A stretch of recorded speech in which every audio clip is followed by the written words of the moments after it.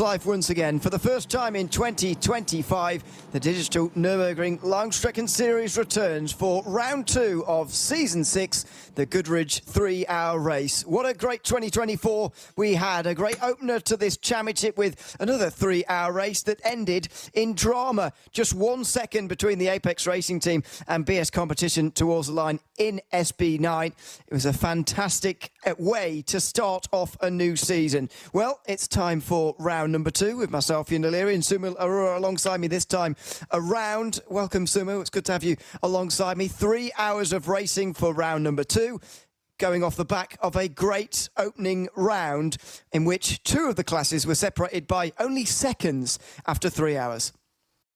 And how cool is it to be at the Green Hill, the place I'd like to call melting pot of madness, because over a 3-hour race here, things can change just so dramatically. And ultimately, we saw that in categories like SP10 and SP9, there were drivers barely separated by a couple of seconds and sometimes even lesser, the end of a 3-hour race. This is how crazy Digital Nürburgring Endurance Series can be. And today is just another chapter in what promises to be an incredible season. First race of the year as well, so spirits will be high for a lot of these drivers.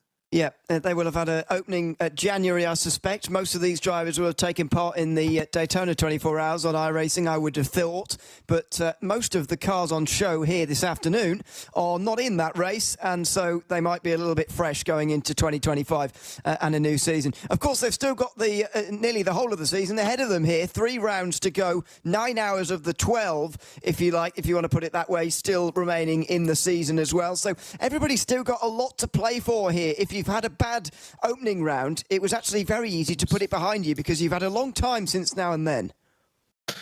Exactly. Psychologically, it's an easier thing to do once you've had such a long break where you can just reconvene, put back all your thoughts in one place and just focus on the target ahead. But in a championship like this, where you've got such limited rounds and every single round matters so much, it's really so important for you to make sure that every single race is just the best version possible of what it can be, because one setback and in a short season like this, that could well be game over. And as we've often seen at the DNLS, you need to be in the top 3 or the top 4 to make sure that you have a proper championship fight. And something like this has to be made sure for all the teams. One bad round today, or maybe some way later in the season too, and those championships hope could fade away, especially when the grid is just as good as we have here. Absolutely. I'll just remind you, by the way, before we get into the qualifying for these lower 3 classes, and we'll get to the end of those sessions in a few moments' time, I'll just remind you of the results from the opening round of the season, where in SB9, that's the top class for those who've not followed this series, that's the GT3 class, the AMG Team Apex Racing took the victory, as I say, by about a second ahead of BS Competition. It was a great finish between Alejandro Sanchez and Felix Kruenbach in the end. In the Porsche Esports Endurance Trophy Nürburgring class, that's the Porsche Cup cars, that was won by the Scherer Esport 116 team ahead of their teammates. So Scherer Esport getting off to a great start there with a 1-2 finish.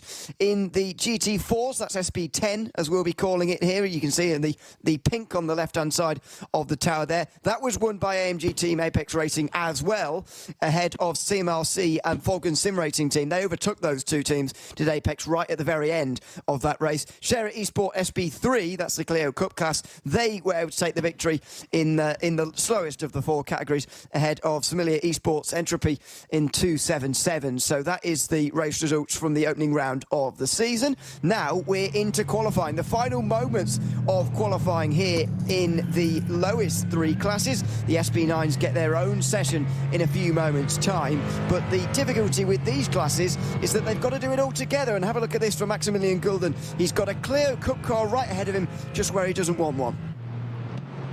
And this is something you'll have to get used to for the entirety of the season, not just in qualifying, but also in the races.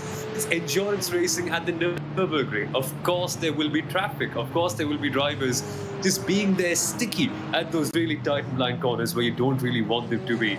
And this is the same case in qualifying. And I suppose it makes it even tougher, right? Because in qualifying, you're looking for that one big perfect lap. And I say big because it's the Nürburgring. It has to be a big lap around here, especially given the length. And if there's anyone interfering at any point of the circuit, in around a total of 25 kilometers we have here, it's going to ruin your entire lap. And they don't really have lots of time, do they? Only enough time for one, maximum 2 attempts.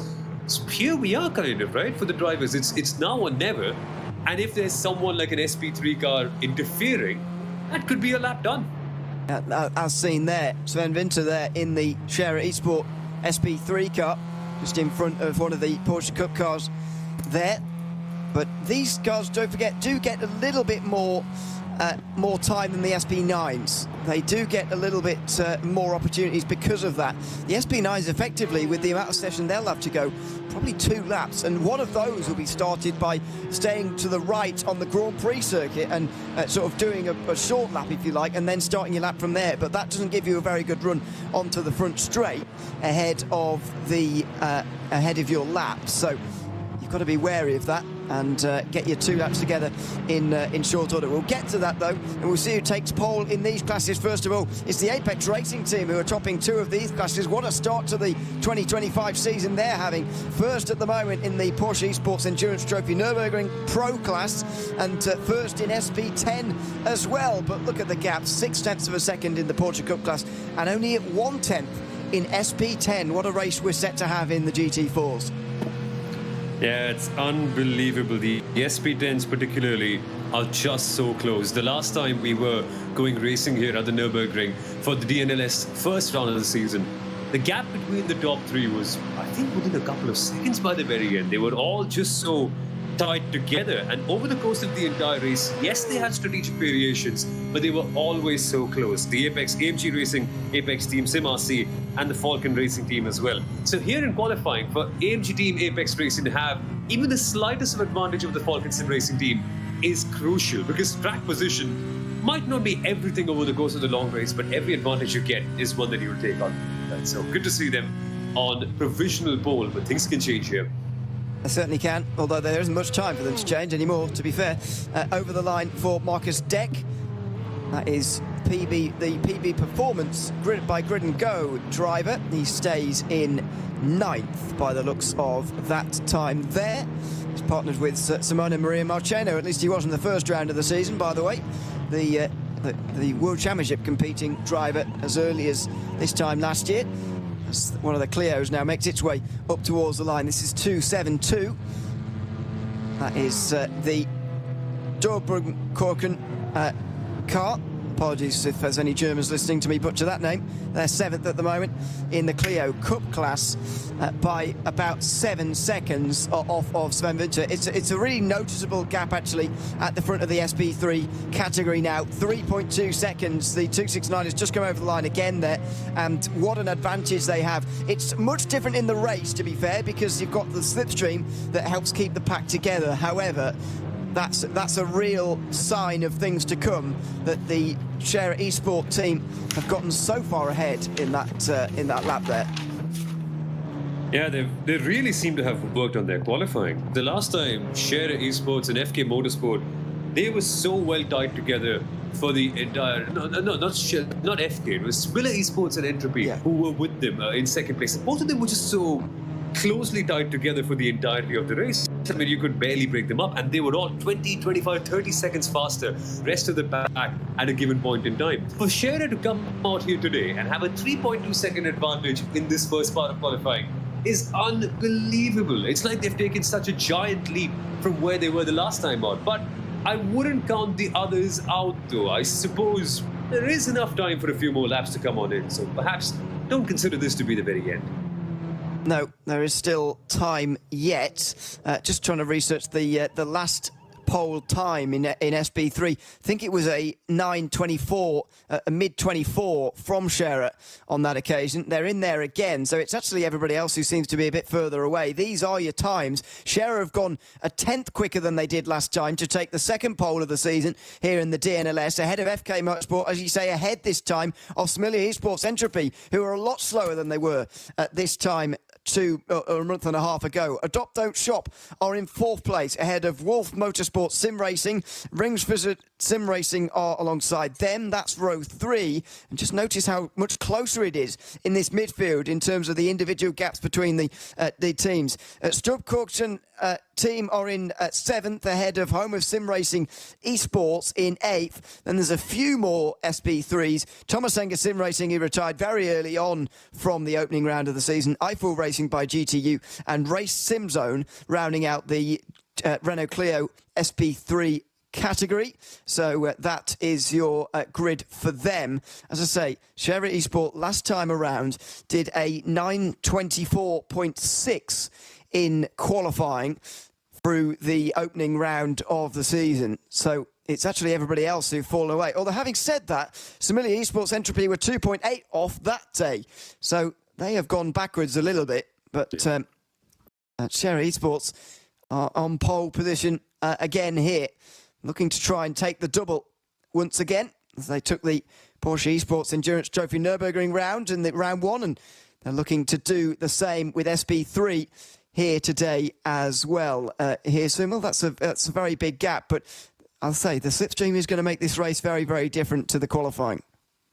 Yeah, it kind of doesn't matter how big the gap at the front really is in the grand scheme of things ultimately, because in the SP3s, you're not really having complete control of your starts, are you? Because you're actually starting behind the SP10s. So the SP3 leader doesn't really have any control about when to go, which essentially means they're already caught in somewhat of a mid-pack, even though they are the leader.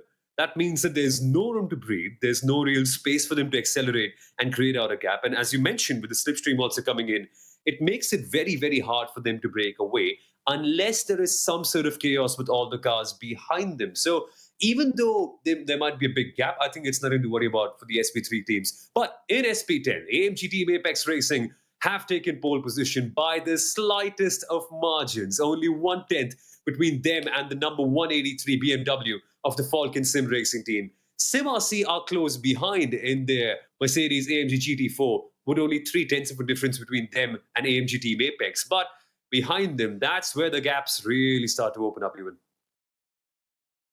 They certainly do, if I turn my mic on. That'd be good.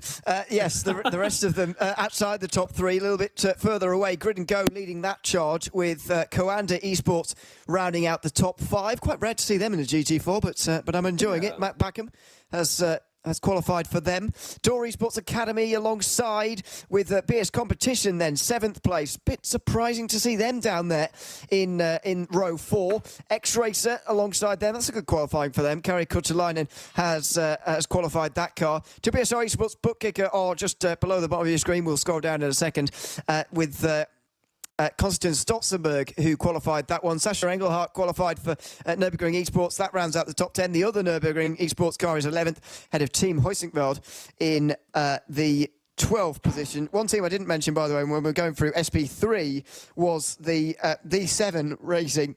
That's number 273 in SP3. They didn't qualify for whatever reason. Hopefully they do get onto the start.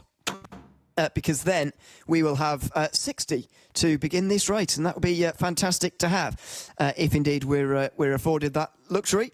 In a moment, we'll have a look at the Porsche Esports Endurance Trophy Nürburgring qualifying results, and that will show that the Apex Racing team have taken a pole position here. What's the gap? 7/10, I should say, of a second. Sherry Esport, though, still looking strong. 2nd and 3rd place for them. Alone for some racing with a good qualifying there. That's 4th place for Dimitru Dimenso in 4th place. Not Alfredson himself.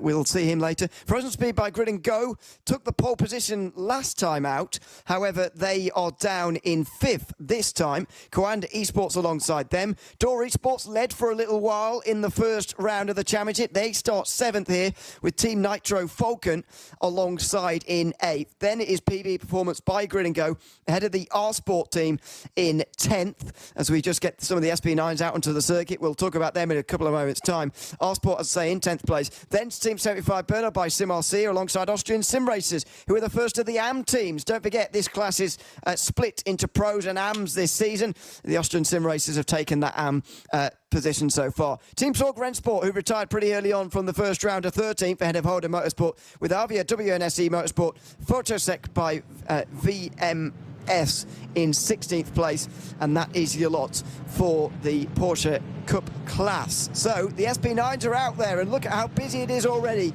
Just a couple of laps for these drivers to sort themselves out on the grid. The top class, the big dogs. Here are the SP9 cars. They are the main eventers when you come to think about it in this Digital Nürburgring Endurance Series. The big boys. And I say the big boys with a very big reason behind it. You've got every single driver here. Well, not exactly every single, but every single driver in this class is supposed to be a real world professional. What does a real world professional mean? It means a driver who's somewhat in the FIA grading system. So if they are a platinum, gold, silver or bronze rated driver, or someone who has completed at least 5 VLN races or 1 Nürburgring 24-hour race in real life. And I said supposed to be real world drivers for a reason, because there's a regulation that says you must have a real world driver, and 3 teams already have received a penalty for not exactly doing so. It's going to be a 60-second stop hold penalty for the number 17 Nitro X Falcon Racing team, also for the number 44 Falcon Sim Racing team, and the number 20 Dirt Esports team, whose terrible start to the season unfortunately continues with yet another penalty. And it's such a shame, unfortunately, that a reason like this can greatly impact where you start and how you finish in the race as well, Ewan. But rule's a rule. If you've got to have a real-world driver, you've got to have a real-world driver. You certainly do. And unfortunately, a couple of these teams, as you say, have fallen the foul of that. The number 17 was supposed to have either Tim Heinemann or Daniel Georgschuk in that car. Neither of those are racing today. Tim Heinemann being the 2-time DTM Trophy champion, by the way. Raced the opening round of the championship, but unfortunately not this one. The 44 team was supposed to have Mark Gassner. That's the other Falcon team. And then Dor Esports, as you say, number 20, was supposed to have Mirko Bortolotti, very successful GT driver in the real world. There is Dor Esports, by the way. That's their Lamborghini. Mirko Bortolotti very used to driving that Lamborghini as well, but unfortunately the 2-time Daytona 24-hour winner will not be joining us this afternoon. This is Veloce Thrustmaster, one of those teams who didn't take part in the opening round of the championship, and these teams, I always think, can race with a little bit more freedom than some of the others. They'll be thinking about championship, so on. Veloce Thrustmaster probably won't be.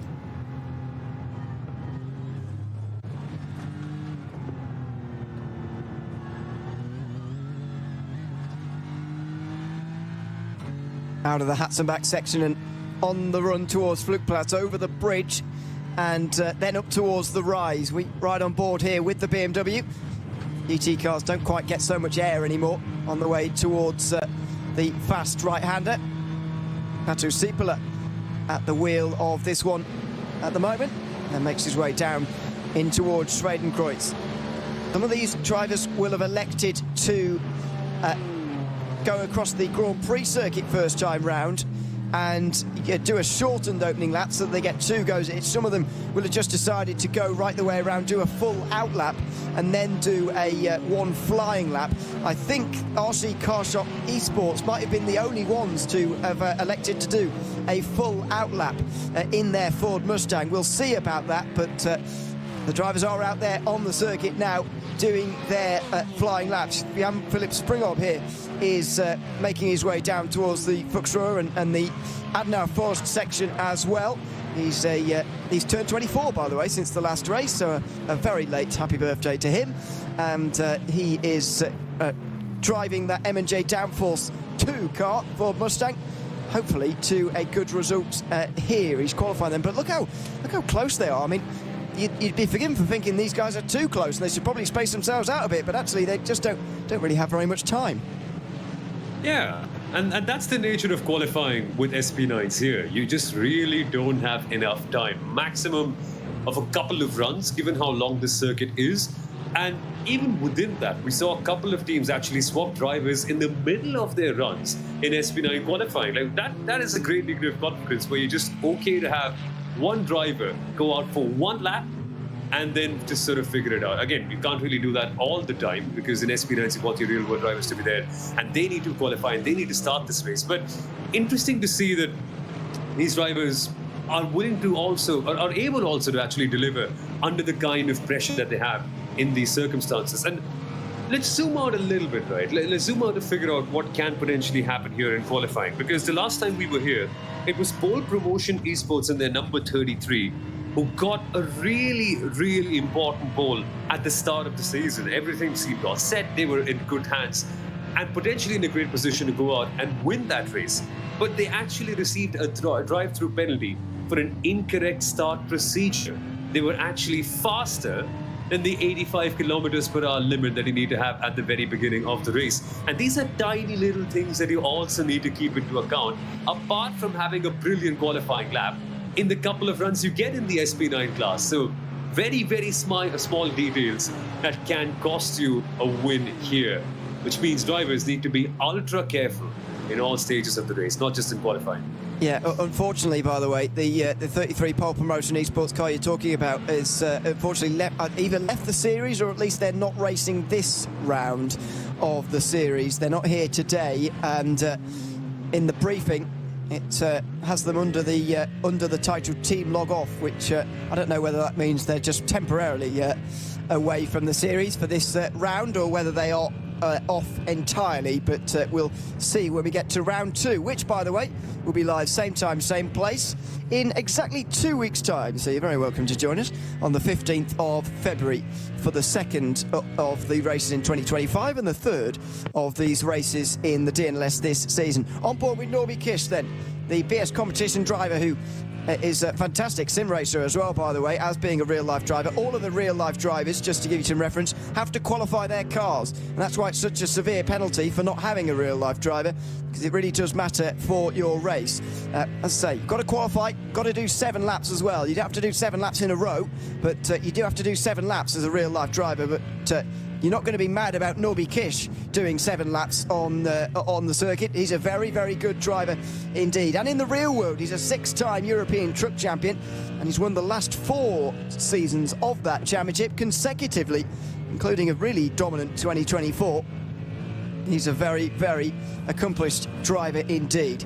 Over the top of the hill here, just before the Stefan Balafes, absolutely flat out in these SP9 machines.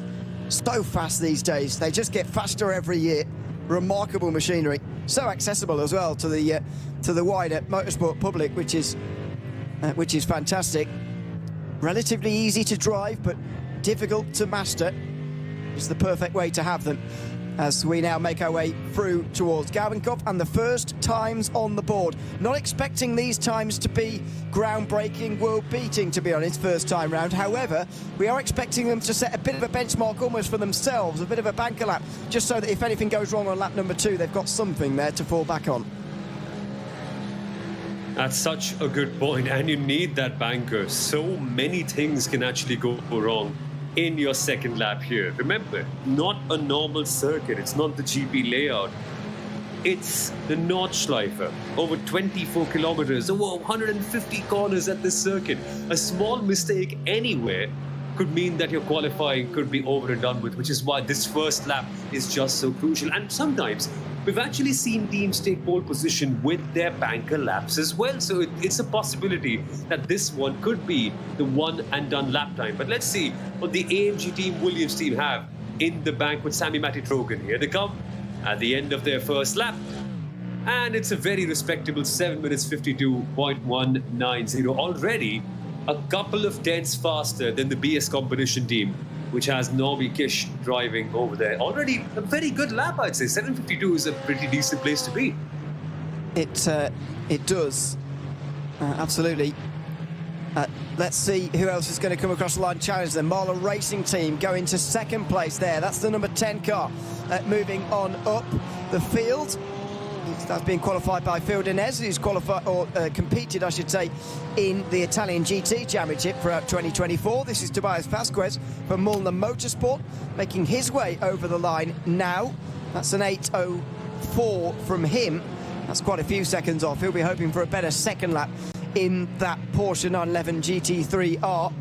It looks like it is going to be Sami Mastrogen who sets the benchmark then, ahead of Phil Denez, then Norby Kiss, then Jonas Wanner, who was, Jonas Wanner, I should say, who is in fourth place, then Tati Sipala in one of the two guest entries here this round of the championship.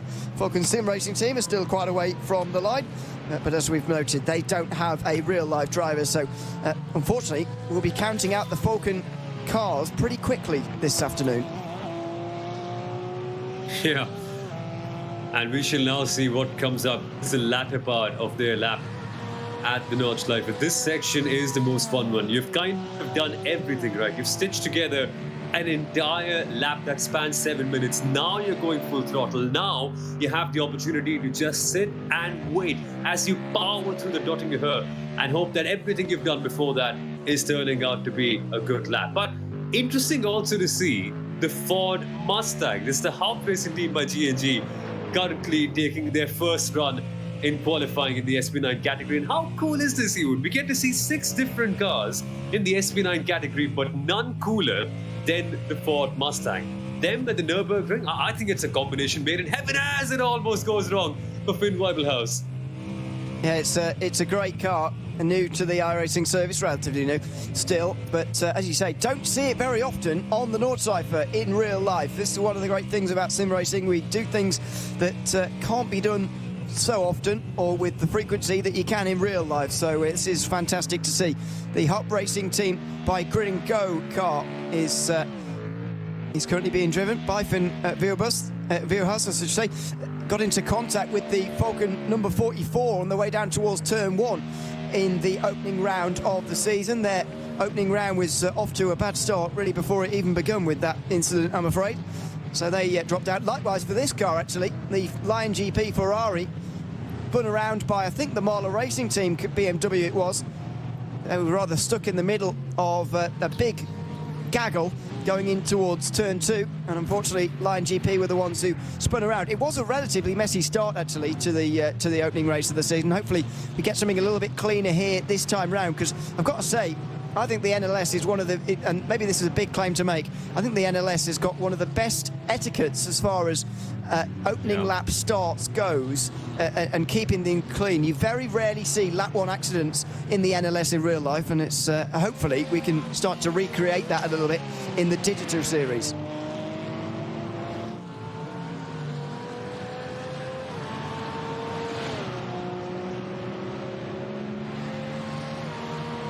Team Nitro Falcon making their way up towards Kesseltern at the moment. Marco Bischoff, not a real-life driver, but a very well-accomplished sim racer who is in that car at the moment with just a minute and a half to go in qualifying. Don't forget, they will be able to finish their laps once the time elapses, so they're not going to run out of time here, don't worry about that, even though he's only up the curve at the moment. New time on the board there for one of the cars moving on up in towards the top 10.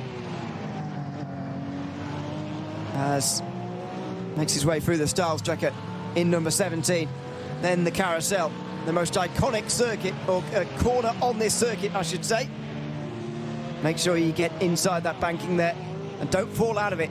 Otherwise, you'll be losing an awful lot of time around the top of that corner. Just less than a minute to go. As long as you've started your lap time and got over the line, you will be okay. And that's exactly what number 42 has been able to do here, the Nürburgring Esports team. That's being driven by Christian Andreas Franz at the moment in the Grand Prix layout. Out on the Nordschleife, one of the Ford Mustangs still pounding around now through the final sector for them. Important to get good laps in here in qualifying, as always, as we so often talk about. It was pole position last time out, by the way, for some reference, for the pole promotion number 33 team, as we've already talked about. Unfortunately, their race came to a rather abrupt finish. Or their contention for the win did, at least, when they got that penalty immediately in the race. We'll keep you abreast of all the penalties that go on here this afternoon.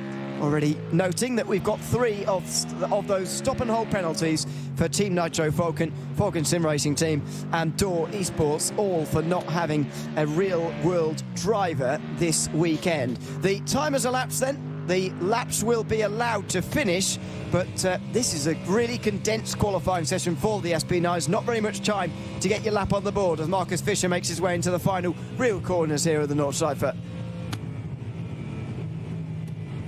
And this is where you've got to put it all together. The RC Car Shop Esports Ford Mustang. They've already put in, they've not had any lap on the bank there. So this is the one that really matters for them. This will be it, as we have the checkered flag already being showcased at the end of the lap. What can they produce? Is there enough in it for them that they can go somewhere closer to the top 5, where we are seeing a few familiar names, but there's potential for someone new to come and upset the apple cart. On to the Dottinger, and this must be such a phenomenal feeling. In a Mustang with all the power in the world, got one of the longest straights you can find at any racing circuit. And who's to mention the legendary nature of this place as well. But this will be so long and so frustrating. You've done everything now, just a couple of corners until you get to the very, very end. Yeah, the Tiergarten, such a fearsome braking zone, really, I would call it, for the corners themselves. Marco Bischoff has only got one chance here in the 17 car to set a lap time here, and he's going to do so with a good time. 7:56.0. That's not going to be pole by any means, but he's in there at least. Into the pit lane for Marcus Fisher. That RC Car Shop Esports Mustang will be starting from the back by the looks of things, and instead of carrying on to cross the line, he decides to practice pit entry, because that is going to be important. At least 2 pit stops mandatory for all of these teams this afternoon. Carlos Scholl now making his way towards the end of the lap in the Halder Motorsport car. Carlos Scholl has done the 24 hours of Nürburgring before, and that's how he qualifies as a real-world driver, the 22-year-old. Now making his way through the final corners before the small carousel and before that long run down the Dottinger again. Still quite a long way to wait, by the way, until we've got our real big names towards the front. BS Competition, Marlow Racing Team and Williams Esports only around halfway through their laps. Still a bit of time to go.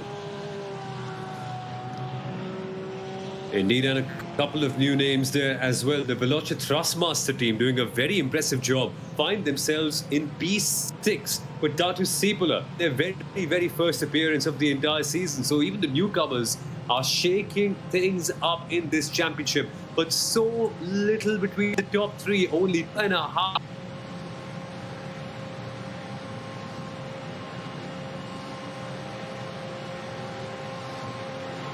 Listen to that. Down the Dottinger, the Porsche singing under the Wilstein Bridge, down the other side, into the Tiergarten, then finally on the brakes before using its excellent traction on the other side to make its way up towards the line and pits in. So if you know you're not going to complete your lap and improve, you might as well practice pit entry for the reasons I outlined before. Now then, number 49, the AMG Team Apex Racing car, making its way towards the line with Elias Seppänen, the 21-year-old Finnish driver, 2-time, in the last 2 seasons, ADAC GT Masters champion, flying the flag for the 49 car that was able to win this race, or the opening round of this series, I should say, a few weeks ago. Down the hill, in towards the Tiergarten for them. They're joined by some teammates, by the way, in the number 50, one of the 2 guest entries in SP9 this afternoon. They will look to use that team help, no doubt. Here comes Seppänen then, through the final chicane, out of the corner, up towards the line. 52.1 is your target time. Can he get there? Not quite.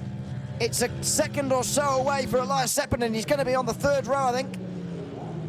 Yes, it's 5th place for now. Where's number 50? Gordy Much making his way up towards the line. I think he was just a bit quicker there. He might go 5th, no, 4th. Number 50 goes fourth. Onto the outside of row 2 for now. So the Apex Racing team have not been able to trouble the scorers, really, with the top 3 times.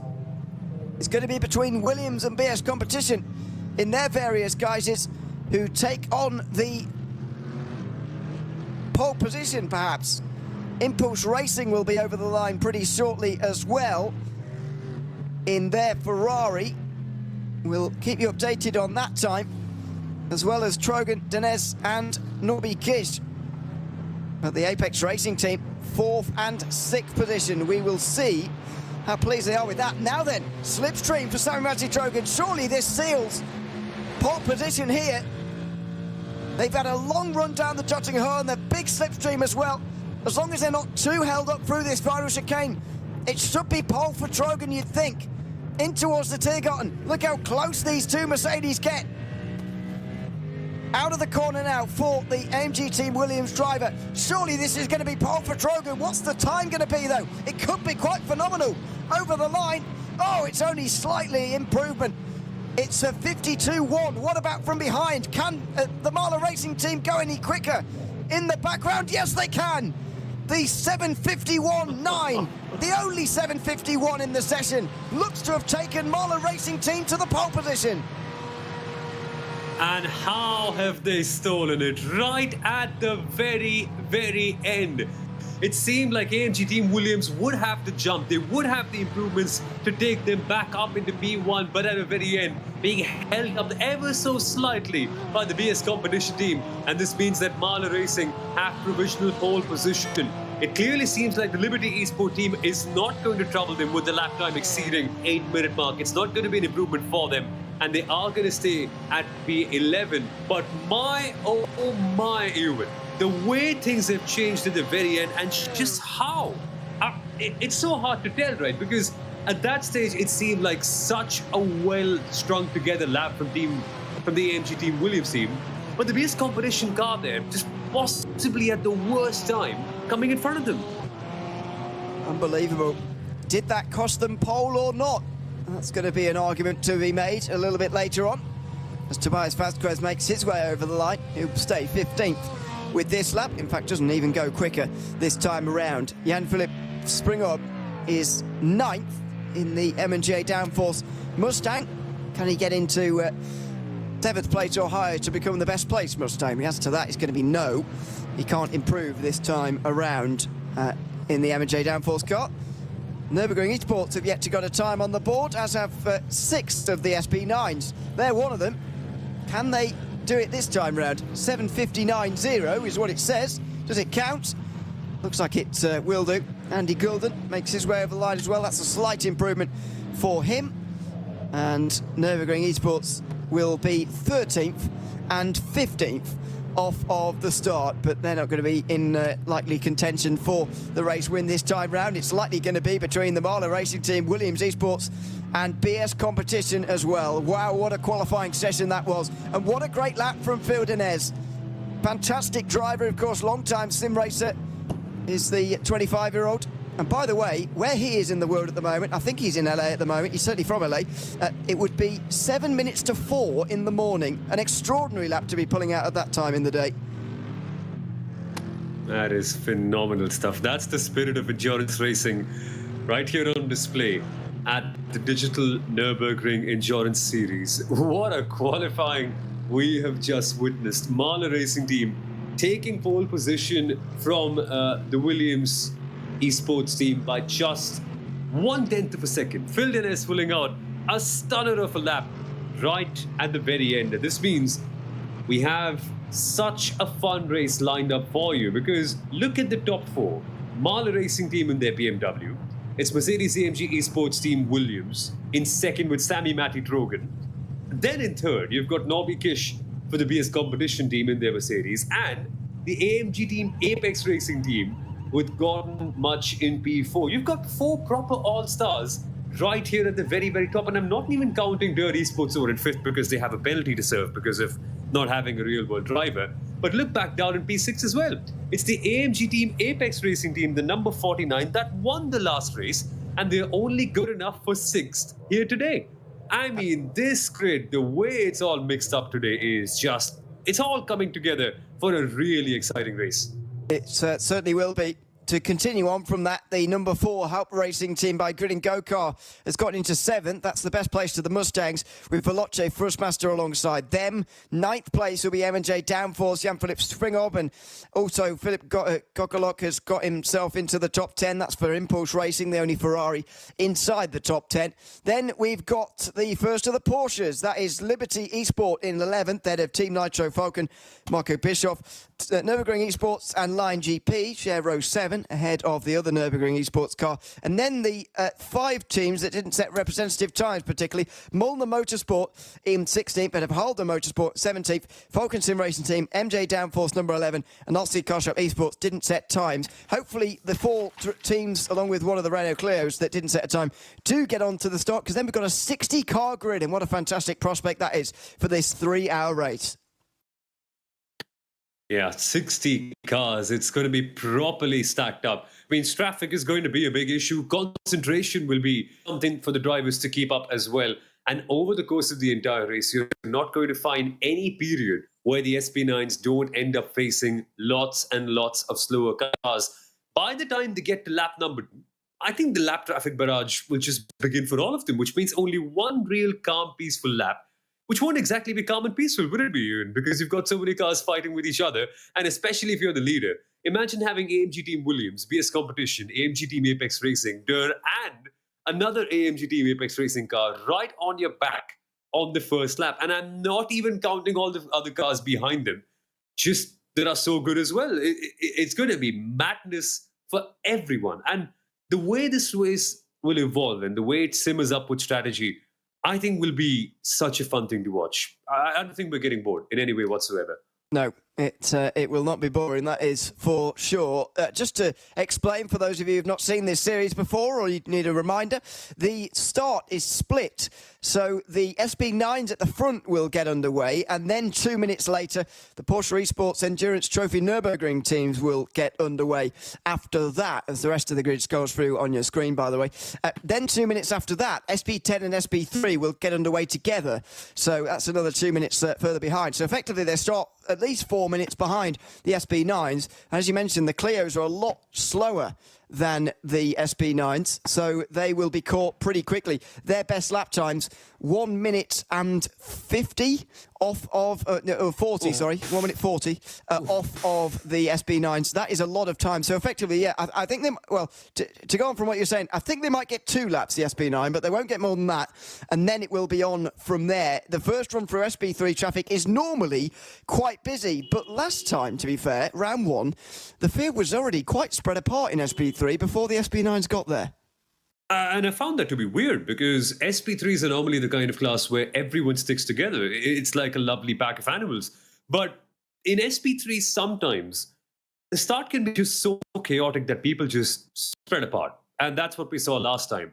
The top 2, the leading pack, they were eventually 20 odd seconds away from the others just within an hour and a half, which tells you the kind of dominance they had. And once you break away, right, once you're no longer part of that leading slipstream group, good luck catching up, because they're the leaders for a reason, because A, they are faster, and B, they also have slipstream, which keeps the entire pack separated from the rest of the pack. So you'll need a miracle and then some to catch up if you are somewhere behind the leaders in the initial couple of laps in the SP3 category. It's not that intense in SP9s, because again, driver skill makes up for a lot of it, and they're not that slipstream dependent. But across the classes, yeah, you've got to make sure that you're with the leading pack in the first couple of laps, because otherwise those 3 hours are going to be very, very long for you. You're just going to be alone by yourself driving on the Nordschleife, which isn't a bad thing in itself, but not when you've gathered in so much of prep time to go racing and you want to win the category as well. So could end up being boring if you don't stick together with the pack at the start. Absolutely. We will look forward to the race and get ready pretty soon. The gridding process is just underway at the moment, by the way, while you're seeing the rest of the SB9 field. The start of the race will follow pretty shortly. No break really between qualifying and the race. You just go straight in And there is the last car that qualified, Halder Motorsport. I can tell you, as I mentioned, the Falcon Sim Racing team, MJ Downforce number 11, and RC Car Shop Esports Mustang will all make the start as well. At least they should do in a few moments' time. It will be round 2 with the Digital Nürburgring Langstrecken-Serie with myself, Ewan O'Leary, Sumala alongside me. Big thanks to all the production team and race control staff and everybody behind the scenes who are making this broadcast and indeed this series possible for 2024-25 season. We'll be back again in 2 weeks' time with the second race in 2025 and the third in the season. And then the finale is on the 8th of March. Make sure you've got that in your calendar. That is going to be a fantastic race indeed, because these championships stay oh so close right the way to the very end. The Apex Racing team, number 49, were able to take the race victory first time round in the opening round of the season, but they've only qualified 4th here at the second round. What can they do this time round? Because they did have to come from behind on a couple of occasions last time out. They eventually took the lead for the very final time with just 13 minutes to go. They were bouncing around the lead and then second place for a long time that afternoon. The Porsche Esports Endurance Trophy Nürburgring Cherry Esport took a 1-2. Can they repeat that maybe in the second fastest class? The Apex Racing team doubled up with a win in the SP10s last time at the Ravenel 3-hour race. And the Cherry Esport team also doubled up with SP3 victory. It was a race of double victories just a few weeks ago. Well, this time round, it's time for a new story to be written. Time for the Goodrich 3-hour race here from the Nürburgring Langstrecken-Series, the digital edition. The first day in February brings a new challenge and a new race to this series. As the pace car, in a few moments' time, will pull into the pit lane and we'll get underway. Now, it's worth reminding you that last time out, the pole-sitting car got a penalty for not following the race procedure quite correctly. Phil DNLS certainly will have been reading up on the regulations in a few moments, in the last few moments, to make sure he doesn't fall afoul of the same rule. He might go green from earlier, to be honest, just so that he can stretch the field out a little bit more before turn 1, because it's worth reminding you again, 3 teams ended up spinning round through the Mercedes arena in the opening lap of the opening race. Let's see what happens here this time, though, as Phil DNLS is in control of the field, heading up towards the start of the Goodrich 3-hour race, round 2 of the Digital Nürburgring Langstrecken Series in season 24-25 is set to get underway with Phil DNLS in control of the field for Mahler Racing Team here. Down the front straight they come, in towards turn number 1. Phil DNLS waits, and now they go. The green flag waves, and they all fan out. 3 and 4 wide, and nearly 5 wide in the background already. Williams Esports challenging in towards turn 1. It's 4 wide for third place as well, with the 2 Apex Racing Team cars on the outside line. Can they all make it through? 20 SP9 machines trying to fit through a very narrow Mercedes arena for the very first time, but it looks like they've managed it, at least up front. And it's Phil DNLS in the Mahler Racing Team BMW who converts pole position into an early race lead. And luckily, everyone has gone over the arena section safely and carefully, which means everyone is alive and kicking for the 3-hour race. But what a start from Phil DNLS. So calm and so composed for the Mahler Racing Team at the very beginning. Sami Trogan got really close at the back, losing a position, and Nobby Kish was right there on him. BS competition car could have gotten second place in a whisker, but great defensive driving from the Mercedes-AMG Esports Team Williams car, driven by Sami Trogan. And here we are with Mahler first, Williams second, BS competition third, and the chaos begins in the background. Great start from all 20. Everybody still facing the right way.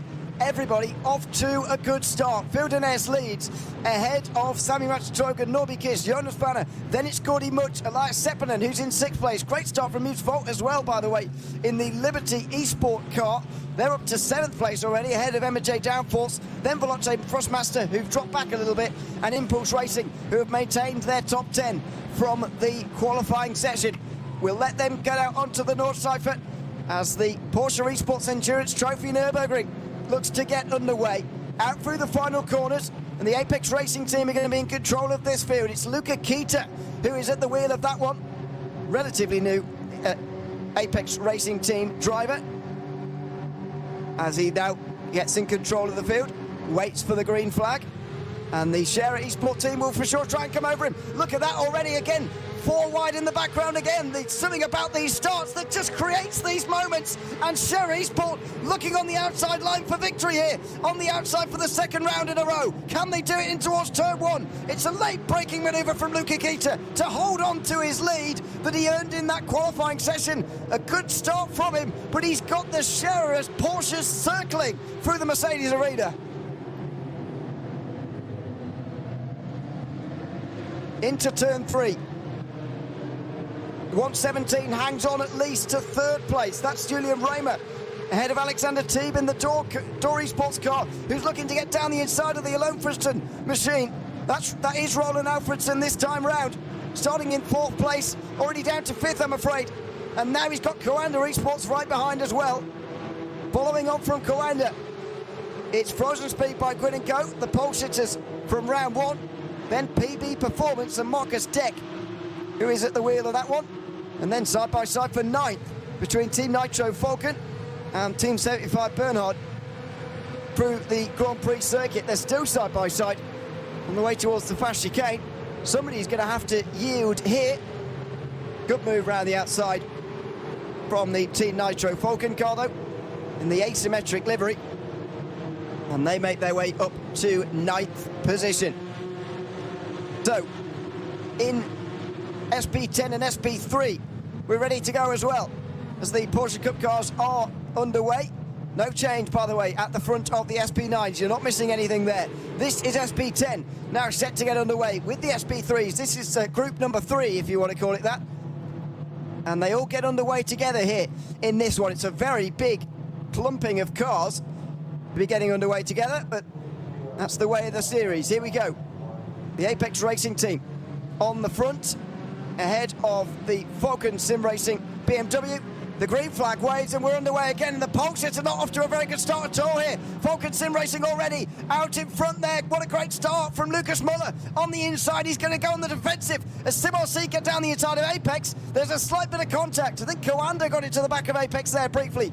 Grid and Go stuck him on the outside line. They're going to be 4th place as Perryman looks down the inside of Conte Guinez there in the Sim RC car. Through turn 2 they go, and he's got it.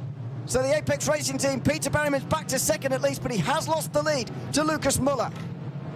And it could have been so much worse. He almost dropped down to P4 from P1. That was a crazy and chaotic start for the Apex Racing team, car number 190. In the SP3s, though, there is some degree of change because we're seeing the Swiller Esports / Entropy car, the number 277, actually take over the lead from the Clio of the Scherer Esports, who were up pole sitters by over 3 seconds. That's what the lap times in qualifying just don't matter if your opposition can get up a better first lap, and that's the kind of stuff we're seeing. Meanwhile, the 275 is under some immense pressure from the Ring Visit Sim Racing number 285 car. Well, what an opening lap that was for the GT4s and for the Clios, the SP10s and the SP3s then. That's what we like to call them here. Yeah, that's exactly what happened, by the way, in round 1. Similia Esports getting through on the opening lap. They got out to a bigger lead that time, in fairness, but they got out to a lead off of the start and didn't give it up for quite some time after that.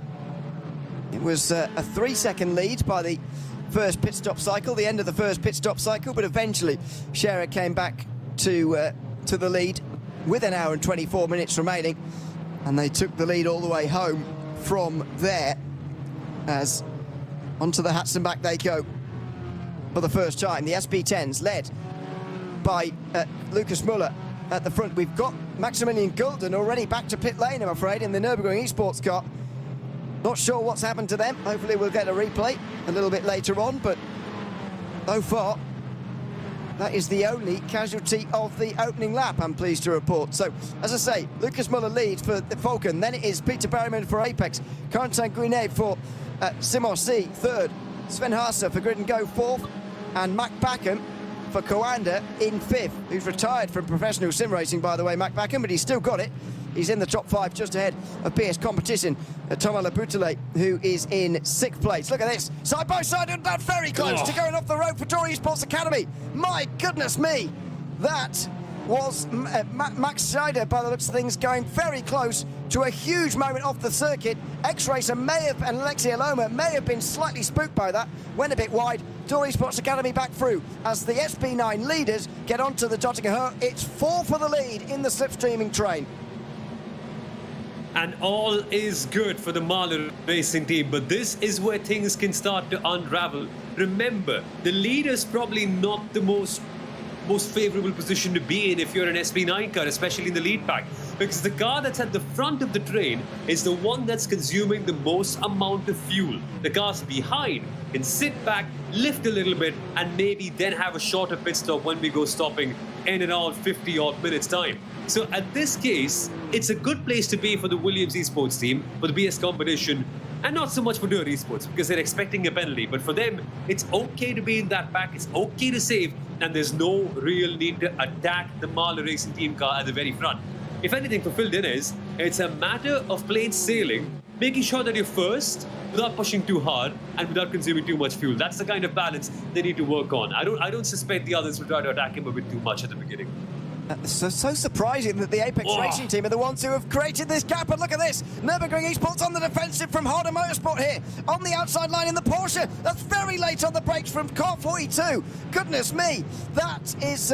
It is the Nürburgring Esports car of Christian Andreas Franz, who's gone very deep on the brakes. He's somehow held on to, at the very least, 14th place. Harder Motorsport versus M&J Downforce continue side by side. Marek Bachmann on the inside line here. Off turn 4, he's just about going to stay alongside there of Scholl, by the looks of things. And he's going backwards now, Carlos Scholl, in the background.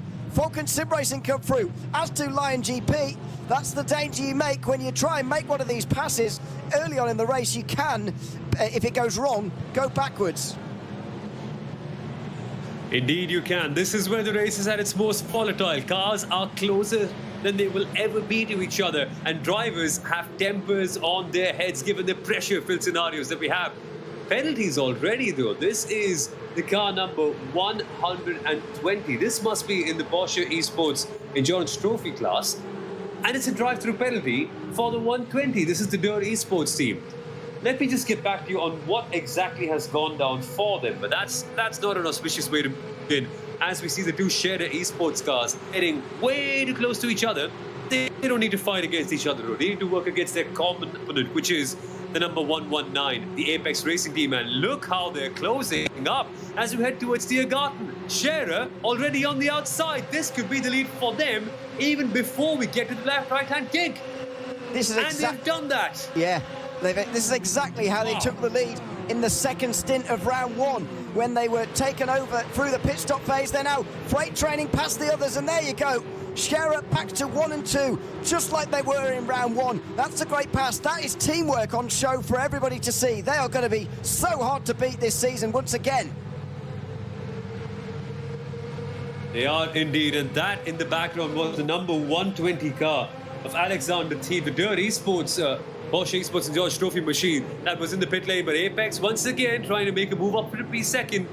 Not that easily though, say Share Esports, and behind them all of this fighting, all of this battling has opened up an advantage and an opportunity for Alone Fitson Racing and Quanda Esports to get involved in the mix and say, hey, this 3-car battle for the first place is not just a 3-car fight, it can now be an 8 or 9-car fight. Quanda come under some pressure from the Frozen Speed by G&G Racing Team. I'm going to try and tell you about all the penalties before it all kicked off again, so interrupt me if it all goes wrong. These two are going to continue side by side. 169 Nürburgring Esports drive-through penalty for failing to do the short lap properly. That's when you only do the Grand Prix circuit and not a full out lap on the qualified session. Team Hoisingveld 170 for the same thing. Same for the 7 Racing. That's the Clio Cup SP3 car who's got a drive-through penalty. Another one for 169 Nürburgring Esports, this time for a pit lane infringement. X-Racer in SP10 have also got a drive-through penalty. Stop and hold 5 seconds for BS Competition in SP10. Door Esports, we've just seen them taking their drive-through penalty in the Porsche Cup class. They've got 2 of them, though. At the second one for a pit lane infringement, as the first one was as well. Drive-through penalty for number 5, Team Williams. So Stanbach Trogan for blocking another car in the final sector. We did see that. They've got a drive-through penalty for that. RC Car Shop Esports have also got a drive-through penalty with Harder Motorsport for pit lane infringement. movement, and the Mahler Racing Team car, the race leaders, have got a drive-through penalty as well for a breach of the rules. It doesn't specify what rule, but they've got a drive-through penalty, and so the top two are going to drop to the back of the field. No, even my sheet is just refreshed, and I think I know the reason why. It's exactly what we were discussing at the start of this race. Just make sure that during the starting procedure, do not exceed the 90 km/h limit. Guess what they've just done? The same mistake that the pole sitter did the last time. They've exceeded that limit. And as a result, the number 10 Mahler Racing Team in the SP9 class, the leaders of that category, are down with a drive-through penalty. So essentially, we've got P1 and P2 in SP9s with a drive-through penalty. And the only team in the top 4 that doesn't have a penalty of any sorts is BS Competition car number 1, which soon will become team number 1 if the race goes on this way. But what have we just seen? 3 out of the top 4 teams in SP9 have got a drive-through penalty to work with. I do not understand how this race has got just so chaotic, even before we've got to the half-hour mark. It's unbelievable. It's scarcely believable. By the way, for drivers who are this experienced, Alexei Nesov, who is in pole in the first round, and for Phil Denez as well, who's taken pole in the second round, it's scarcely believable that they could make such an elementary error, especially in Phil Denez's situation, when he knows that in round 1, the team on pole did exactly the same thing. It's quite unbelievable, but there you go. The SP10, by the way, and SP3 leaders, that's Share Esport in SP3 and Falcon Sim Racing Team in SP10, have both gotten a second lead over the rest, so the slipstream is almost being broken there in both of those classes. But yeah, just to go back to that, Phil Denez still leads for now, but he's not going to be leading for much longer. Sam Trogan is going to be coming in with him as well, because they've both got drive-through penalties, and I just can't quite believe that they've made the same error, knowing what happened in the opening round of the season. It's unbelievable. It's astounding. It seriously is. And what that means is that these 4 cars on your screen, there's no chance that 3 of them are actually going to be fighting for the win, given the fact that Durr and then Mahler and Williams, all 3 have drive-through penalties, which means the only car that is without a penalty in this pack is the one that you can see right in front of you from Jonas Wanner's mirror, Jonas Wanner's windscreen. It's the number 1 BS Competition car. And let's just add some fun to this, right? I don't think even it's fun enough to have only the top 3 get, only 3 out of 4 cars in the top pack get a penalty. So why don't we just actually add some more chaos and put that number 1 BS Competition car under investigation too, because that's exactly what's happening. A protest has been filed in by the number 50 AMG Apex Racing Team on the number 1 BS Competition car, and it says breach of rules. Now, what rules we're yet to find out, but as it stands, we could potentially see all 4 cars at the lead of SP9 go through a drive-through penalty. So who wants to win? Does anyone want to win this race? Yeah, well, to be fair, I don't know if I've missed one. I haven't seen one for Dora Esports number 20. I've seen 2 penalties for number 120. I haven't seen one for number 20 yet, so we'll see on that. Oh, that's that stop and hold penalty for actually the incorrect qualifying procedure, I suppose. No real driver, actually. Yeah, that's what's happening with them. Oh, of course. The you're don't right. have a real driver. Yeah. You're right. So apologies. That's so long ago, I've forgotten. So, yes, stop and hold 60. You're absolutely right. So, it will be BS Competition out on the front on their own. And will they take the drive through this time? I would, personally, because SP3 cars are going to be lapped this time, and there you go. So the other 2 carry on. I guess the penalty for Dora Esports is so big they might as well, but the 2 drive-throughs are happening now. They might well come out in a group like this. This is the number 8 car getting out ahead of the others. Holder Motorsport, Carlos Scholl, back up to 16th after dropping back a few moments ago. He's in the background. The RC Car Shop Esports car comes into pit lane. Out already of the pit lane, though, Mahler Racing Team and Williams Esports. Oh, they're just in behind these guys. They could have done without that. They've got so much traffic to come through in this race now.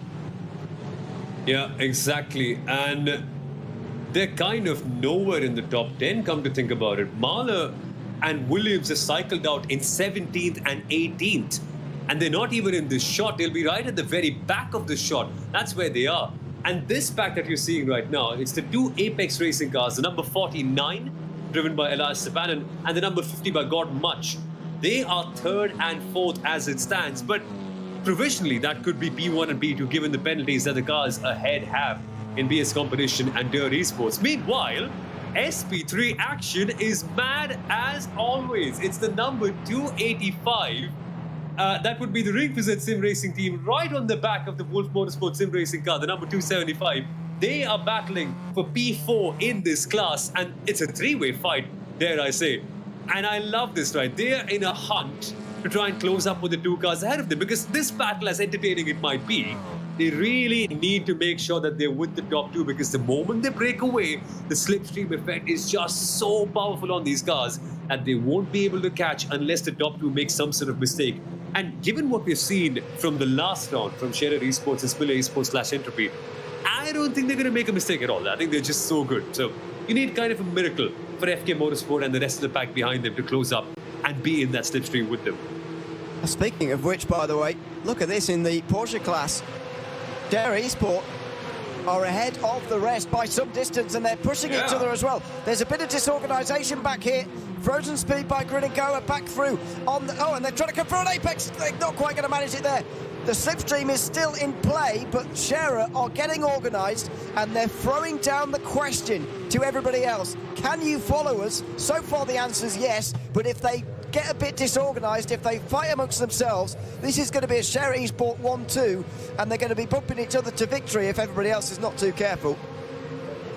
You're so right about that. And the top six within a second of each other almost. Here we go. The Coanda car is on the inside and gets spun around. Whoa, that went awfully wrong for Team Coanda within a matter of seconds. They were looking for a place up in the top 5, and they now find themselves back down in P7 in the class. Gabriel Salomon, how have things gone wrong for him now? Yeah, it was a look down the inside and just a bit over-ambitious in the end. He was trying to get past Adrian Garake in the Frozen Speed by Grid and Go kart. And the Alone Fredson car as well.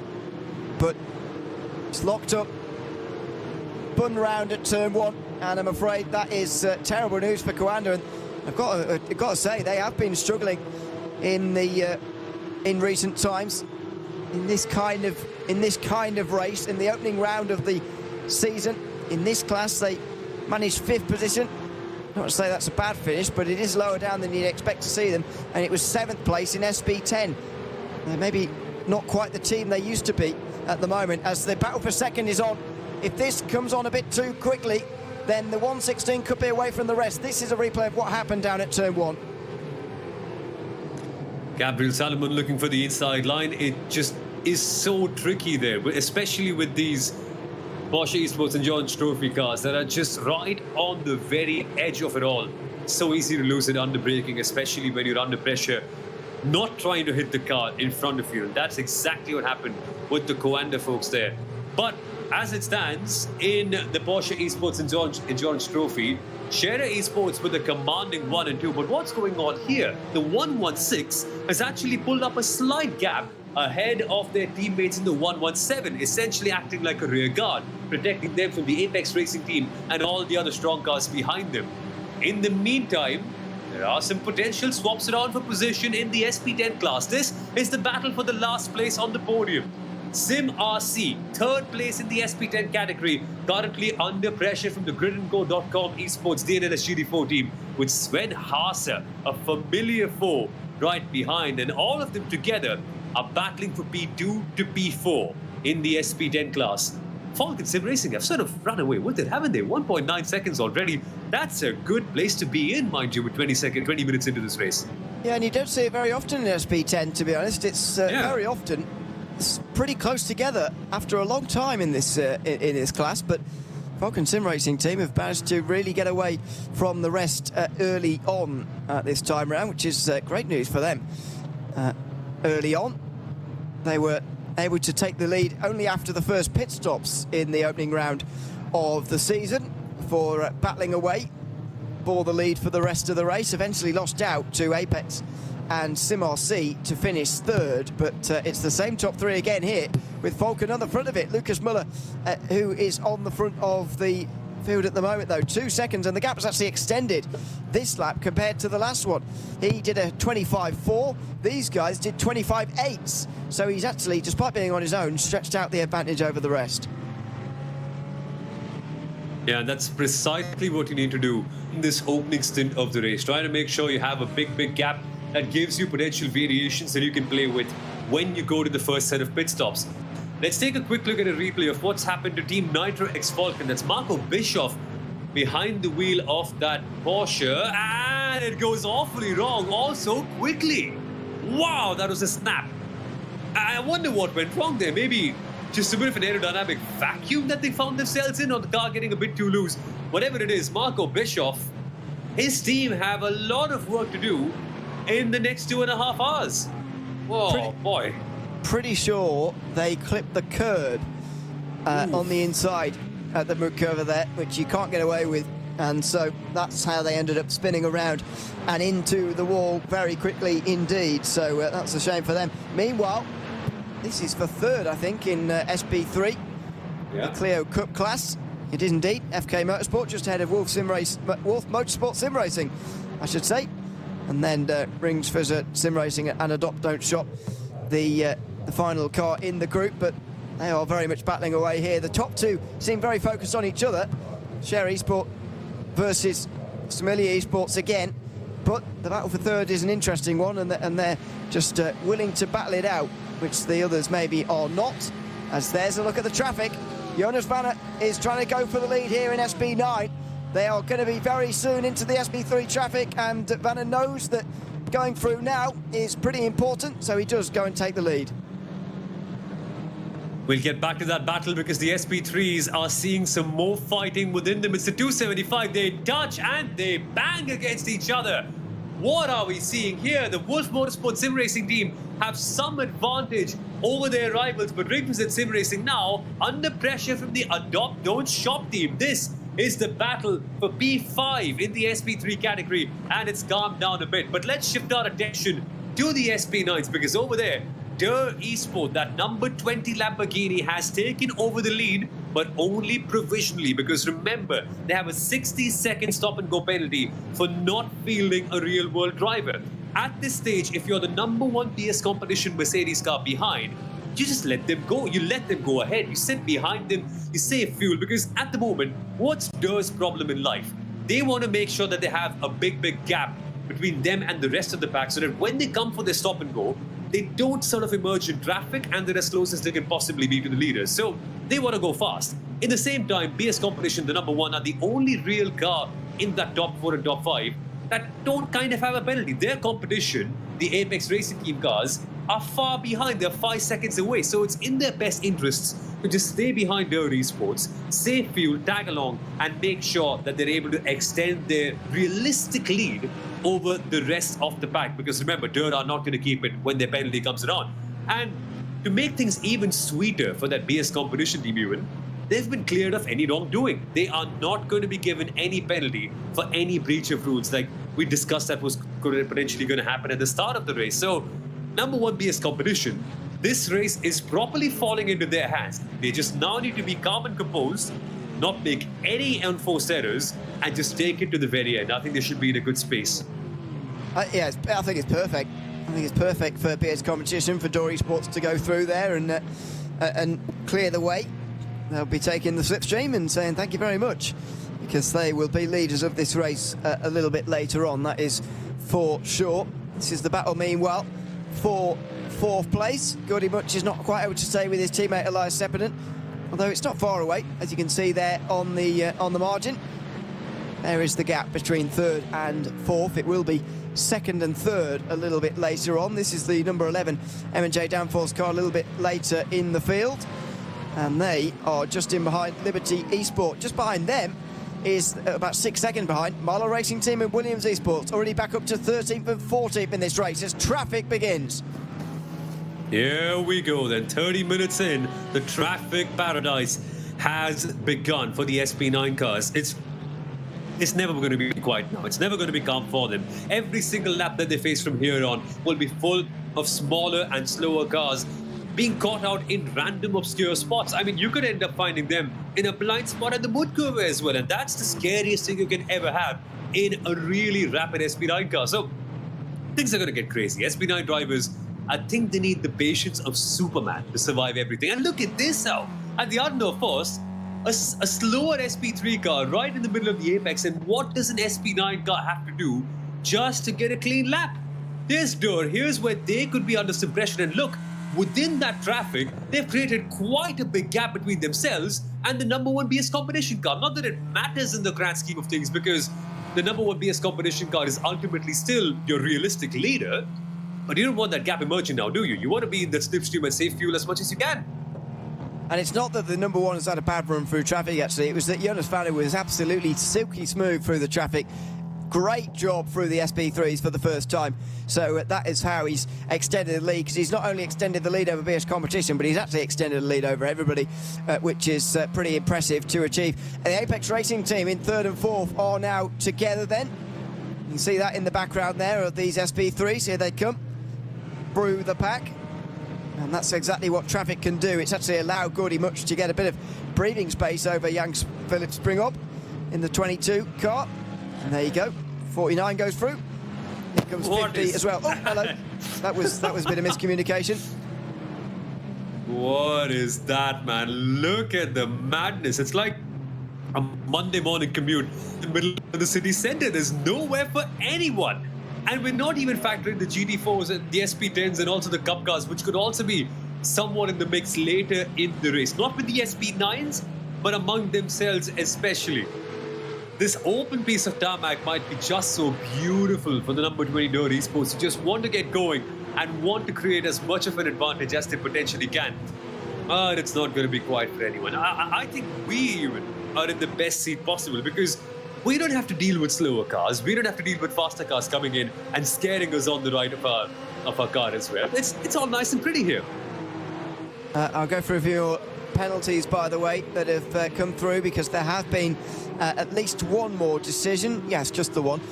The Adopto shop car protested FK Motorsport for causing a collision in SP3, and they have been proved correct. So FK Motorsport have got a drive-through penalty after that incident. That battle's still going on for third place. It's now for fourth, actually, in the field, because FK Motorsport have gotten away a little bit in SP3. That is going to pretty quickly evaporate away from them, though, because of the penalty. Here is the battle, though, in the Porsche class, and this is probably the closest, to be honest, the closest battle for the lead. Yep, the Scherer Esports 116-117 holding the fort in the Porsche Esports Endurance Trophy with the Frozen Speed Grid and Go team just a few tenths of a second behind him. This is very similar to what we saw last time as well, right? Scherer controlling the fort, Apex being close by.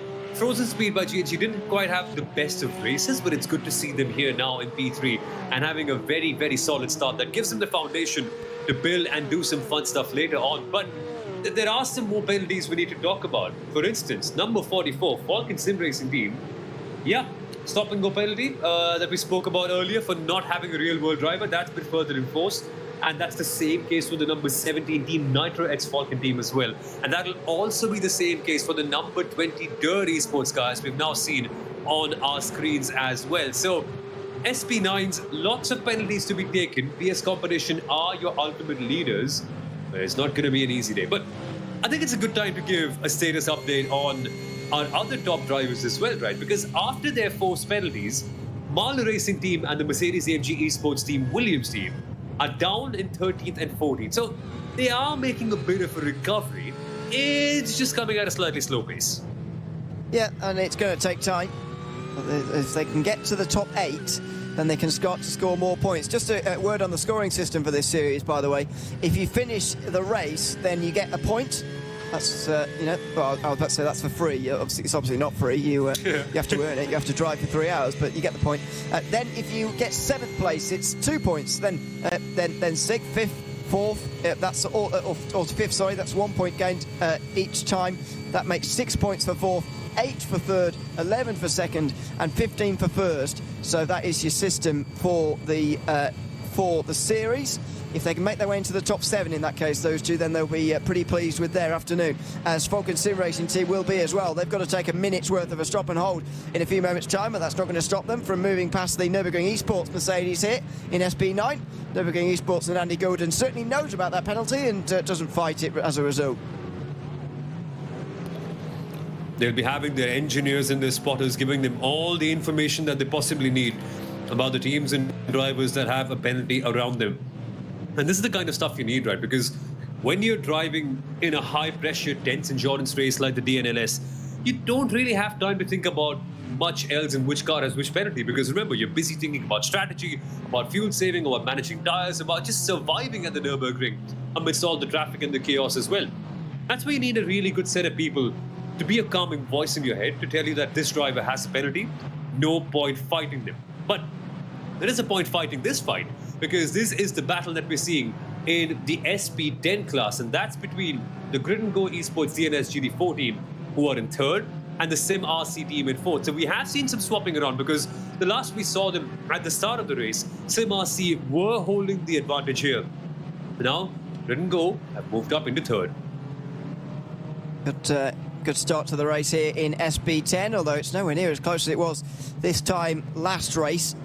There's a right group at the front of the field after the Apex Racing team took pole position. They were able to get clear on lap 2, but it got a lot more complicated after that. I actually think SP10 was probably the best race of the 4 classes last time round. I really enjoyed it. The Apex Racing team on a real chase down towards the end.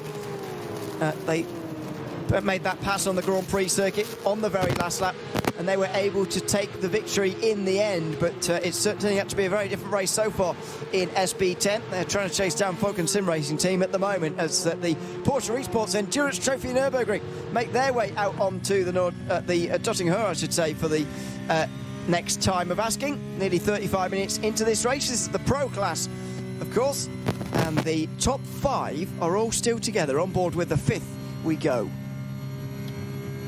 It's all nice and chill in this category. Everyone is playing a beautiful game of follow the leader. And the leader is Raphael Renhofer in that number 116 Scherer Esports car.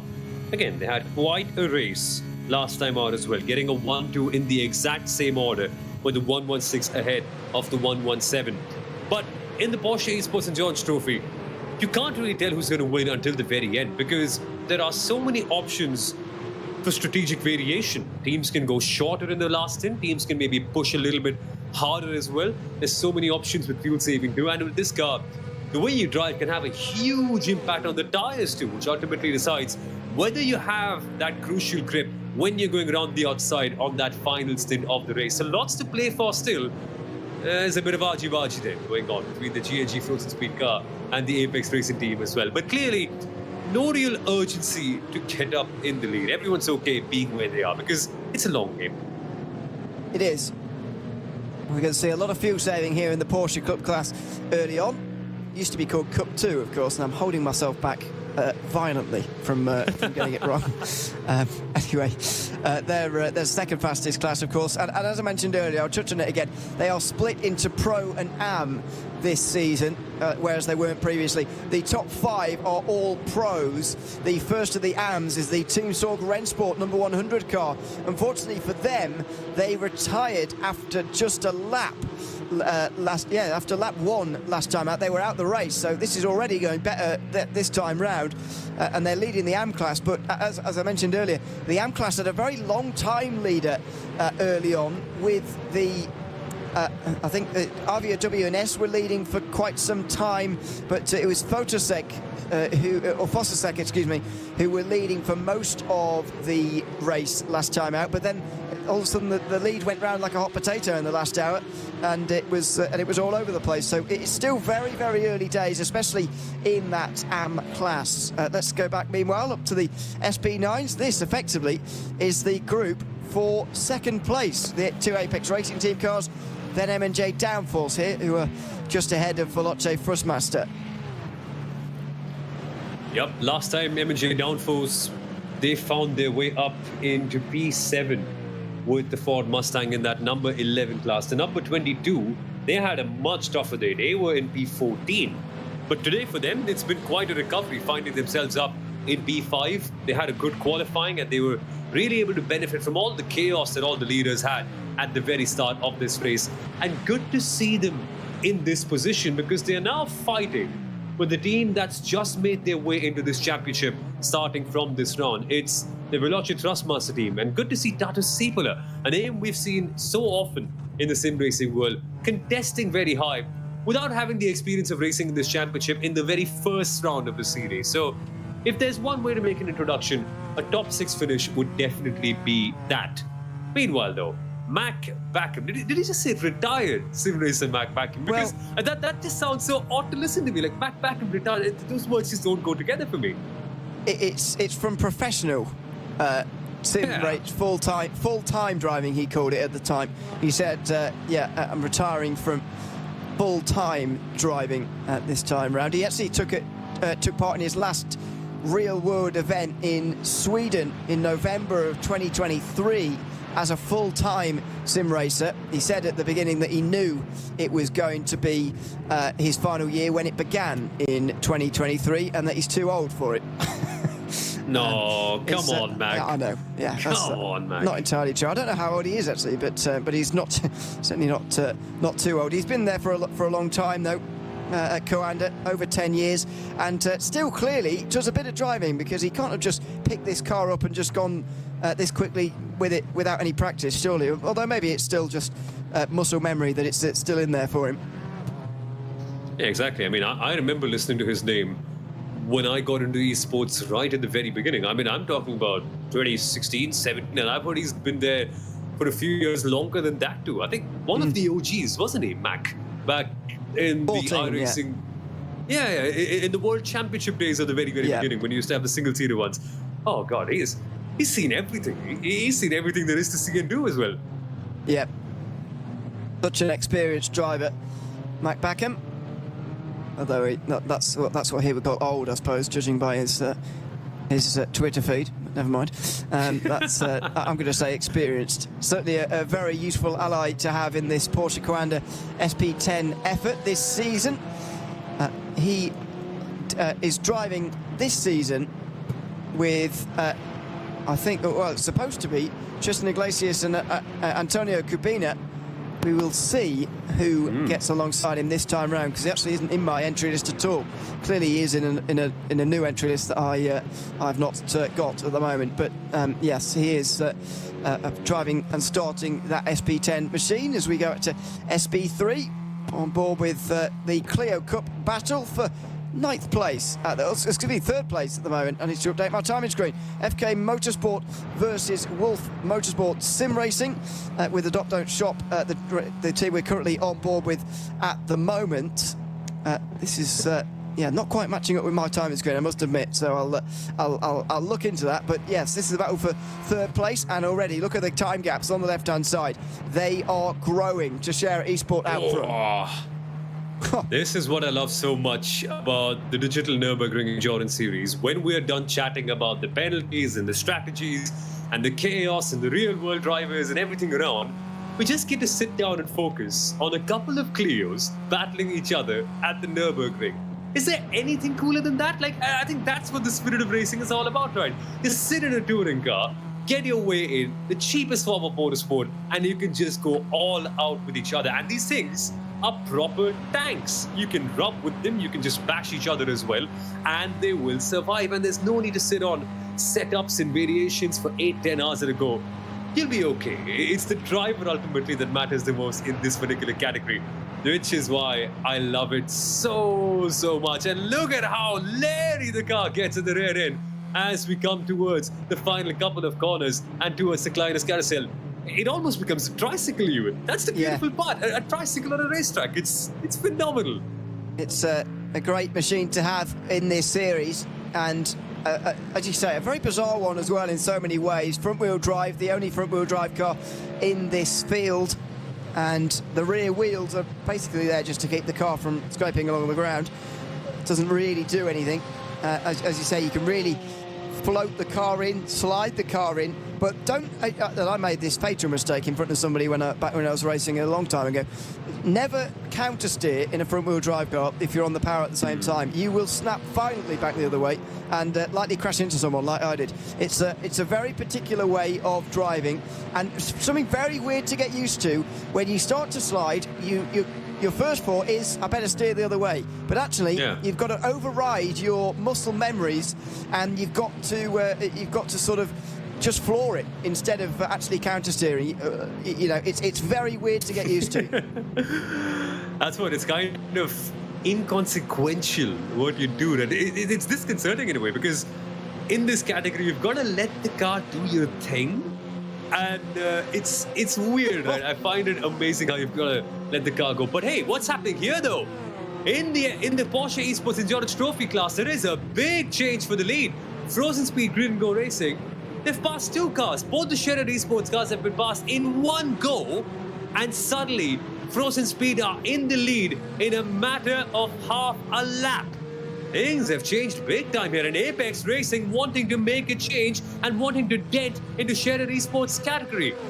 Whoa, what's happening here? This is remarkable. The top five all coloured by a blanket towards turn one. Look at the Apex Racing team very nearly having a look down the inside there. They're not quite going to manage that. The 116 gets back to the lead. Scherer Esports, though, going to be split apart here in towards turn number 2. Remarkable stuff. Scherer down to 4th. But they still hold the lead at least as we're into SP3 traffic for the first time as well. Just in case you needed any more excitement here on the Grand Prix circuit, they're into the Clios. And this is the first chance maybe to start to split this group apart. It's a good run through there, through the right-hander for Raphael Renhofer. Edwin Garaika's got a big moment here. He's got to stay with the Scherer Esports car through this traffic. He's got to retain the slipstream.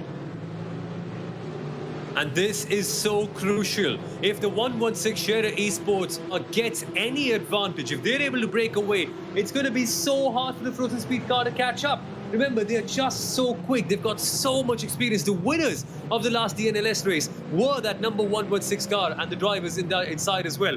So it's crucial times for Frozen Speed. They did all the hard work. They were able to pass both the Scherer cars to get up in the lead.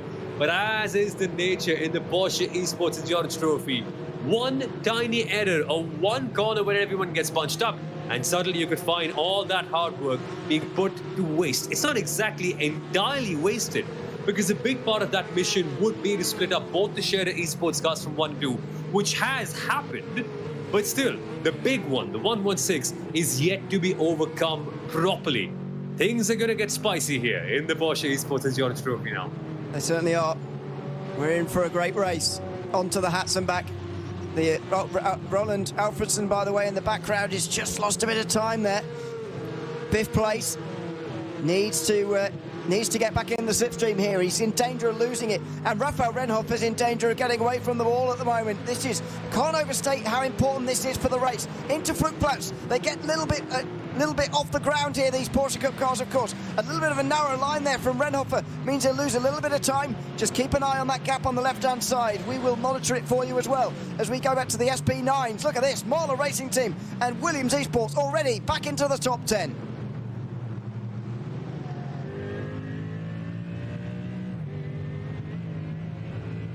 On board, in towards the carousel.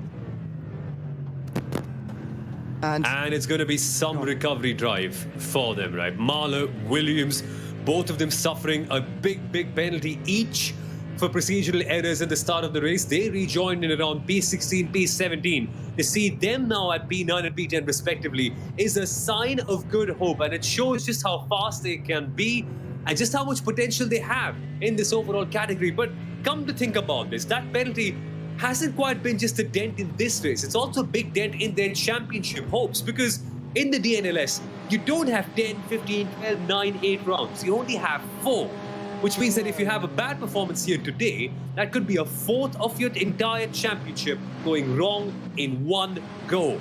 That comeback better be good. But battle for P3 in the SP10 class. What's happening here, Ruben? It's the Grid and Go car versus Sim RC. Quite recently, Sven Hasse in the Grid and Go Aston got past Corentin Guinet, and now they are chasing together, if you like. It's actually a trio of pairs in the top 6 now. The Falcon Sim Racing team are being caught by the Apex Racing team, the first and second. Then it's Grid & Go and Sim RC. Then it's Story Sports Academy in Coanda, who you can see here.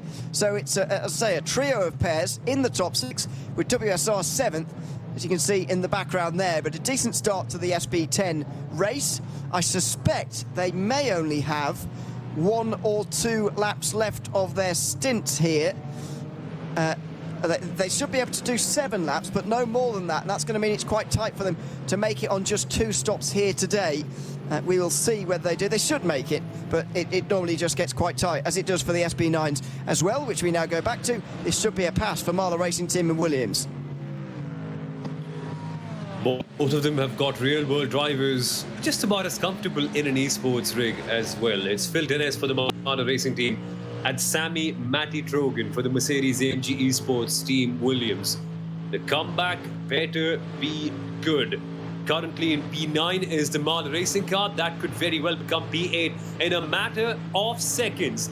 Denez goes to the outside line. He will swoop around and take P8 for himself. So Marla Racing Team in 8 now. And the AMG Team Williams Esports car also now on the outside line heading into Tiergarten. This could become P9 for them very quickly. And that's where we are. Our potential leaders drop back down to the midfield, now clawing their way up to get a good points haul. As it stands, they won't really be getting much. I mean, only a handful of points here and there. 1 point each for Marla and Williams as it stands, but that's not what you need when you're fighting for the championship like this. The next position, P7, that'll give them 2 points, and on and upwards they go from here on. Yeah, it sounds bizarre, doesn't it, when you say they make an overtake to double their points tally, but actually it's only for 1 more point as they try and get 7th place here. That's going to be a bit annoying for Phil Denez when he gets to Finn Wilbus, if indeed he does, because he's got 10 seconds to the Hawk Racing Team, who are having a much better time of things this time round. It went wrong before they even hit the brakes on the opening race of the season, as they crashed with number 44 Falcon. But yes, it is a much better time this time round. It's 7th place this time round for them. Meanwhile, still leading the race, BS Competition by 7 seconds at the very front of the field. There are, though, some pit stops being made already here. You will have seen MJ Downforce in the background coming into pit lane. They're clearly going for a 3-stop strategy, because there's no way they're going to make it on just 1 more stop from here with 17 laps remaining, according to the timing screen. Yeah, no chance. No chance that's going to happen for them as well. So ideally, if you're looking at pit stop windows, what's the way out here? How do we go about things? Normally in the SP9s, you can do 7 or 8 laps. A majority of teams normally, they tend to prefer doing 7 laps in the first stint because the real-world drivers or the real-life professionals are not as quick as their sim racing professionals here. Now, there's a reason behind that. That's not because they're slow. It's just a difference in experience on the platforms, and that is something that has to be accounted for. So many teams prefer their real-world drivers to only do 7 laps in the first stint, and then on we go with 8 laps, potentially sometimes 7, and then we go on and on in the later part of the race.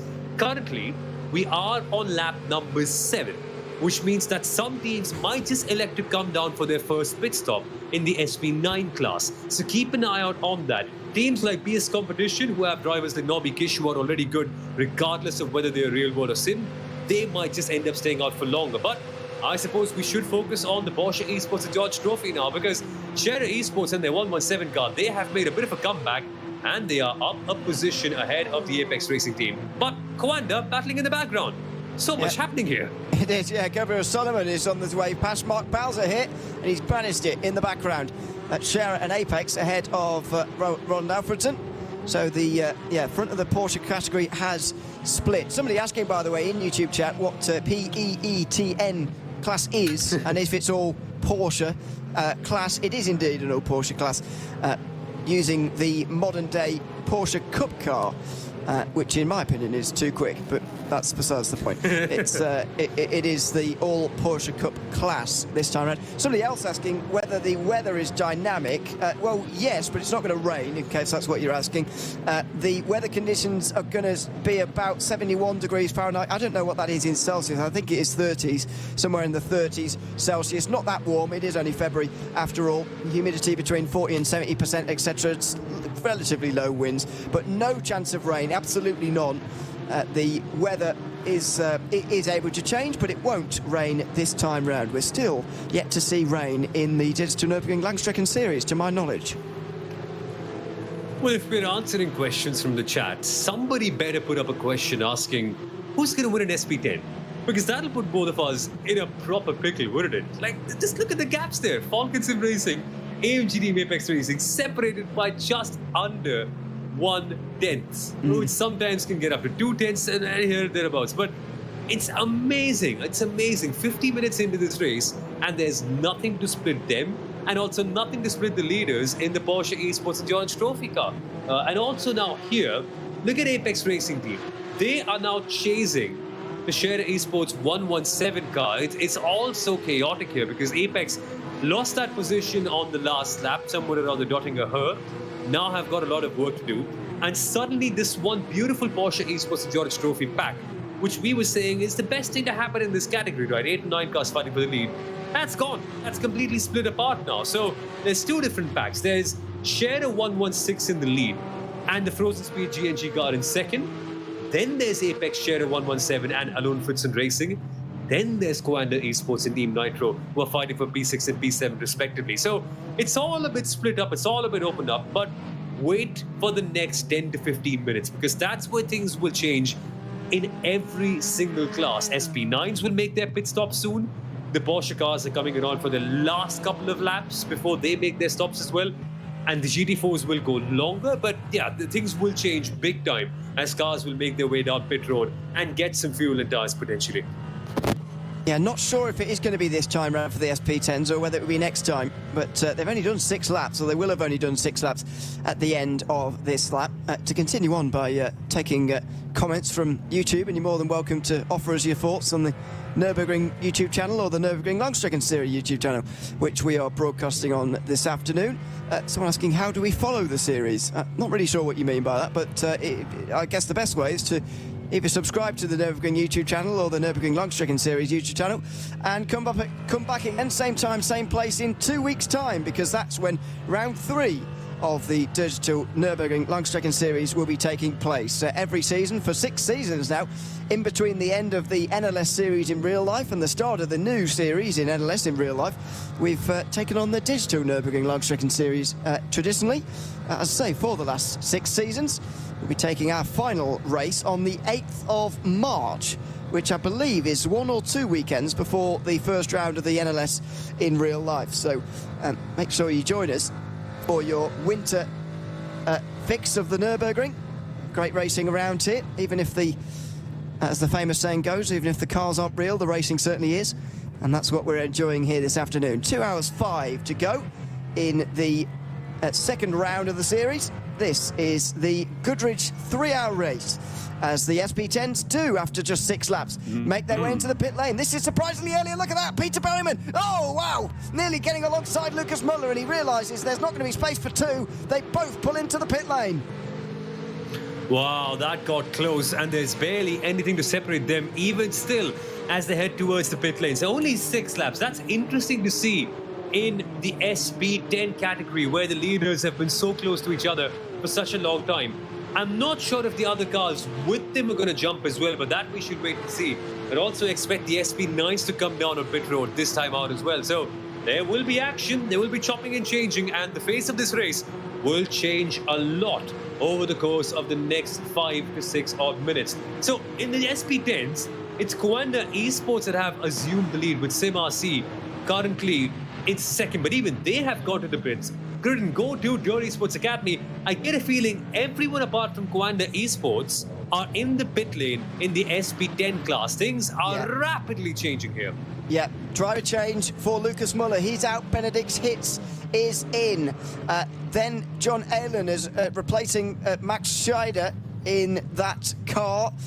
Who else is changing driver here? Niels Koch is, is replacing Thomas Boutelet as here we go. SP9 pit stops are underway after only 7 laps. Even Norby Kish is in. These cars can do 8 laps, but the minimum requirement for the real-life driver is just 7, and so most of the drivers have decided to come in. Get ready for loads of driver changes in these next few moments. My timing screen's exploded because there's so many going on at the moment, but we'll update you on the way out of who is leading. In SB10, the Apex Racing car has got out ahead of Falcon Sim Racing team. Peter Berryman didn't have to do a driver change. I suppose that has contributed to a 5-second shorter pit stop, and so they're ahead of Falcon Sim Racing team, followed by SimRC, then GridandGo.com Esports, who are next. BS Competition, meanwhile, have made a short pit stop, just 12 seconds in the box for Norby Kish. They look like they're going to make 3 stops this afternoon. Apex Racing out behind them in second and third, nearly 20 seconds behind. Then it's MJ Downforce, then Veloce Thrustmaster, who's got Daniel Lafuente now into the car instead. This has changed dramatically. We'll update you on the orders a little bit later on when all these pit stops have filtered through. But Norby Kish only 12 seconds in the pit lane. That's a very short stop and no driver change. And this is the impact of staying behind another car while you're in second place in the opening stint. What Norby Kish basically did was just sit behind the number 20 Dior Esports car and save, and save even further. Imagine, he's only taken a 12-second pit stop. Imagine how much fuel he must have saved in that first run by sitting behind the Dior Esports car, which is now recycled from P1 all the way back down to P17 after taking their 60-second stop and hold penalty. This was the smartest possible thing for the BS competition team to do with the SP9 class, and they executed it to perfection. An 18.5-second gap between them and the AMG team Apex Racing pair of Alas Separan and Gordon Much behind them in second and third.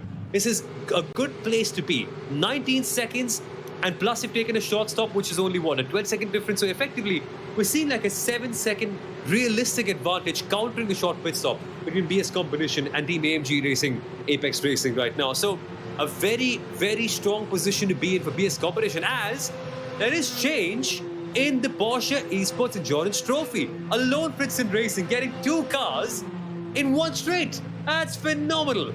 They're up into P5 now. Great job from them, as there's a change for the lead as well. Frozen Speed by Grid and Go and out the front ahead of Share Esport in second. There goes Roland Alfredson though, out in front. Now then, these cars can go 1 lap further, so they will go on again, and it will be comfortable for them to make it on 2 stops this afternoon. That will be good news for them. So BS Competition lead at the very head of the race. Apex Racing Team 49 are in second, ahead of Apex Racing Team number 50.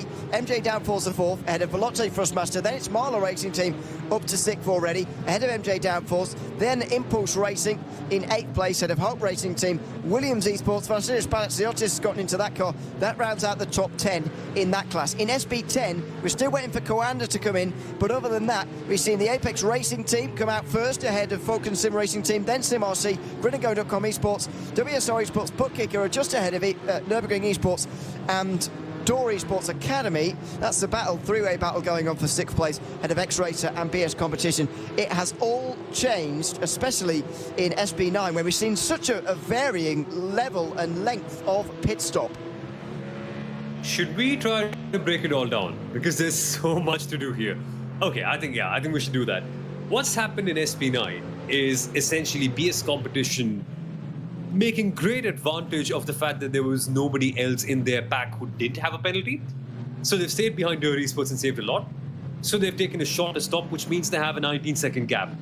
So if you take away the disadvantage of the shorter stop, like the 12 seconds that they've gained as a result, effectively they have a 7-second advantage over the AMG Apex Racing team, who was second and third. That's a big difference. Even if BS Competition relax in this stint and don't push that hard, they have a big comfort zone that they can exercise and eventually come out in a very strong place, even if they don't push that hard in this stint. That's what's happened here. So P2 and P3 belongs to AMG Team Apex Racing comfortably. M&J Downforce have a good hold over P4, but Veloci Thrustmaster are now back up into P5. Behind them, there are some variations within the lead pack. So Mahler Racing Team are now up on merit into P6, even after taking the drive to penalty. Their pace has been insane. They're the only team clocking in 7-minute 57-second lap times, along with the Mercedes-AMG Esports team Williams car, which is now in 10th. They've taken a slightly longer stop, so they're going to be pushing more in distance. So watch out for the Team Williams Esports number 5 car that is currently in 10th but could make their way up. That's the lay of the land in SP9's current place. So BS with the lead, AMG Team Apex Racing comfortably with second and third with a big gap between them and M&J Downforce, and comeback drive starting off for Mahler and Williams Esports. That wasn't complicated at all. No. Just to remind you, by the way, of the rules, that you have to make 2 pit stops in this race over 30 seconds in length. So a lot of these teams have not even taken one of their mandatory stops yet. Veloce Thrustmaster have, Impulse Racing have, Hob Racing Team, Williams Esports, Liberty Esport, Nürburgring Esports, both cars, Lion GP, Halden Motorsport, Door Esports, obviously, because they had a penalty, Mulder Motorsport, Falcon Sim Racing Team all have, but the others have not. So that's the top 4 in this race, all still yet to make 2 pit stops of more than half a minute in length. Yep, that's a very good point. And at some point they have to. So they've essentially kind of committed and boxed themselves into a 3-stop, haven't they? Which is only fair to do. It's just about now the variation of how they play it out. Because if you've taken a shorter stop in the first stint, it means there's going to be a bit of saving in the middle one. And then you've got to figure out where you take that final stop in that race. And normally when you come to think about a 3-hour race, people tend to say, it's just 3 hours, 3 normal pit stops, you box at R1, R2, and then on you go. But it's not the case here, because there are many teams who've stuck out their neck and said, okay, we're going to do something different. We're going to upset the apple cart. We're going to go longer, or we're going to go shorter.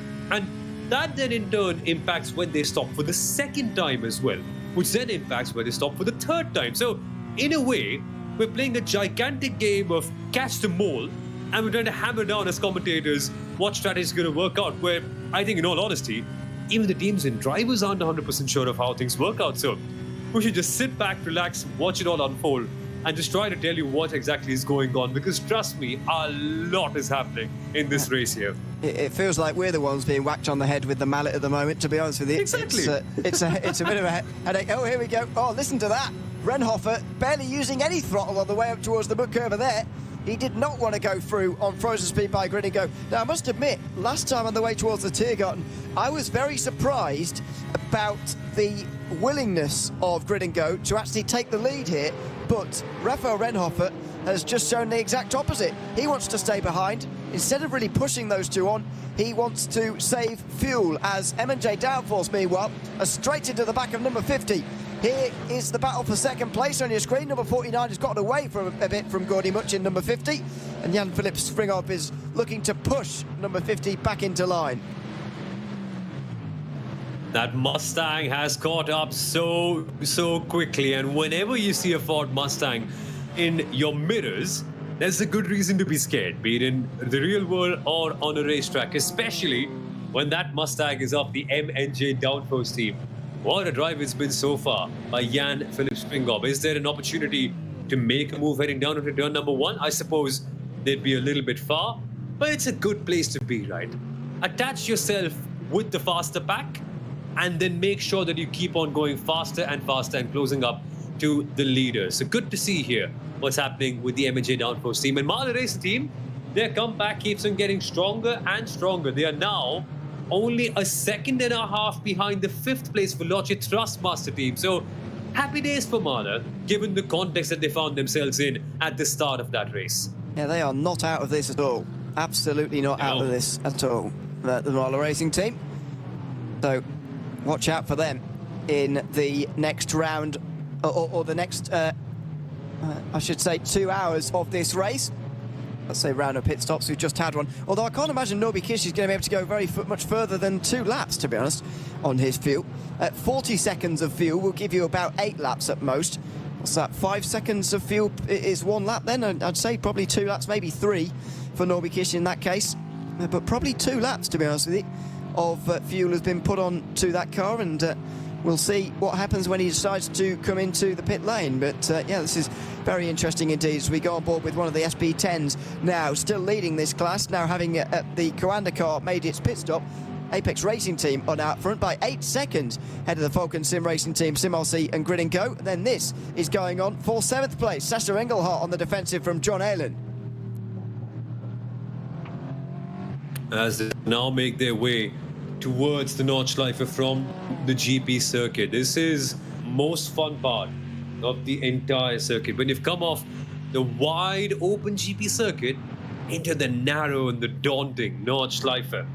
It's going towards the Hatzenbach section on towards Flugplatz, where today we've actually seen a lot of the cars go flying up in the air. Like, I was surprised to see the SP9s do that too. It just gets me every single time, right? The sight of these heavy GT cars, complete with their wings, complete with all the sort of downforce kits that you want. But when you get to Flugplatz, they still go up in the air, and that's phenomenal. Yeah, it is unbelievable. Have a look. Yeah, just a hop. It is thankfully a lot safer of a corner these days than it used to be, but they still do get a little bit of a hop. Here is the SP3s. We haven't spoken about them very much, but there's been an interesting strategy from Scherer Esport, pit in after only 5 laps in this, or 6 laps I should say, and now they are in a bit of a group. This is why it's dangerous to pit early. They're in a bit of a group. This is the order as it stands. Similia Esports Entropy leading the way ahead of Adopt Don't Shop by 11 seconds. Ring Fizzer Sim Racing are in third ahead of Sturb Korchem Racing, or AC Mayen, I should say, in 4th place. Then you've got Thomas Enger Sim Racing, who have got further than they did at round 1, which is a good thing for them. Race Sim Zone, Eiffel Racing and Scherer Esport are the Renaults you're watching on your screen at the moment. Lots and lots of gaps behind them though. Eiffel Racing by GTU find themselves in 7th, and the Scherer Esports SP3 team, things have gone awfully wrong for them. After winning the last race in this category, something's clearly up with them. They're nowhere. They're currently in P...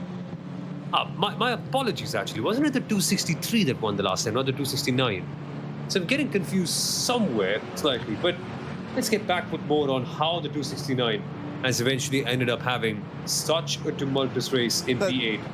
Yeah, they've just stopped. That's why they've stopped a lap early compared to everybody else. I don't know why, actually. I don't know why, but that's why they're so far down. It looks bad for them at the moment. The rest of them, by the way, Homeridge Sim Racing Esports, Wolf's Motorsport Sim Racing, V7 Racing, FK Motorsport, all down at the back. Unfortunately, FK Motorsport have been in the pit lane for over half an hour. They may not return.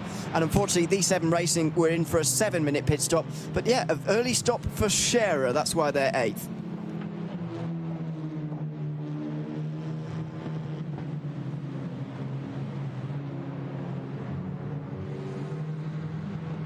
They make their way now through the technical section at the end of that. Look at the flashing of the lights there. You can tell that this is slightly disrupting the race for Michael Tosh here in the 269. As we mentioned, they were the race winners in round 1. It's a different story, though, here so far in the second race. SP10 currently being led by the Apex Racing Team after the first pit stops of the afternoon. Then it is Falcon Sim Racing Team, who are in 2nd place, ahead of Corentin Guinet in 3rd, and then Sven Hasse, who is in 4th. This is that battle for 2nd place, by the way, in that group. It's a pretty exciting one as things stand. 5th place is currently being held by Coanda Esports. WSR Esports Bookkicker are just in behind them, with Nürburgring Esports and Dor Esports Academy also in that group. It's an exciting battle going on for 5th place as well. Yeah, so far the Apex Racing Team have stolen a march on the rest. They're 9 seconds out front, but there's a very long way to go, and if round 1 taught us anything about SP10, is that the lead is going to change many more times. A million more times. They're going to be swapping around right until the very end. It's kind of absurd to see a 9.5 second gap between any cars in the SP10 category, but given the context, it's only fair. So wait and watch to see how this race evolves. It's going to be tricky for all the other cars, like the Falcon Sim Racing Team and SimRC, to catch up, especially when they're just sort of locked in their own pack, and the AMG Team, Apex Racing Team are sort of on their own, and it helps out that they have the track position advantage as it stands, owing to a slightly shorter stop as well, mind you. That's why they gained 5 seconds. But still, a lot of time for Falcon Sim Racing and Sim RC to gain here. And that gamble of the short stop might just pay off for AMG Team Apex Racing in the long run. We'll have to wait and see. It might well do. Still a very long way to go in this race. There is the battle, by the way, for 6th place, or 5th place, I should call it, really. Coanda Esports are just ahead of these guys. There they are, the BMW, ahead of WSR and Nürburgring Esports, Door Esports Academy as well. A good battle going on here, but Coanda Esports at the moment half a minute away from the lead. Then X-Racer and BS Competition battling away for 9th place as well, with Team Huisingveld in 11th place, and the 169 Nürburgring Esports car that was in for a very long time earlier on. They are still running, but they are all the way down in 12th, and they are a lap down on the rest of the field. While we've been going through this, by the way, the SB3 category now has been making its first pit stop of the day, and so that order will change. Somalia Esports are now second again, as Share Esport rocket right the way to the top. Adopt Don't Shop back down to third, with the rest of the pit stops still ongoing, so we don't quite know where they'll come out. As there you go, Door Esports Academy through on the inside there into 7th place on the Nürburgring Esports car. A fairly good pass, but not necessarily nice from their Nürburgring Esports teammates. The SB9 got down the inside of their SB10 and caused them to lose a place.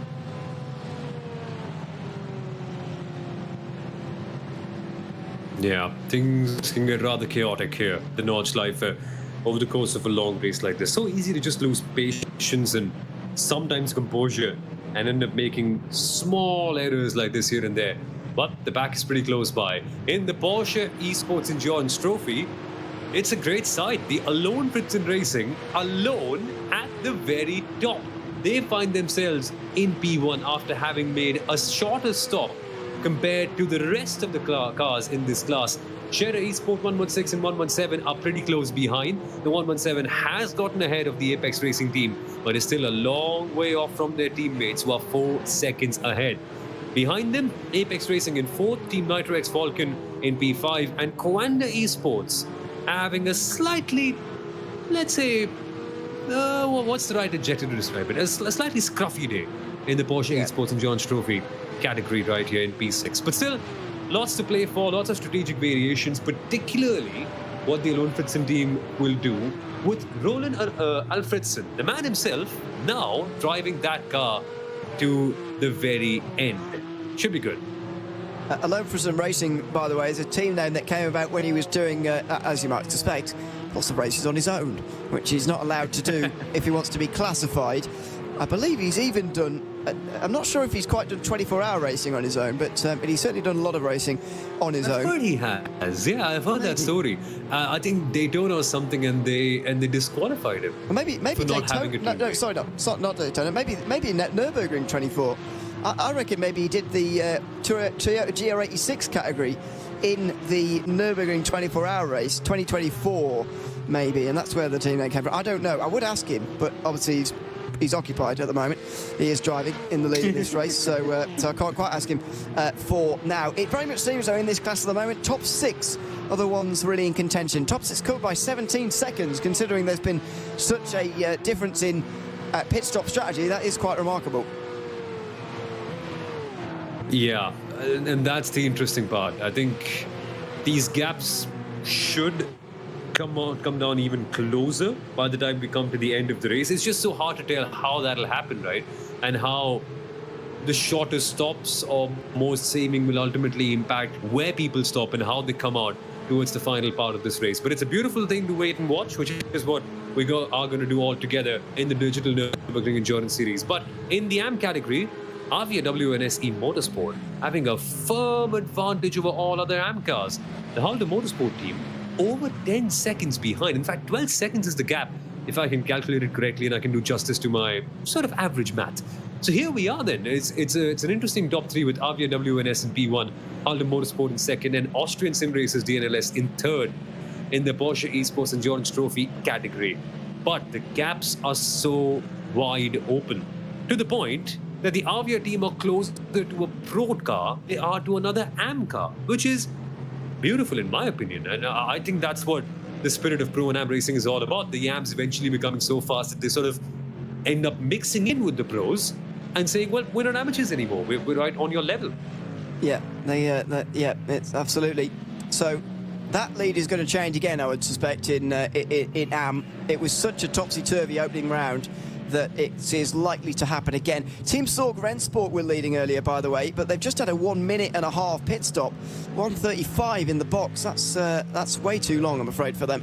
And so they have dropped to the very back. In SP9, AMG Team Apex Racing are leading the way, 1 and 2 now, because Norby Kish has made his pit stop for BS competition.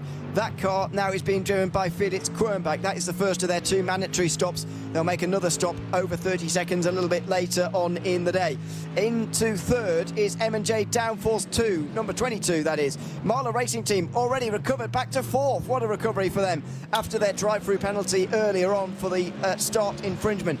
Veloce Thrustmaster currently fifth, ahead of the other M&J Downforce car, Hog Racing Team and Impulse Racing, rounding out the top 8 right now. The top 3, though, nose to tail as things stand, and we're now in the stage of the race where we've got no idea who's really leading, because the previous leaders are back here, just behind these guys in this battle. And what a battle it is. 4th, 6th place, side by side between the Mustangs in towards Bergwerk.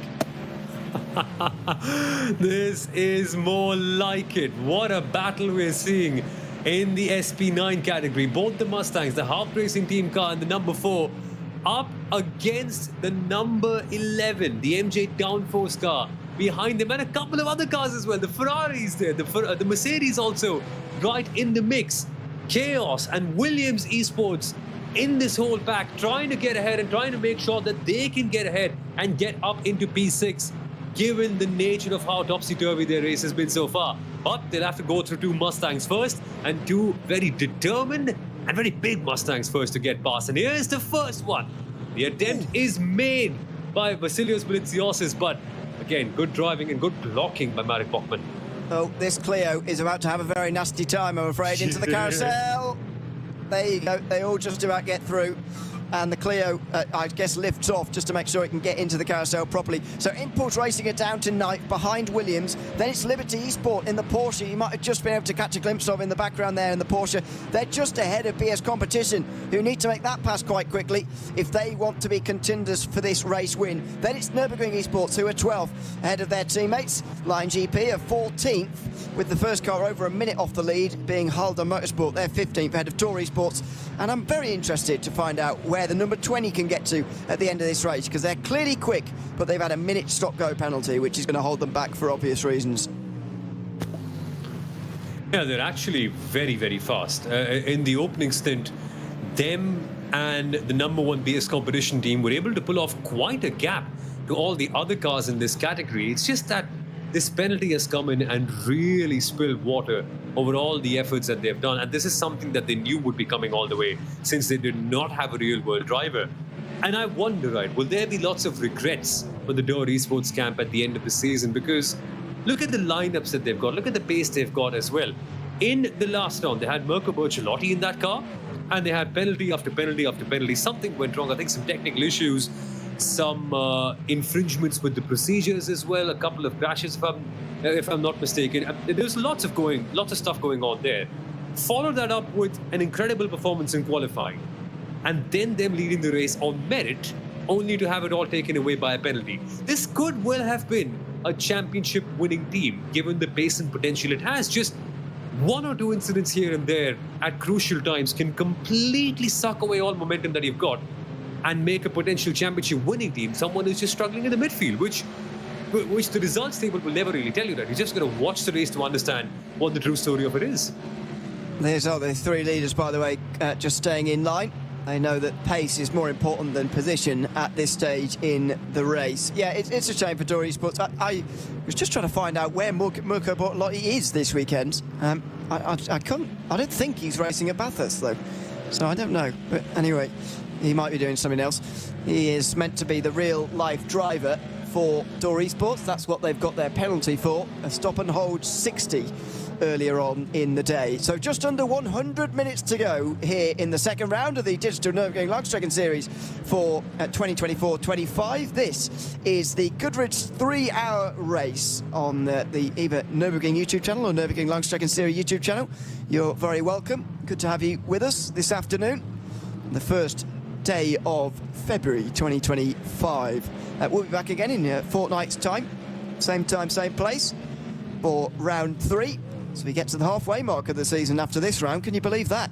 12 hours of racing, 6 hours of it will be completed after this. And right now, I just do not know what this race is going to bring for the remainder. Either at the end of this lap or at the end of the next one, we're going to see the top 4 all having to make another pit stop already. Yeah, and that's the kicker. It's all so confusing. We're also confused about where BS Competition are as well, right? Because they stopped just a lap ago. They made their second pit stop very early, just after a couple of laps of making their first one. And they're very, very offset. Remember, they had a big advantage going into this pit window. So although they stand at P11 as of now, and they only have a couple of seconds to the next car ahead of them, Liberty Esports in P10, we can't really tell where they effectively are going to cycle out. And we can't really tell how much time Apex Racing are going to gain just by having all the clear air in front of them. So it's so confusing. In the SP9, it's all up in the air. It's all so volatile. And I'm not sure the teams and drivers know too. So the calculations and the notebooks and all the brain power that they can use to make sure that they have a clear idea of what's going on, that'll be done in the background for all the racing teams. But as spectators, it's all about sitting back, relaxing, trying to figure out what they're doing and enjoying how the outcome will pan out. Because as it stands, I'm pretty sure, I think we could see either of Apex, any of those 2 cars, or even MJ downforce 2, considering how close they are, and even Male if they're close enough, quick enough, and even the BS Competition car that we're now seeing in 11th have a realistic shot for the win. We just don't know who's going to be the overall winner. And BS Competition, by the way, is stuck behind Liberty Esports at the moment, so that's really holding them back. We'll try and get a view on them a little bit later on, but this is SP10, where the Apex Racing team are leading here as well. 7.5 seconds ahead of Sven Haase, who's at the head of this group. And Falcon Sim Racing team, what a change of fortunes for them. Leading fairly comfortably after the first couple of laps of this race. Now, all of a sudden, they are 4th place, and they look like they're struggling to hang on to SimRC and gridandgo.com in this little group.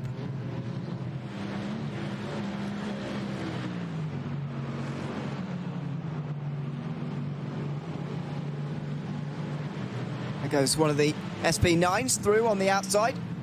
Nürburgring Esports GT3. A little bit further down, so most of the SP9s have got through now on these SP10s. But the problem is for these guys, the SP9s keep pitting and keep coming out back behind them again. And so they have to come and overtake them all over again as well. This is the big battle. And this is something that could be having a defining standpoint on this race. Liberty Esports, excuse me, last time round, 8-minute lap time. That was 3 seconds slower than Marla Racing Team. Over a second slower than the group at the front, head by Apex Racing Team. And have a look at this now. Kronbach is flashing the lights. He knows how important this is. Down the inside into Meskersfeld. He's only just alongside. Into the left-hander. Oh, Liberty Esports go wide, sliding. They're going to be just about stopping in time. Wow, that was close. Felix Kronbach gets through on the inside line in towards Meskersfeld, but it wasn't by much. What an important pass to make for the Mercedes team. It may be a little bit behind schedule, to be honest. But, goodness me, that was very, very close indeed between BS Competition and Liberty Esports. And I can tell you, by the way, BS Competition are now being investigated for a technicality, I would call it. Something to do with the Zoom call, which is how we're viewing these drivers' point of views. I'm not really sure what the actual ruling they've infringed on is, but anyway, they're up to 10th place on the racetrack for now, at least. The description of this is very interesting. What they're being investigated for, and how Liberty Esports have reported this, is Zoom and muted and screaming in the ... ellipsis. So, screaming in the what? I get a feeling what's happening here is the BS competition team have actually logged on to Zoom, which they are supposed to do as drivers to showcase their point of view, to make sure that everything is transparent. And in that video call, I think they've forgotten to mute their mic, which is weird. So that's and I wonder what sort of chatting might be happening in the background. If anything, it's kind of a disadvantage, right? Because any conversations with your race engineers or with your teammates, that's all made public, especially when you're the leading car. So I'm not sure if it's a disadvantage to BS competition or not. Whatever it is, it's an inconvenience to other people, and they just don't tolerate that, which is why they are being investigated, and we shall find out the outcome of that. I'll be honest though, if this was India, people just would have kicked them out of the call anyway. Like, we just do that stuff all the time here. Public nuisance is our forte. But BS competition, under some dark clouds for keeping their mic open on a video call. Well, I never thought I'd say this. I'm not sure if that is what the rest of that sentence says. I wonder whether that's screaming in the sim. Because screaming in the sim? Maybe. I can't read the rest of that because, like, for me, it's also cut off. We can't, obviously, that's just to make sure we can't edit the sheet, of course, which we're obviously not allowed to do.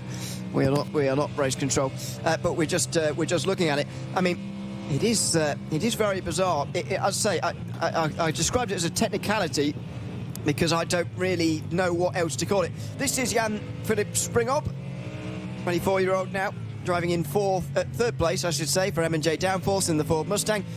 He's in behind one of these Apex Racing Team Mercedes, who he's just having to push into line each time they go onto the back straight. He just seems to be losing a bit of time compared to the 49. Jan-Philipp Springhob is there just to push him back towards his teammate. They might, though, be coming in this time round. Let's see.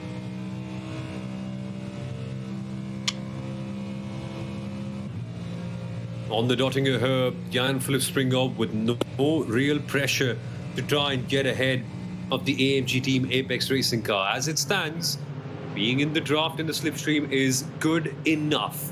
Remember, it's a 3-hour race and we're at the halfway mark now, with an hour and 30 odd minutes left to go. But the M&J Downforce team says if there's a time to go for it, the time is now. The Ford Mustang moves up into second place. And Jan-Philipp Springhob, what a day it's been for him so far. Gaining so many positions, splitting up both of the Apex Racing cars. And now, as they make a run for the pit lane, he finds himself in second place. But this will be the moment of truth, Ewan, because we have seen the BS competition #1 car already make that pit stop a couple of laps ago. Now we shall find out where this leading pack cycles out relative to them. Because from what I see, AMG Team Apex are pitting, M&J Downforce are pitting, and Marler Racing with Phil Denez are also in the box. Clearly, BS competition and all the cars ahead of them will stay out, and that'll give us a good insight as to where they eventually cycle out. Can BS competition come back out in the effective lead of this? Now is the time we find the answers to those big questions. Yeah, driver change is being made here. Jan-Philipp Springhob is being replaced by Jonas Gundert. Salva Talens gets in for Elias Sepinen, and Rainer Tauvar is replacing Phil Denez. Gordy Much is carrying on, though, so that's a surprise somewhat in number 50, but he seems to be carrying on. All of them in the low 30s as far as pit stops go, and they will be again low 30s in terms of seconds for their next pit stops as well. But they are out about 15 seconds behind BS competition. Now, that's a long way, I'm not disputing that, but it is quite a bit closer than what it was before. Before the pit stops, it was 20 seconds. Yeah. So they've gained just a little bit there. Yep, exactly. And that's the advantage of having clear air. I think the Apex Racing team, both of their cars, they were able to use that clean air, push a little bit harder, make sure that they were able to take off all the lap times. And in the meantime, we saw that BS competition car stuck behind a couple of cars, particularly the Liberty Esports number 24. And that, I suppose, is where they have lost a bit of their advantage. They're still in a very good space, though. They still have quite a big advantage over all of their major race-winning rivals. But as it stands, there are cars who have stayed out and have upset the pit window. So Veloci Trustmaster, they are in first, but they haven't made that second pit stop. Mercedes AMG Esports team, Williams Esports, they are in second. And oh, here we go. Side by side into turn 1. Dory Sports Academy versus Coanda. And that is a good pass for John Aylan, who is past Mac Backham. Konstantin Stolzenberg is the one who is just up ahead here. The WSR Esports butt kicker, Aston Martin. So this is the battle for 5th place at the moment in SP10. As we cross over the halfway mark in this race, you're watching the Goodrich 3-hour race from the Digital Nürburgring Langstrecken-Series. This is round 2. We are into the final or second half of the race, and final half. Just under an hour and a half to go. Still so much to pan out here at this round of the championship. Still so early on in the season, of course, as well.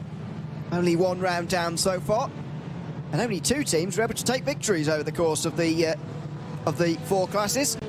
The Apex Racing team and Share Esports sharing 2 wins together. Well, Share Esport right now are still leading the SP3 category. The gap now over 10 seconds for the first time in a while. Apex are leading in SP10 as well, but it's different in SP9. Veloce Thrustmaster, a guest team, are leading at the moment in SP9, with Alone Fritson suddenly losing the lead in the Porsche Cup class. Roland Alfredson has just been overtaken by Raphael Renhofer for the lead in the Porsche Esports Endurance Trophy Nürburgring. I get a feeling it's a matter of pace here, because Alone Fritson Racing, they were comfortably sort of in the top 5, somewhere around that margin at the start of the race, and they were able to catch up in amazing fashion, getting past Apex Racing, getting past both of the Scherer Esports cars. But a big part of why they had that advantage was a shorter pit stop. They had a 29-second pit stop. The others had a 36 or a 37-second stop. That gave them a big chunk at the lead. And as a result, they've had to save a bit in this stint. And saving means you go slower. And being slower means there's a good chance you get past as well. So that's exactly what happened for Alone Fritson Racing. They find themselves in second. And Scherer 116 very firmly in control. Yeah, battle for second for now. Williams versus Hub Racing Team. Vasilis Batsiotis versus David Boschke. Now a Grid and Go driver after leaving Simify Esports. Now in the Mustang as well. I've not seen him drive the Mustang for a while. He'll, I'm sure, have been practicing. This is going to be interesting for these 2 big teams because they took such long stops first time round, nearly 40 seconds in the box, so surely, by my reckoning, they've got some shorter stops yet to come.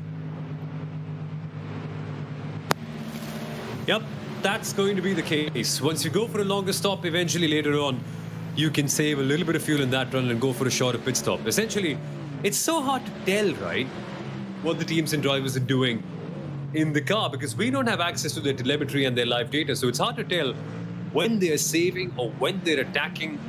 It's only at the end of a stint when you find out what the drivers have done and just how much they've saved or how much they've attacked by the length of their pit stops. It's a combination of the 2. You can't be full saving at all points because you end up losing out on so much of time.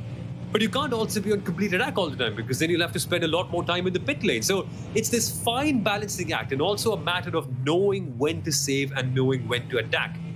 A lot of teams and drivers, when they're planning out their strategies, say, oh, theoretically, I could start saving from the first stint.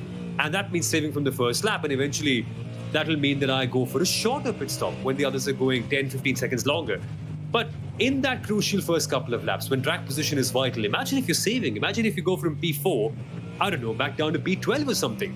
You're suddenly caught off guard and you're split up from the leading pack, which perhaps is what all you need to stay in the hunt for the race win. And these are things all the teams and drivers and the strategists sitting behind will have to keep in mind as we see the number 4 go slightly off. That's the Hub Racing team by G&G. And towards the latter part of the circuit, coming towards the Bell of S's slightly as well. What a race it's been so far. 1 hour and 25 minutes left to go in the Digital Nürburgring Endurance Championship. The lead in the SP9 category currently belonging to Veloce Thrustmaster Daniel Lafuente, artificially, dare I say, being the leader of this class. But yeah, eventually I think the battle will cycle around between the BS Competition team and the AMG team Apex Racing cars, both of which are respectively in P5 and P7 and 8 respectively. That is a little hard to tell because ahead of them even, we've got Impulse, Haupt, Williams, Veloce, and there's also Liberty Esports in the mix. So for any layman coming in and trying to understand the timing screen picture in the SP9 class, it's slightly confusing, right? But there's lots of method to this madness as well, clearly. Yeah, it is difficult. It's the stage in the race now where it is very difficult to tell. For the first part of the race, for the first hour, it was pretty easy. There was no pit stops made. Everybody was where they were. I mean, Door Esports, to be fair, had a penalty hanging over them that had to be served and dropped them back a little bit earlier on. However, that is now out of the way. It's now pit stops that are really disrupting us. In SP10, we have still got Apex leading the way. This is still the battle for 5th place. On board here with Mac Backham. And there he is, the Big Mac himself. Looks relatively relaxed.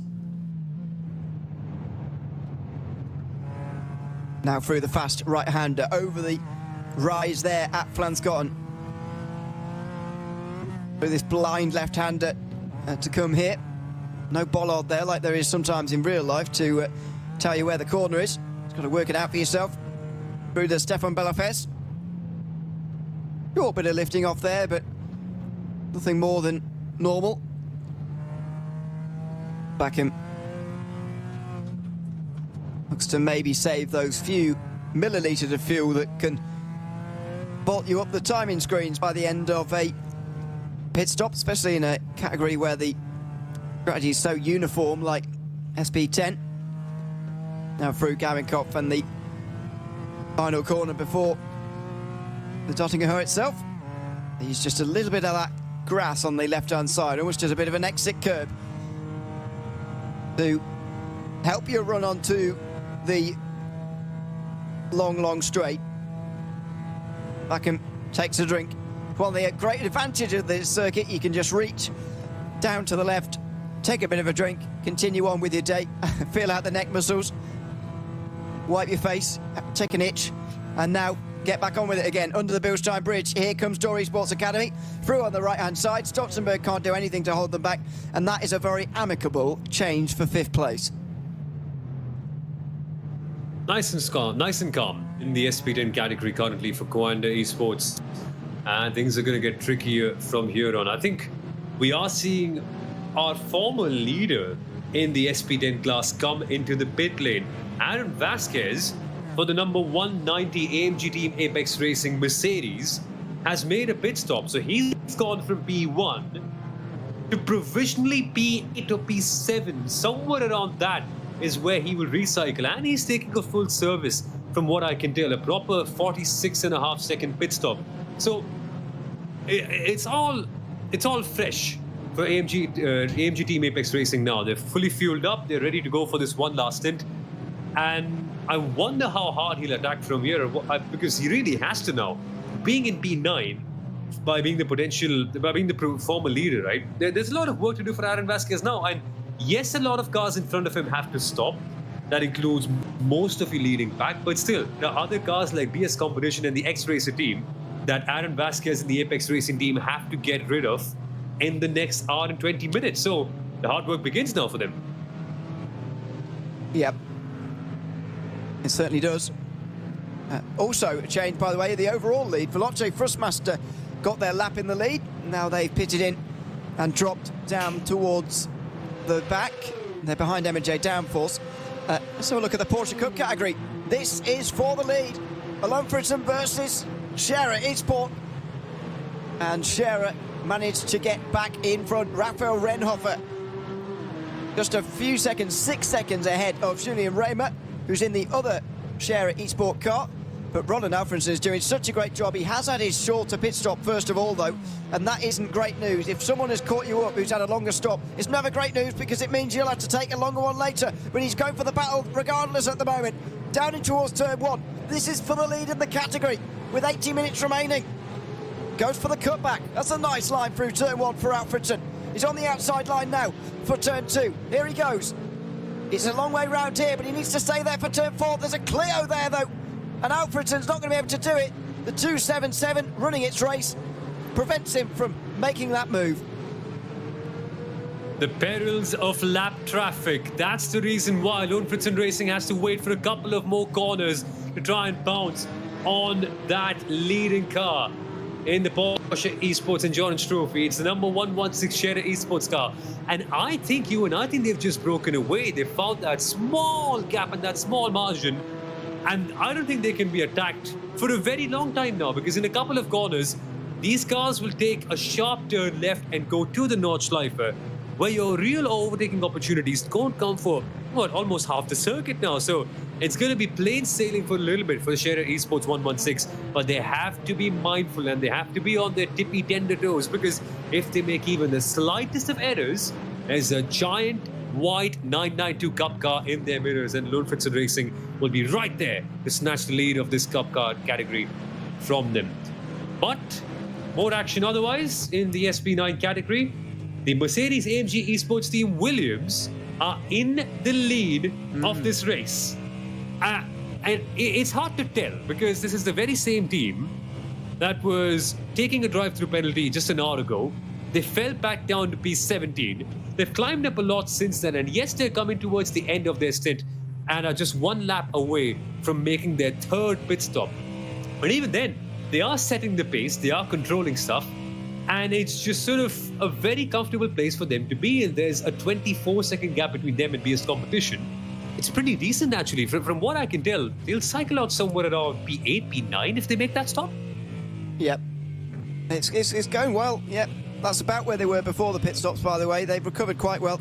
I'm sort of using Mahler Racing Team as a bit of a marker for them. Should be about 8th then in that case. Rainer Tauval's about 8th. So, yeah, but I mean, it is a remarkable recovery from Williams. There's no doubt about that. They had a quite quiet race, to be honest, at the opening round, but they managed to finish 3rd.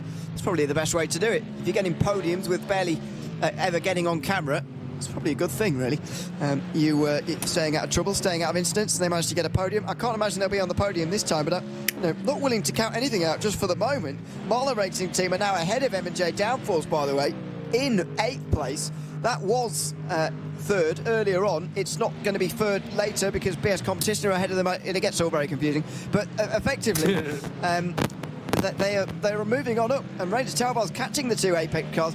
Not counting out Mahler or Williams from maybe getting a podium in this race, but maybe it's only going to be a 3rd place or so. Yeah, keep an eye out on the timing screens if you can potentially get them. We've all posted a link to them in the chat. Make sure you have them open in your phone or on your tablet or on your laptop or wherever, because you want to be seeing the lap times that the Mahler Racing Team do on their next lap. They've just come out from a pit stop, an 8-minute 47 for them the last time out, but this one will be the critical one.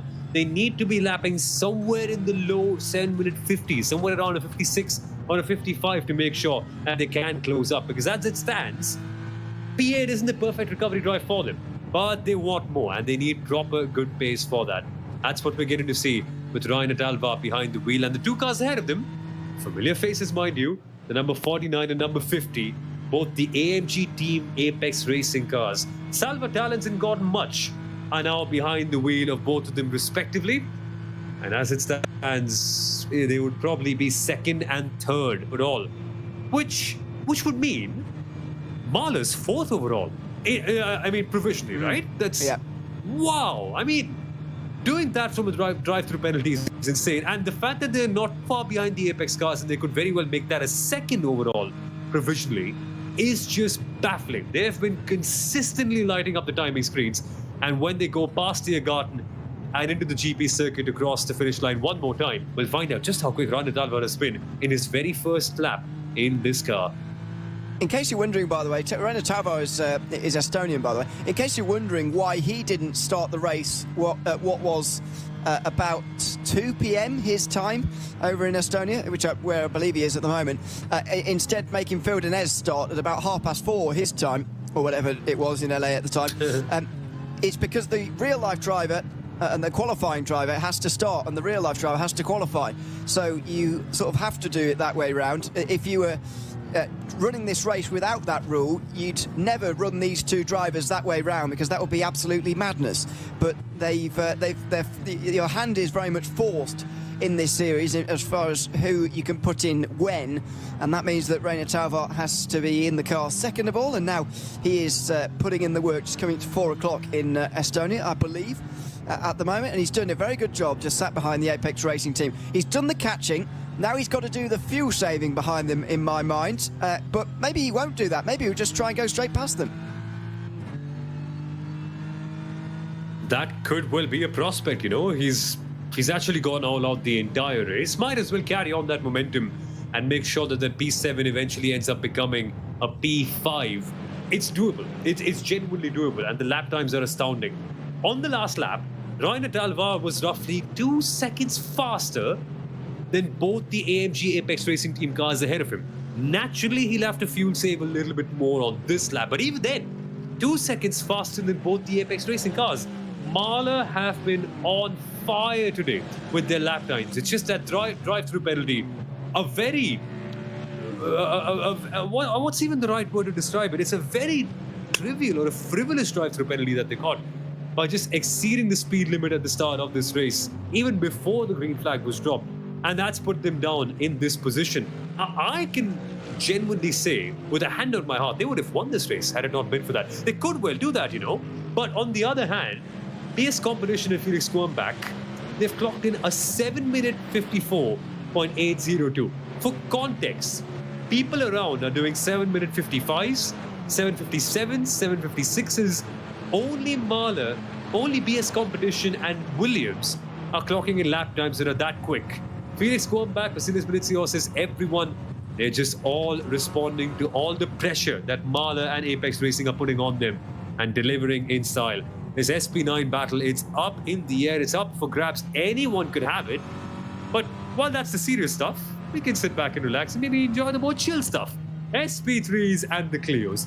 Did you ever think, Ewan, that we'd be commentating on Clios in iRacing, especially in a race as prestigious as this? I never thought so, honestly. I was a little bit surprised to see it added to the service as well, but it's the perfect car for this kind of series. Absolutely perfect. The sort of, I think the slower sort of touring car, almost production-based car models are exactly what this race is about. This series, I should say, the Nürburgring Langstrecken Series in real life, and therefore the digital version as well. But the Nürburgring 24 Hours too. You know, it's absolutely fantastic to have this car on the field. Currently watching Nadia Brulissa at the wheel of the Race Sim Zone car. I initially thought it was a motion rig. I think it's just a very shaky camera, isn't it? But that's fine. Helps to give the impression of speed as we battle away for 8th place. Some news, by the way, from the Clio Cup class, or as we should call SP3, because we've got a drive-through penalty, I'm afraid, for Thomas Enger Sim Racing. They did an unsafe rejoin in front of the Apex Racing Team Porsche Cup car, and Lewis Belecki is now down to 7th place. I suspect partly as a result of that, that has given Thomas Enger Sim Racing a drive-through penalty. They are currently running in 7th place, but at least they're in the race, unlike last time. They will drop behind these two with that drive-through penalty when they decide to serve it. Man, the teams here are relentless. So there were 2 investigations logged on to the 278 Thomas Enger Sim Racing team. Only one of them has resulted in a drive-through penalty. The other one was with no further action. But I'm not saying it's spite.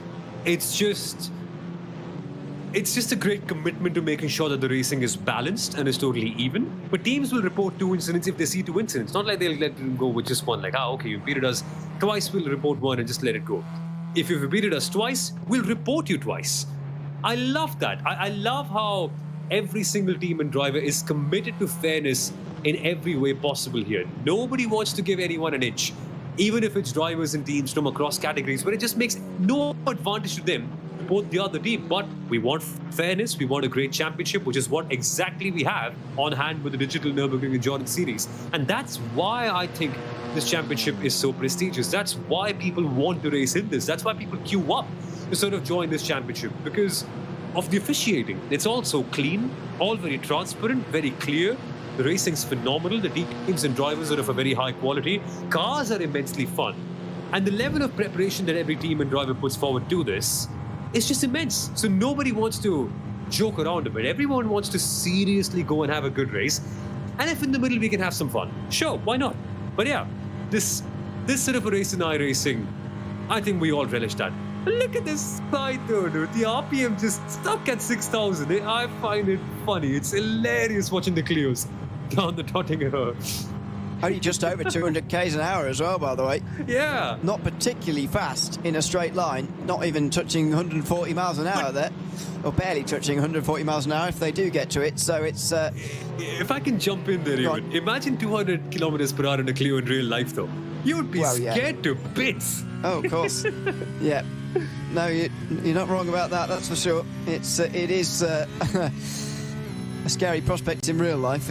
Pretty slow for sim racing. Here is Mark Balzer in 5th place. There's just been some change of position down here in the Porsche Cup class, or some closing of the gaps, I should say. Gabriel Solomon just ahead of Balzer here, and just behind them on the circuit is Gunnarsson Tastelen in the Frozen Speed Bike Grid and Go-Kart. I suspect the car that was right behind there when we joined there is not on their lap, though, because he doesn't seem to be particularly concerned about it, and he doesn't have anyone behind him as far as the timing train is concerned. In SP10, there have been some more pit stops.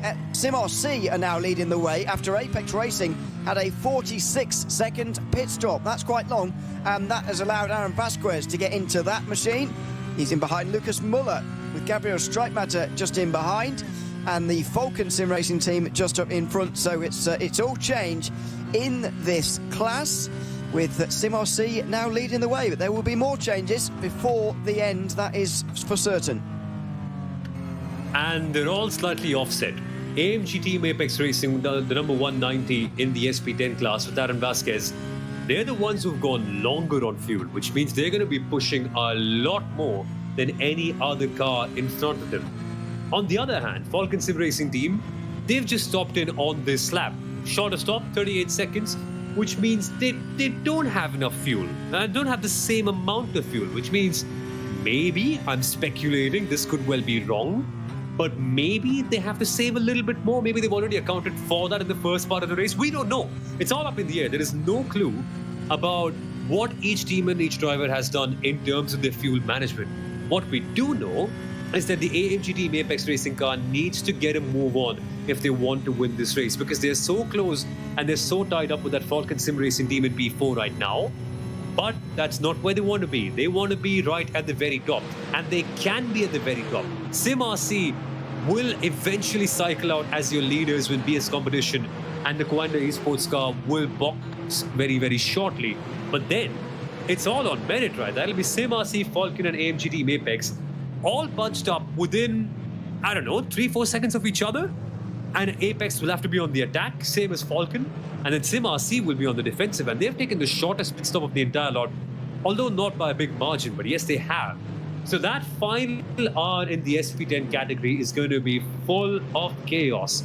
We know broadly who's going to be on the podium, but in what order are they finishing?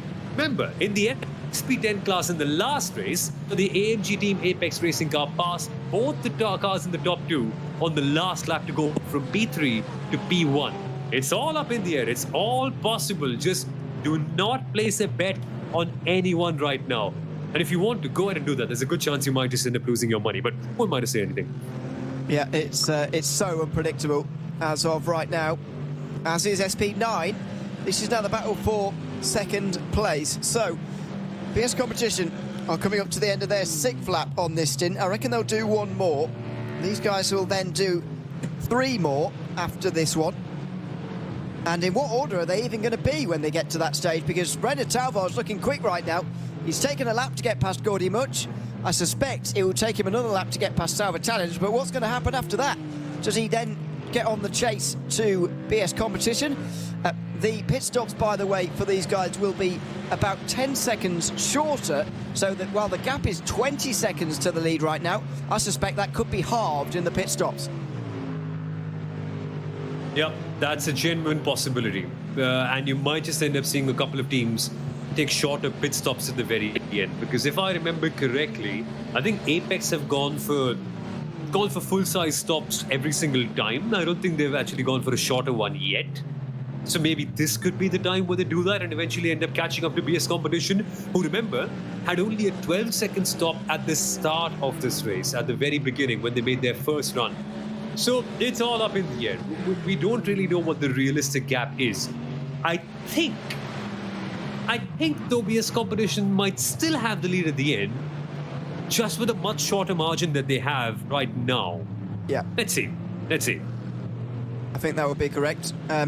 Williams, by the way, are back out in 8th place. Sammy Mastrogan's back in the car again, just in behind David Boska, who stayed in that car, the Help Racing by Grin and Go machine. That's the battle for 7th place. So for 2 and 1 points respectively, but they're over 3/4 of a minute off of the lead right now. That is quite some margin back to them. M&J Downforce and Veloce Thrustmaster are in between those two groups, very much on their own, but absolutely fascinating. 10 teams, top 10 teams, separated by less than a minute after nearly 2 hours of racing around this exceptionally difficult circuit. Let's go back to the Porsche Cup class because it is getting interesting. Roland Alfredson has come into the pit lane. Dimcenso, I should say, is into that car. It's the earliest stop, though, for Alfredson, and so they will drop down for now. They will come back up again later on, though, of course, as they make their final pit stop of the day. That'll drop them down to P7 as it stands. The Porsche Esports Endurance Trophy, that's the 138 alone Fritzen Racing we're talking about. And that leaves both the Scherer Esports cars, the 116 and the 117, to have some respite at the top of the field. They, I suppose, will go a lap longer. This will be their final lap, in my opinion, in this stint. That'll leave them with 8 more laps. I think this might be the last one, or maybe some might want to extend. We shall find out what that split and that balance might be eventually. But expect pit stops in the Porsche Esports Endurance Trophy coming in very, very shortly. And that'll then open up the door for the final stint. Now, it's an option you have. If you go longer in this stint, it means you go shorter in the final stint, which means you can push harder over there. Or if you go shorter in this stint, it means you could go longer in the last one and have to fuel save. What do you prefer? What sort of drivers do you have waiting? Sometimes a team has their aggressive driver waiting for the final hour of the race, and in that case, you don't want them to fuel save at all. You just want to give them clean open tarmac, an open race car, and no fuel saving obligations. Like, mate, you just go out there, put the fastest laps, and win the race for us. Each team might have a different balance. Some teams might have kept their fuel saving driver or the specialist fuel saving driver at the very end. We're not sure of who's done what. We shall now find out as we come to the last hour of this race what every single team has planned in terms of their driver strategies and also their fuel strategies. But the battling still goes on in the Porsche Esports Endurance Trophy. The number 137, that was the Austrian Sim Racers DNLS team, leading the AM category. Actually second in the AM category with Aldo Motorsport ahead of them. Yeah. And in the SP10s then, more fighting. Yeah, so that was the battle for second you're watching there, although Alexander Teeb is not an AM driver, for obvious reasons. He's very quick. Not that the others aren't, but you get the point. He's just split apart that battle for second place, meanwhile. This is for third in SP10. Now, who has made pit stops and who hasn't? Coanda still waiting for their 7th lap and their final lap as well. Marvin Stroll is out in front of these guys, though, by about 2 seconds. You can just see him. There he is in the Sim RC car further up front. He's taken over from Contaguine, who started that car earlier on. Just over an hour to go, just about an hour to go. Gabriel Streitmatter is 6 seconds behind them as well. But with Coanda still yet to make a stop, this will become the battle for second and third. Another fantastic SP10 race where you just don't know who's going to win right to the very end. And I'm not even sure when we've seen our final stops we're going to know who's going to win either. Yeah, exactly. When are the final stops? It's all so chaotic everywhere. But Aaron Vasquez, let's talk about this guy for a second. Just not a few weeks ago, Aaron Vasquez a month ago in the first round of the DNLS was on fire. On the last lap of this race, in the very same Mercedes that he drives right now, the AMG Team Apex Racing car, He was able to go from third to first, passing two incredibly quick cars on the very final lap, Sim RC and Falcon Sim Racing. Today, it's a similar task, except he has 1 whole hour for that. Next up on his radar is the Falcon Sim Racing team, the BMW M4, and Aaron Vasquez is right on the tail. Look at how quickly he's caught up, and look at how much the BMW is squirming around under pressure that Vasquez is putting up. When you see Aaron Vasquez in the mirror, you know that you're going to be under some phenomenal pressure, and at that point, you're very likely to make a mistake. It's only the best of the very best who do not do that. So watch out for that. Watch out for this SP10 battle, because as it stands, Sim RC, Falcon Sim Racing Team, and AMG Team Apex Racing, all within 2 seconds of each other. They're right now second, third, and fourth. But realistically, that's the top 3 for the entire race. As a Malika is blinking. How often do we see that? Yeah, Taubar has been having that trouble once or twice in this stint. He's getting away with it though. He's still connected, still going well, and he's now ahead of the Apex Racing Team Mercedes cars. So end of this lap it will be. Felix Kronbach in, and then 2 more for these two. And there you go again. Let's have a run through the order before they make these stops, because we're into the final hour. The number 1 BS competition car is leading the way by over 20 seconds ahead of Marla Racing Team, and then the 2 AMG Team Apex Racing cars further behind. But don't forget, these 3 further behind have much shorter stops to make. 2 laps of fuel that they won't have to take on that BS competition do. M&J Downforce have unfortunately lost the back of this train a little bit in these last few moments. You might be able to see them on that long shot. There you go, in the light blue Mustang just in the background. Then it's Veloce Thrustmaster who are not out of this either. Then Hope Racing Team and AMG Team Williams are a bit further behind. Top 6 covered by less than 30 seconds, and I think they've all got, at the very least, an outside chance. Indeed, they have. The SP9 class, it's all simmering together like a very tasty curry, with all the spices coming up towards the very end of this race. BS competition are off cycle, but they have been the runaway leaders from the very beginning. How far ahead will they be when this entire pit cycle evens out? Marla Racing Team, they were given a drive-through penalty. They went to the very back of the field and have still come back on into second place on merit. Can they realistically challenge the BS competition team and maybe, just maybe, take a shot at the win of this race? And what about the AMG Team Apex Racing Team? They've been by far and away the top 2 and top 3 for the entirety of this race, but now that they've lost ground to Marla Racing Team, they have to fight back and they have to get something in the final hour of this race. And so many other stories on the back end of the grid as well, including the M&J Downforce team, who have one of their cars, as you can see on the screen, in P9, but the other one putting in a very good performance and finding itself in P5. So lots of interesting stories in the SP9 category. And in the last hour, put your hand on your heart if you genuinely know who is going to lead this battle for second place, because I can't tell. Is it Marla? Is it Apex? Which one of the Apexes, if it's an Apex? And what about MJ Downforce? Can they come back in later on in the stint as well? Unpredictability is the nature of any virtual Nürburgring endurance race, and that is exactly what we're getting to see in action here today. It's worth reminding you, Veloce Thrustmaster should have 5 seconds less of a pit stop than these guys do. They're only just over around 10 seconds behind them. That's going to get close. Hope Racing Team and Williams Esports are together at the moment. They should have 15 seconds less of a pit stop. It's going to be a splash at the end of the race, to be honest. They've taken their mandatory stops. They're just going to take their splash that they need on fuel to the end of the day. To round out the top 10 is Impulse Racing and the Ferrari, ahead of the 2 Nürburgring Esports teams, with Liberty Esport first and only of the Porsches in 13th place. They're ahead of Lion GP. Then you get to over 2 minutes off for Door Esports after their stop and hold 60. They're still 15th ahead of Falcon Sim Racing Team, Holder Motorsport, RC Car Shop Motorsport, or Esports, I should say, and Team Nitro Falcon have just overtaken Mulder Motorsport for 19th place, which shows you, by the way, with confirmation that all 20 SP9 cars that started this race are still running. That's beautiful. That's really beautiful. I mean, compared to where we were last time, where we had 5 or 6 of them taken out on the very, very first lap, I think this is a great place to be. This is more DNLS, to be very honest with you. I think the last time we just saw a bit of early season blues, people sort of hungover from the off season, and then a couple of rough edges here and there, eventually resulting in a few big pile-ups, but that's not what we're seeing here today. The racing so far has been phenomenal. All the drivers have been so composed, barely any sort of brain losses that we've seen in any of the major battles.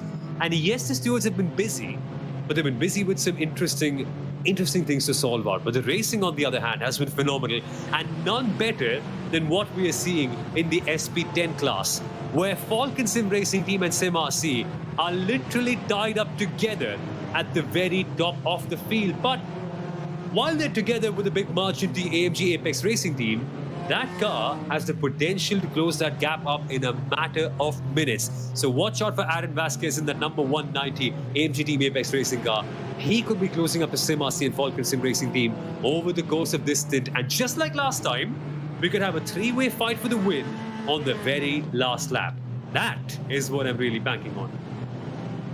Yep. There is still a pit stop to go here, I should mention, in SP10. So be wary of that, because I was just looking at this and thinking, oh, it's probably between Falcon and Sim RC now, isn't it? But actually, that's not true, because there has only been 2 stops. Yet there is going to be a third and another fuel stop and all the abnormal stuff that can go on in a pit stop. So we'll keep an eye on that as Apex Racing try and chase him down. Grid and Go try and chase down as well from 4th place. Then it's Coanda, who have just dropped to 5th place with their stop. They might not have to stop again, though, based on what I've seen. They're just out on the circuit again. I reckon they may not have to stop again. We'll keep an eye on that. WSR Esports Booking is 6th place ahead of Nürburgring Esports, then BS Competition, who are battling away for 7th place as well at the moment, by the way. Daniel Muff versus Tomola Butele. I've got to say, if there's been a disappointment in SP10 so far today, it has been the performance of BS Competition, because while they've been doing very well in SP9, SP10 hasn't gone so well for them today. It's unusual to see them nearly a minute off the lead. Yeah, that's the tough part. I mean, for BS Competition, it's just one of those days, right? And in the SP10, the margins for error are so limited. If you have a slightly off day, you could be off by a long margin. Plus, so many other things as well, right? That stop and hold penalty that they had, just for that pit lane infringement, that did them dirty. And had it not been for that, right, which would have cost them how much? 60 odd seconds, roughly? There's a very good chance they would have been fighting for the lead of this race. So I can't exactly tell if they've had a bad day driving wise, but that one pit lane infringement and the resultant stop and go penalty has put them into P8, and that can destroy a season. I know destroy is a heavy word, but that's what it is.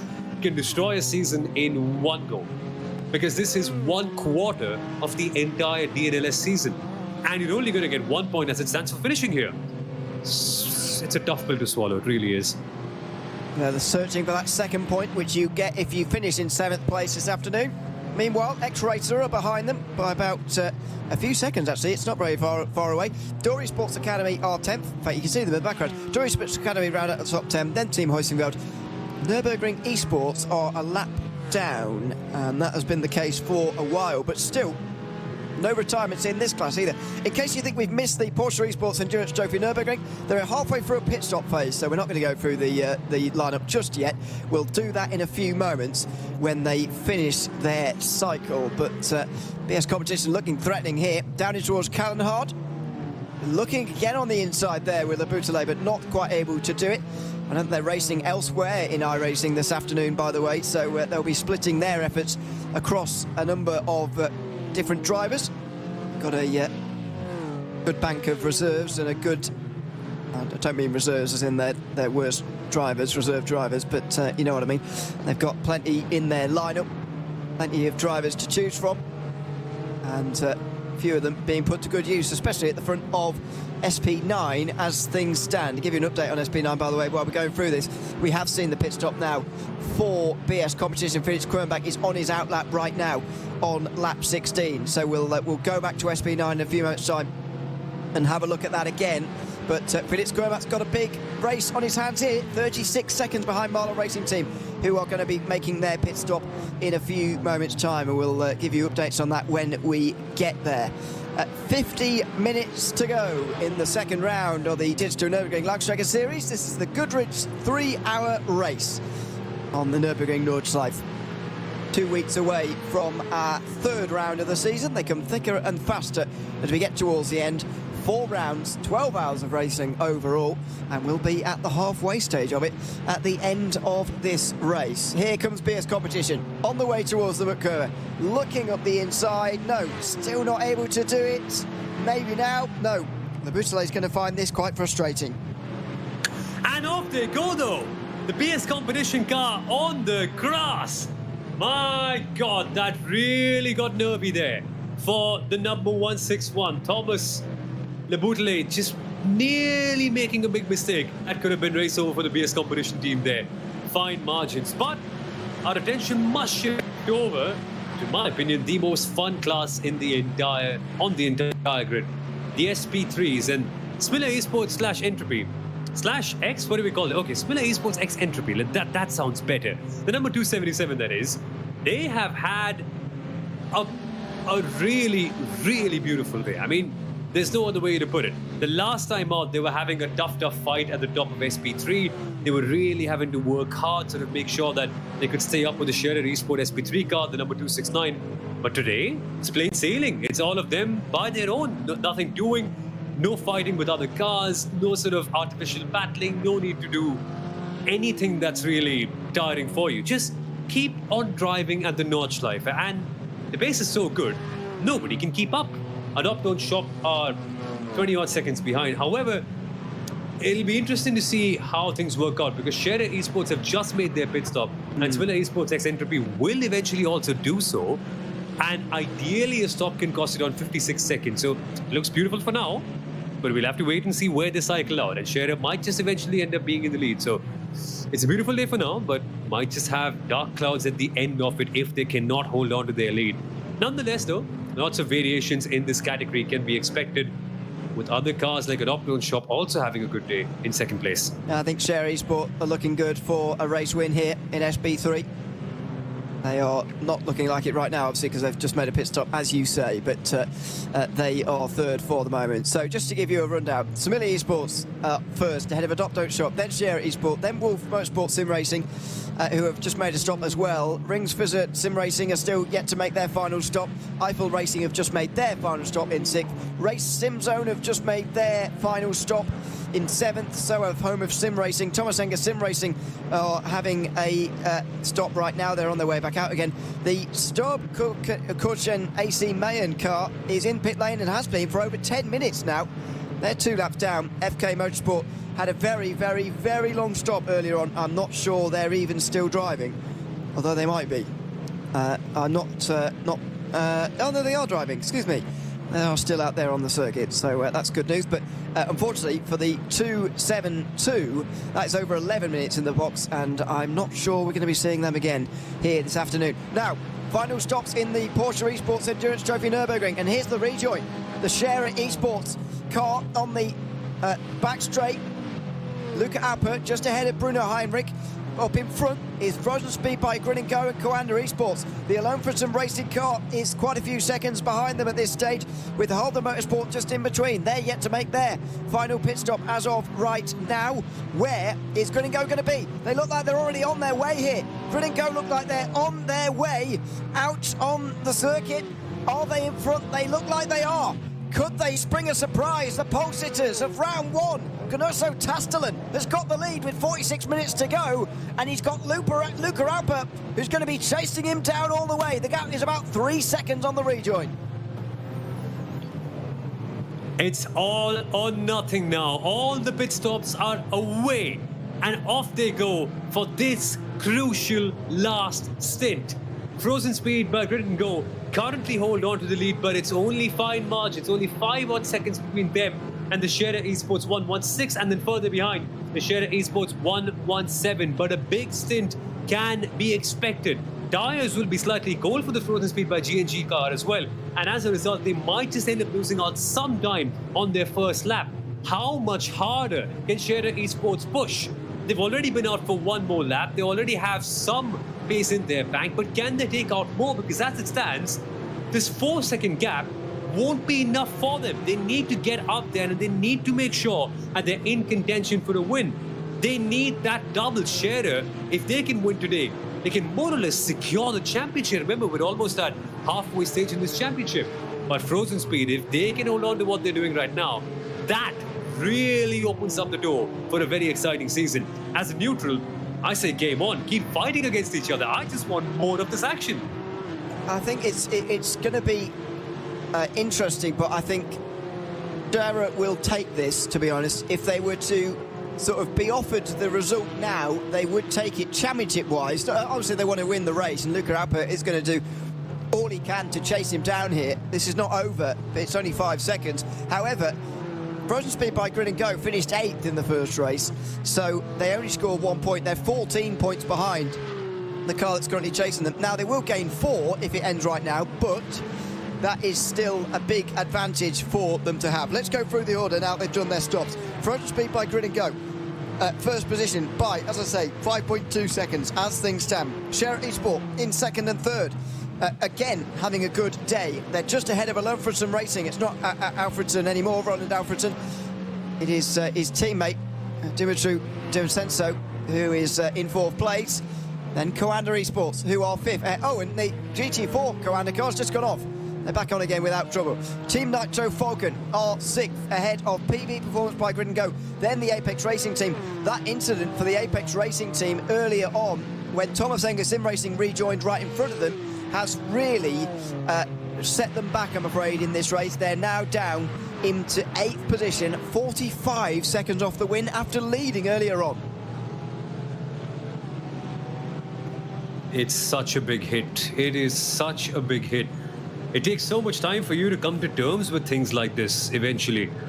And that is something that the Apex Racing team, the number 119 crew, will be ruining for quite a while. They had a podium in the last round, and this was an opportunity for them to double down on that, potentially get somewhere close to a win, make sure that this season gets that further kickstart that it needs. But a P8 performance will really not do them a world of good. If anything, I think Scherer and Alon Fritzen, both the Scherer cars and Alon Fritzen, it puts them in a very good space if it stays as it is right now, because Scherer Esports 116, they get a P1 from last time. As it stands, it's P2, which could well become a P1 for all you know. They're really putting a hand on this championship right now. And if Alon Fritzen Racing can do something big in the next couple of rounds, that's where we might see some variation. But as it stands, it's so well controlled by them. In the AM category, though, Halde Motorsport still holding on to their lead, and Avia WNSE Motorsport comfortably in second. The orange denotes, of course, the cars in the AM category in the Porsche Esports Endurance Trophy. Foster Tech by WMS currently third in that class, but it's all been rather in sailing there. But good opportunity for the Foster Tech team to close up the Avia WNSE Motorsport. Only 4 seconds of a difference between the teams in second and third in the AM class here. Yes, I'm not sure, by the way, how the AMs are going to be separated this season, because none of them finished in the top 7 last time out, and so that means they all score 1 point. So I'm going to check on that a little bit later, but the AMs are all outside the top 7 again, which is my point. Halde Motorsport, as you say, are indeed ahead of WNS E-Motorsport. Then it's Foster Tech, who won in the opening round. Austrian Sim Racers and Team Sorg Rennsport round out the 5 teams. Then it is Dory Sports, who have been in the pit lane for more than 10 minutes. As far as I can see, we've still got no retirements out of the 60 that began. We have got a couple of long stoppers, though. 17 minutes now for Sturpa, Korschen, AC Mayen, and the 7 Racing have been in for over 7 minutes, although they've just left after 7.5 minutes. They're back out again, which is great news for them. Dory Sports, though, coming up to 12 minutes in the box. So, yes, we're seeing some very long stops, but no official retirements yet. What a remarkable thing to have after 2 hours 20. I find that to be fascinating. This is a proper showcase of what the Digital Nürburgring Endurance Series is all about. Lots of variations in strategy, lots of great fighting, some incidents here and there, such a wide variety of cars, incredible drivers, and it all coming together at the most beautiful circuit in the world, the Nürburgring Nordschleife. And at the end of this Digital Nürburgring Endurance Series race, we're now looking at 40 minutes of absolute pandemonium. We're now seeing lots of shifting in the SP9 category. Velocitrustmaster are provisionally your leaders. They are due a stop though.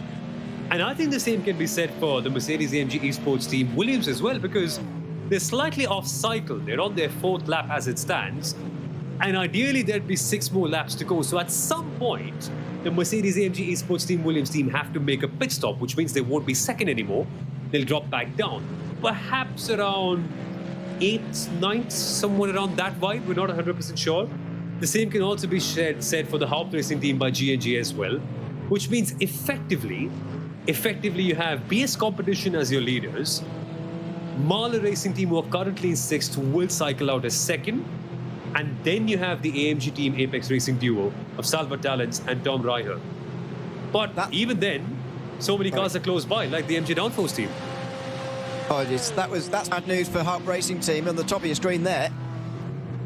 That's a drive-through penalty, and that is for pushing another car. Pushing the other car is the Williams car. That's really bad news for number 4, David Boschke. He'll be furious with that.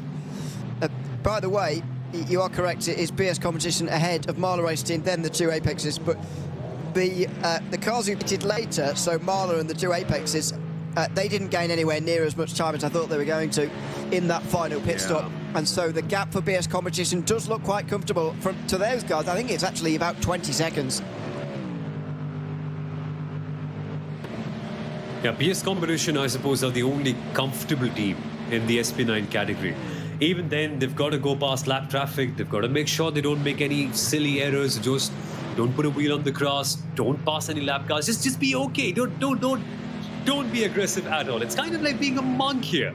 Every single opportunity where you think you can accelerate a bit or you think you can go on the edge, just calm yourself down. That's the message being sent right now to Felix Kornbach as he takes that Mercedes-AMG GT3 car around the Nürburgring Nordschleife in anger.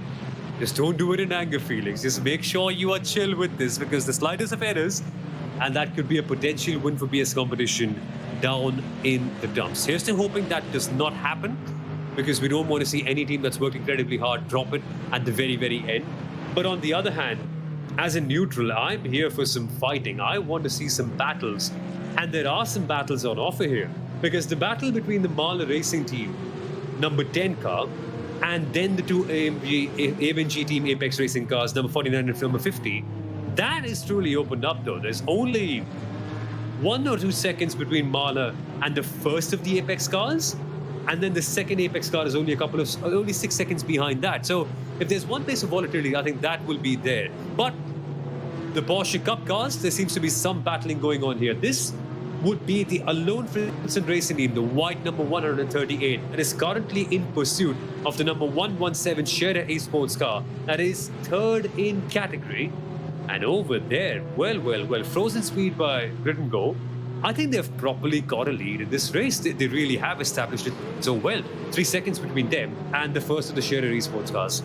It's come down to 3 seconds, so that is it coming down quick enough, I think is the question now, because it's definitely going the right way for Grid and Go.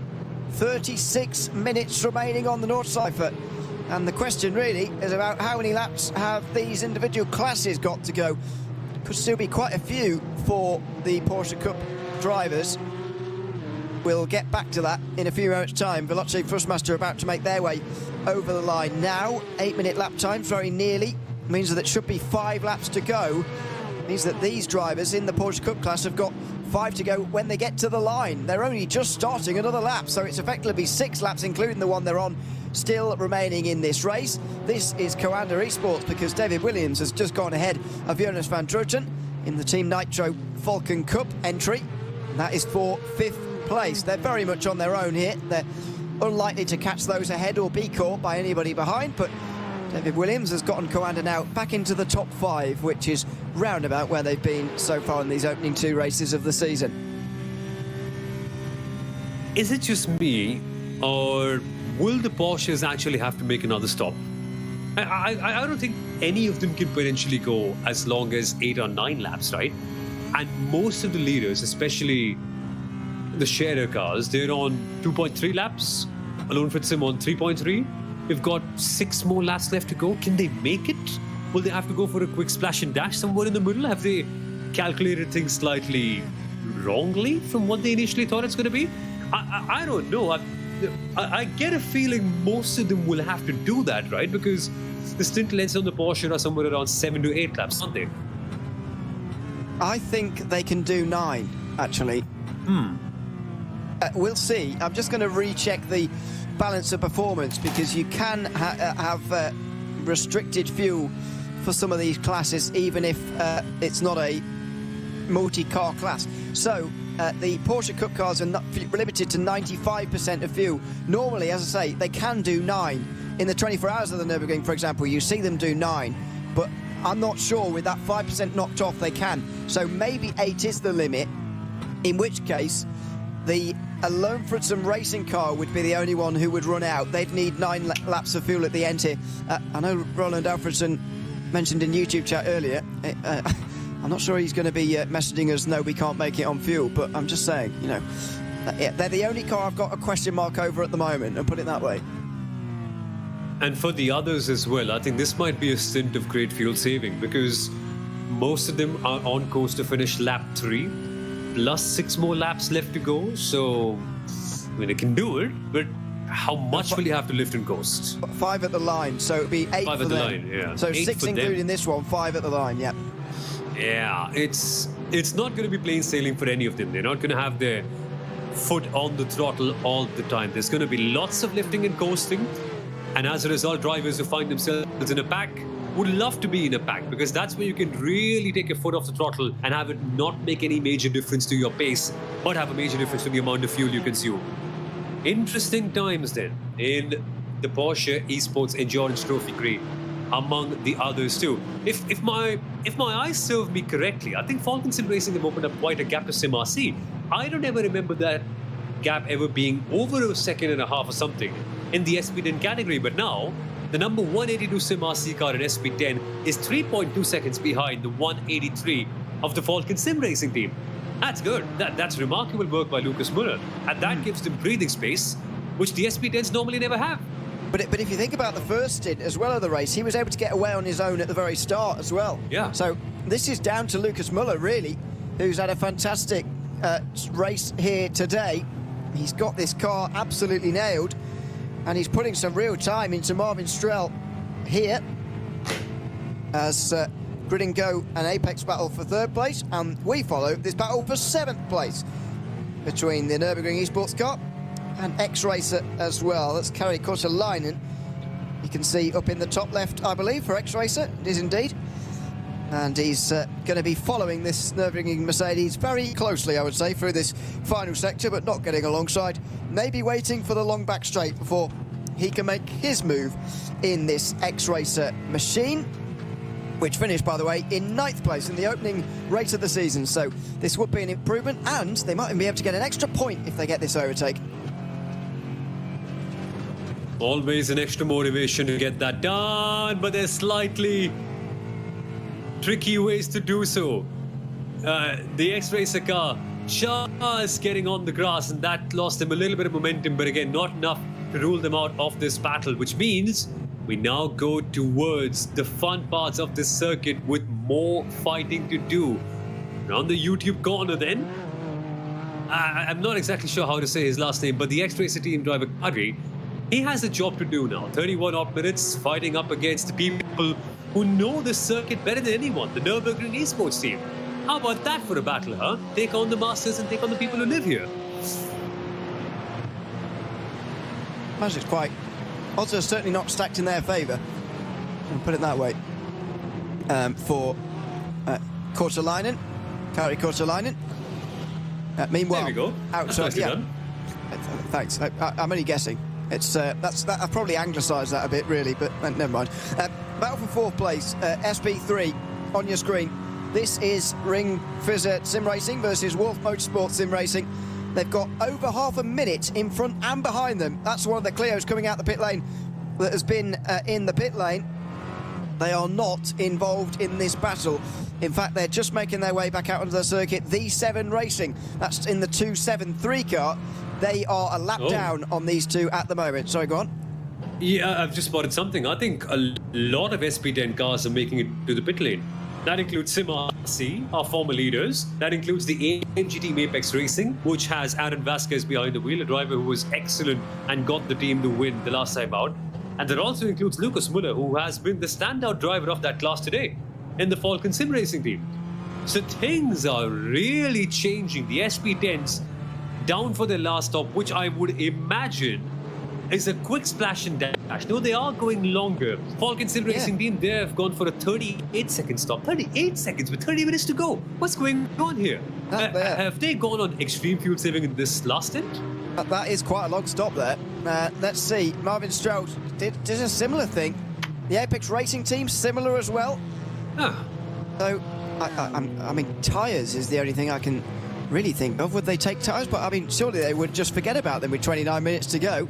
I certainly would. But anyway, Falcon Sim Racing team are going to lead by some way then, ahead of SimRC. WSRE Sports Bookkeeper, though, are right behind Falcon for now because they are yet to make their final stop. Yeah, so it's evident that we in the comms box don't always know everything. We just cannot. We did not write forecasts. News, exactly. I mean, I was just walking in trying to predict strategies coming into this race, like, who's going to stop when, if this car has a stint length of 8 laps, that car has a stint of 9 laps, how are they going to all separate out their pit stops? But you just can't tell because in the middle of a race, there are so many variables, like you could have a crash, or you can encounter back markers, or the other car that you're fighting against blinks early, so as a result, you have to blink early. So many different things that just make this 3-hour race so chaotic. And that's the thing I love about this the most, that the strategy windows are just so open, they're just so varied. They're just not like Formula 1 where if a car comes in now, 2 laps later, the other one will come in. So, and even a lap here is 7 minutes, right? So it's all so varied as anyway. But in the Porsche Esports Endurance Trophy, a couple of moves being made. It's the PB performance by Grit and Go that is currently chasing the car in 7th place in this category. And if my visuals are correct, that would be the Apex Racing team now, wouldn't it be? Yep.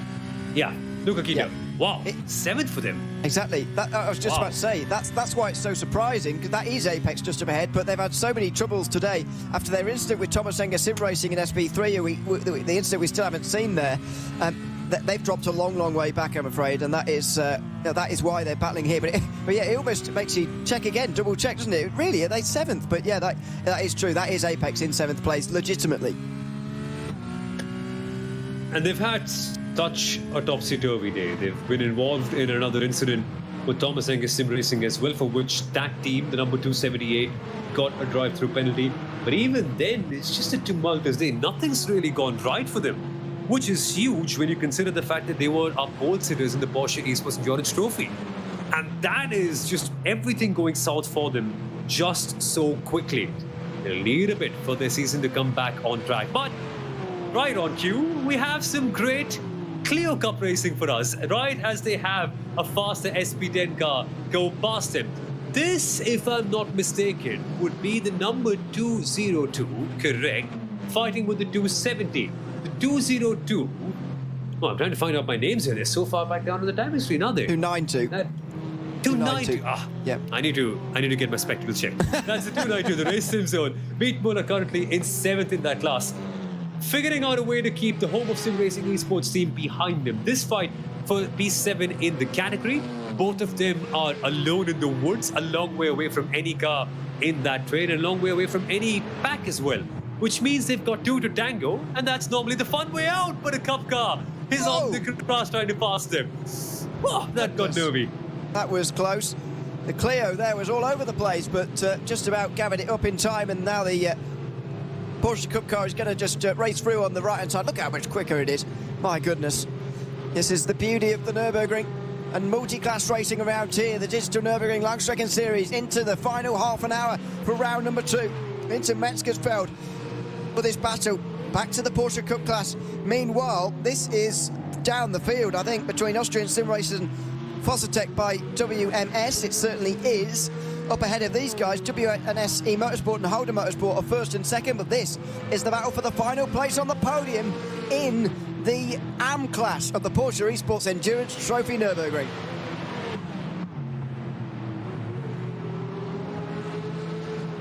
A battle that's got a lot to play for. Lots of pride, lots of points, lots of prize money as well. Remember, we have the Pro and the AM class split up into two. This is a battle for bragging rights.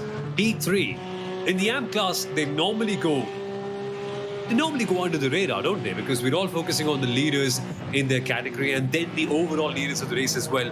But there's so much to fight for here as well. As the name suggests, amateurs, they're not in this full time. They're not professionals. They're really training, they're working and driving their car when their day jobs allow them to, which is essentially so beautiful, right? Because when you think of the spirit of endurance racing, it's persisting, it's trying, it's working hard, it's just driving the car as much as you can whenever life allows you to. And for them to be battling for a position as high as third in their category in the AM division, I find it amazing. I think the stakes are as high as they can ever be, given the circumstances that the AM drivers find themselves in. So, amazing to see such a fun battle for the final place on the podium in the Porsche Esports Endurance Trophy AM class. And let's see which one of these drivers is able to hold on to it. Currently, the Fositec by WMS team, the number 115, holds on. But the Austrian Simulations DNLS team has a lot to play for as well. But now, our focus has shifted up higher to this class, where the Alone Fritzen Racing team, the number 138, that white Porsche Cup car, is chasing for the final podium spot in the overall Porsche Esports Endurance Trophy class. Up ahead is the number 117 Scherer Esports team. And up ahead of both of them is the battle for the lead between Frozen Speed by Grid and Go and Scherer Esports 116. By the way, they've got still 4 laps to go when they get to the line, I believe. So Ganasso Tastelen versus Luca Alper is going to be quite a battle, and hopefully we'll see that on the back straight towards the line. They say these three are battling for third, but they're about a quarter of a minute off of the lead at the moment, about 15 seconds or so behind the leader. 13 seconds it will be called officially on the tower. So a good margin to have. Meanwhile, in SB9, M&J Downforce having a great day. They're ahead now of the 50. Tom Rio has been overtaken by Jonas Gundert in the number 22, and M&J Downforce could be moving to a... I mean, have they got a chance of a podium here? They've got an outside chance for sure. Yeah, they could well do, right? Because we expect BS Competition to be the leaders after everything is cycled out, and once we see Williams and the Haupt Racing team go make their pit stop, that leaves us with the Impulse Racing team, which I would expect to end up doing the same, because they're on a similar strategy to Williams and Haupt. So essentially, BS Competition would be first, but Veloce Trasmaster have actually done an incredible job to find themselves in second on merit, right? They currently are 5th on the timing tower, but as it stands, they have made their last pit stop, and they have a 3-second or 2-second advantage at least to the Mahler Racing team. So out of nowhere, by leading the entire race for the most part, and just being the outliers, the Veloce Trustmaster team have really got a claim to be on the podium places where, honestly, I never expected them to be there. Like, weren't they 7th at the start of this race? Yeah, I mean, I certainly didn't expect them to be there either. It was, it's a remarkable drive from them. M&J Downforce finished in 7th place in the opening round of the season. Their second team finished down in 14th, though it's not that car admittedly that's up towards the front at the moment, but even so, it is great to see. Meanwhile, this is the battle, and we've missed the pass for the lead here. The 116, Raphael Renhofer is in front of Ganasso Tastelen. Now it's a big job for the Grid and Go driver. Can he stay with, excuse me, it's not even Raphael Renhofer, he's given over, hasn't he, to Luca Alper, excuse me. So, can Luca Alper break the slipstream and run away with this race win? That's his big objective now on the Grand Prix circuit. That's what we were talking about at the start of the stint in the Porsche Esports Endurance Trophy. The Grid and Go sim racing team, the Frozen Speed by G&G team, they eventually had the lead at the stop of this stint. Yes, they had a shorter pit stop as compared to all the other drivers. It is a question of when and not if the Scherer Esports car would catch up. Now that they have caught up, they have put some daylight between themselves and the Frozen Speed by Grid and Go team in second place. But still a chance for them to get closer. However, in this very class, Alone Fritzen Racing have been given a stop and hold penalty. That's the team in B4 in the Porsche Esports Endurance Trophy class. And I wonder why that's happened. Let's me just dig down and find out. Yeah. We will have a look at what happened there. Alone for some racing. Minimum standing time. Their minimum pit stop time was not achieved by tenths of a second. They've been given a stop and hold penalty of 1 second. So that's it.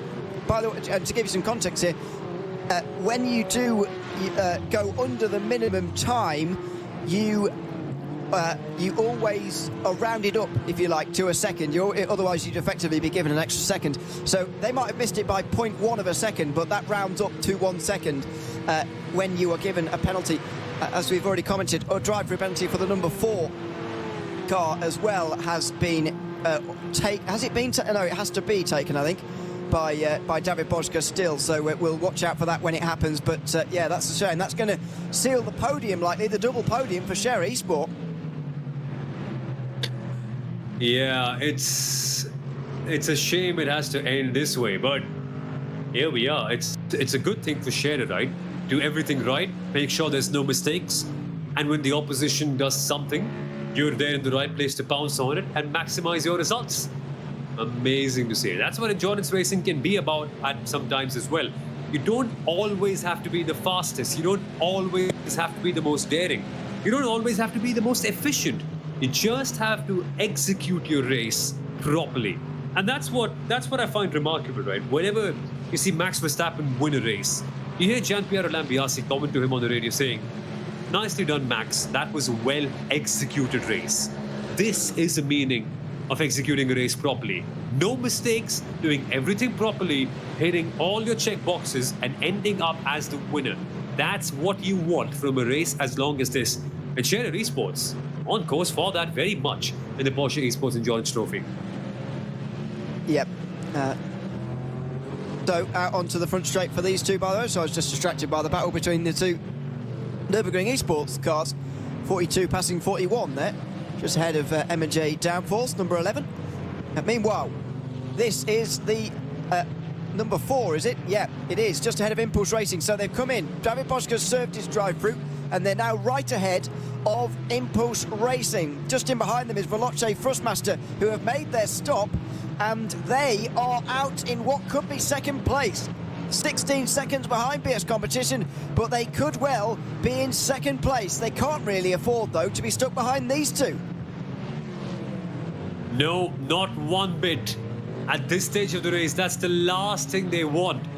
Given all the hard work that they've done just to be coming across cars that are not as quick as you, or just even coming in your way. And the Veloce Thrustmaster team, they net should ideally be right behind BS Competition in second. Now that they have been pulled into this battle, they need to find a way off.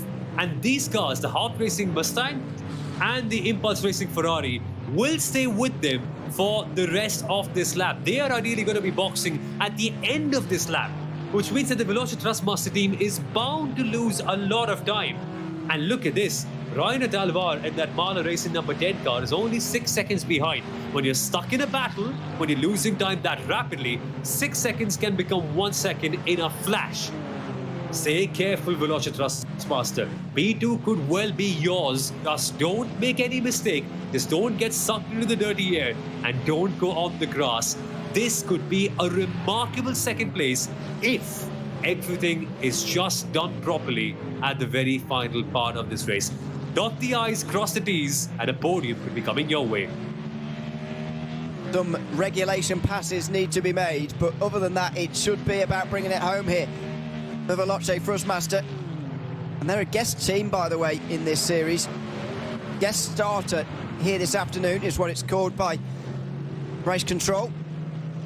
They, in that case, are not guaranteed entry, I suppose, to all the rounds, but if they do, they could even mount a championship charge. I'm not even sure if guest starters are allowed to score points or not, but anyway, they look like they're going to finish in second place, whether they are or not. So yeah, this is looking fantastic for them. The other guest starters, by the way, in case you were wondering, number 50, Apex car. They're currently running in the SP9 category and 9th place right now. They should move up into 8th, maybe 7th, actually. but we'll see on that. And in SB10, we've got a guest starter. The WSR Esports bookkicker number 163 is a guest starter. They are in 6th place at the moment as well. So all 3 of the guest entries doing rather well, considering they didn't do the opening round. But have a look at this. This is the time loss I was talking about that they couldn't really afford. Exactly. And this is out of their hands now. They're just going to wait for the right moment. They are not lapping that Ferrari ahead of them. They are actually fighting the Impulse Racing by GTU team on merit, which means that Daniel Lafayette cannot expect the Ferrari to make way for him. As it stands, it'll be tough for the Veloci Thrustmaster team to get past on raw pace. Yes, they've had much better pace throughout, but catching up to a car is one thing and passing it is a completely different ball game altogether. If I was Daniel Lafayette, which is very hard to do because I'm just not as fast as him, I would take my time and be patient, because Ryan Talvar, as fast as he is still 3.5 seconds behind. I can afford to be there. Look at the impatience though. Lafayette flashing his headlights, telling the Impulse Racing driver, Philip Goglock, Philip, get out of the way. We're in different races. Let me go ahead. But he's just got to be patient and careful. Whoa! And that has rewarded him. Oh, that got close. Eventually, though, Veloci Thrustmaster up into P4. That did get very close in towards the mud curve. On the inside line, the BMW... Oh, no! One of the Clios into the wall! In a big way towards Stahlstrecker. That was a big crash down there. Huge crash for one of the SB3 Clios. Now, who was that? It could have been either Race Sim Zone or Home of Sim Racing Esports. I'm not sure who it was. But that is a real shame for one of the SB3 cars. The 270 looks all right there. It must have been Race Sim Zone who have gone into the wall pretty hard, and they must have a lot of damage after that. Yup, that was the number 292, and they were, for the lack of a better word, punted away, unfortunately. And that's what we were talking about, executing a race properly, just closing things off in the final part of the race. But Veloci Thrustmaster and Daniel Lafayette, they have unfortunately made one critical error, hitting one SP3 car, and that could be a penalty coming their way. And that could mean a phenomenal second place disappearing in a matter of minutes. Think about it. 2.5 hours of effort in one shot. Well, what do we say about that now? That is unbelievable. Unbelievable. Have they been able to go? Yeah, they are still going, so they're going to be able to get round. If they have to make any repairs, they've got 2.5 minutes to do them before they start losing places. Let's have another look. It's in towards the right-hander before the Stahlstrecker. And, yeah, I mean... I think I can see what happened there. So the 292 tried to move to the right to let the BMW back through again on the outside line, trying to let them keep their racing line, but the BMW didn't think they were going to do that, and so they moved also to the right-hand side and got into the back of them, I think is what happened there. Just one minor moment of miscommunication, and that's there you it. Go. Yeah. There's the tap. And there is what could have been a phenomenal second place disappearing in a matter of seconds. Oh, well. And I just think there's a very good chance that we might just see an investigation on Veloci Thrustmaster coming in any moment now on the race control sheet. Yep. No investigation just yet, but I suspect you might be right on that front. We will be getting an investigation into that. To be honest, though, I'll be honest, as much as I feel sorry for the SB3 car, since it's the one being overtaken, you know, you need to stay on the racing line. You need to be predictable, and I'm afraid the SB3 just wasn't there. They moved out the way. They tried to be helpful, but it's actually not helpful when they move out the way like that. Meanwhile, we'll get back to that, because the lead has changed. Felix Quernbach is now at the front, and he's just set the fastest lap of the race to go with it as well. Williams are in. There they are, making their final stop of the day. Daniel Lafuente moves up to second. Rainer Tauber's third. Tammy Mastrogan will be fourth as he makes his way out. Salva Talens in the 49 just gets out ahead. So watch out where the Williams car will recycle. Here's another replay of what exactly went down with the Veloci Thrustmaster. Here's the unpredictability you were speaking of. Just the slightest of movements by the SP3 car and the Veloci Thrustmaster machine of Daniel Lafuente has nowhere to go. And ultimately that tap, it doesn't help anybody. It doesn't help anybody at this stage of the race. Because you've compounded so much, you've worked so hard for 2 hours and 50 minutes. And then the hours and hours and hours and hours and hours that you spent before the race to make sure that you're planning things well, like your strategy, like your fuel stops, like your driving, your practice, everything.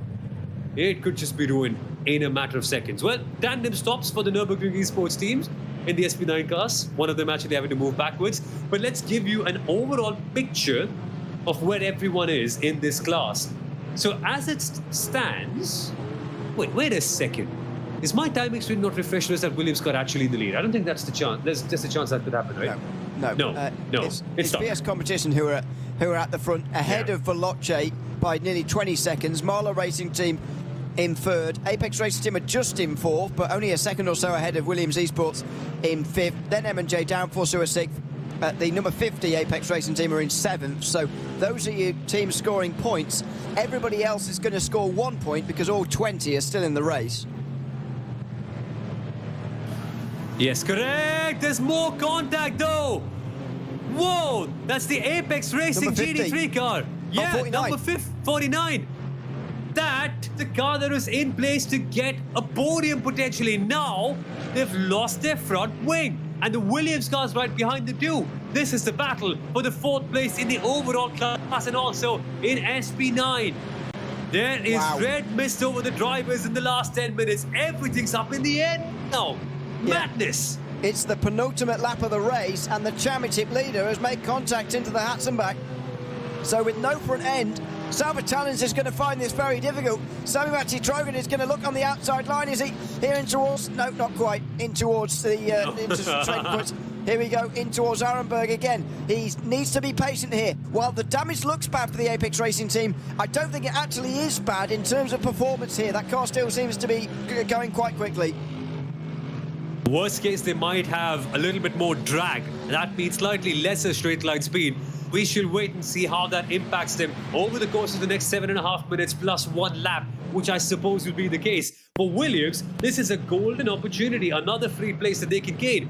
Here's what went wrong for the Apex Racing Team. They're on the outside and again, the slightest of movements by an SP3 car, and there's nothing that the faster SP9s can do about it. They've picked a line, they've committed to a place, and at that moment, volatility is the last thing you need.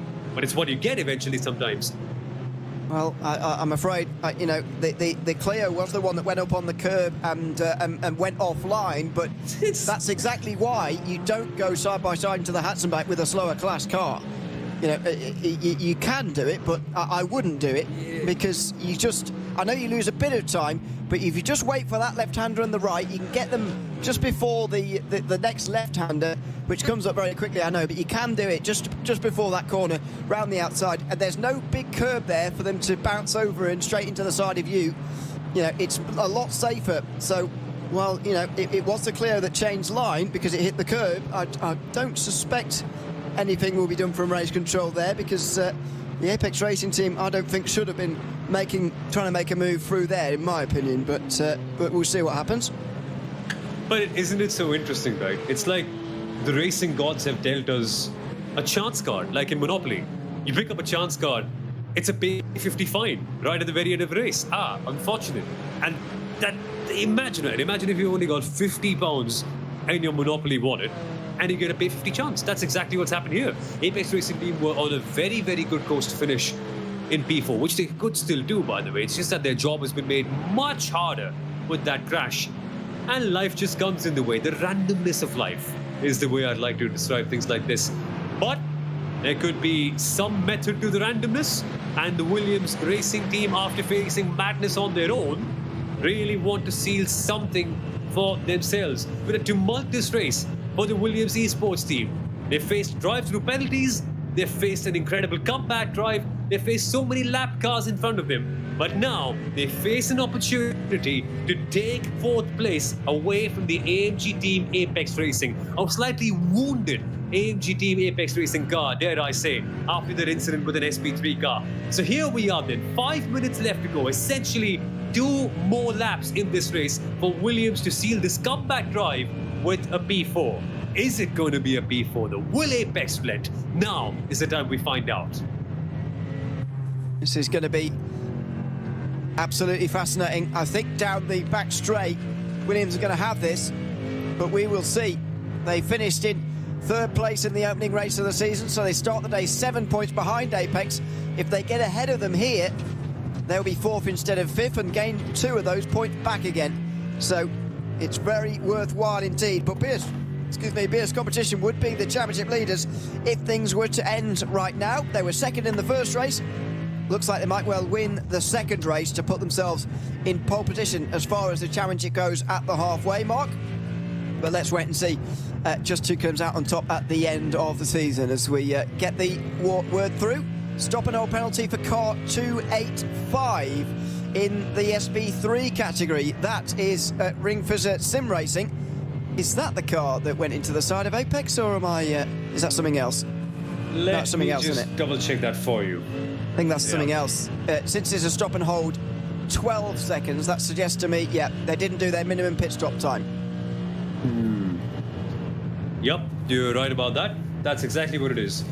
And in the meantime, the House Racing team, their drive-through penalty hasn't been served yet by the number 4. I think it must have been, right? Yeah, it has, yeah.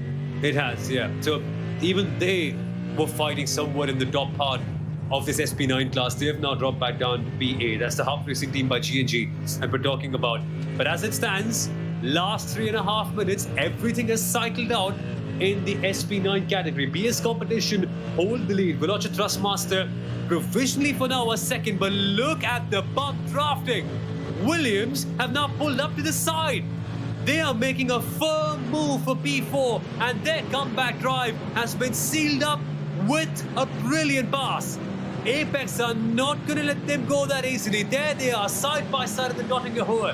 Who's going to have the advantage heading into Tiergarten?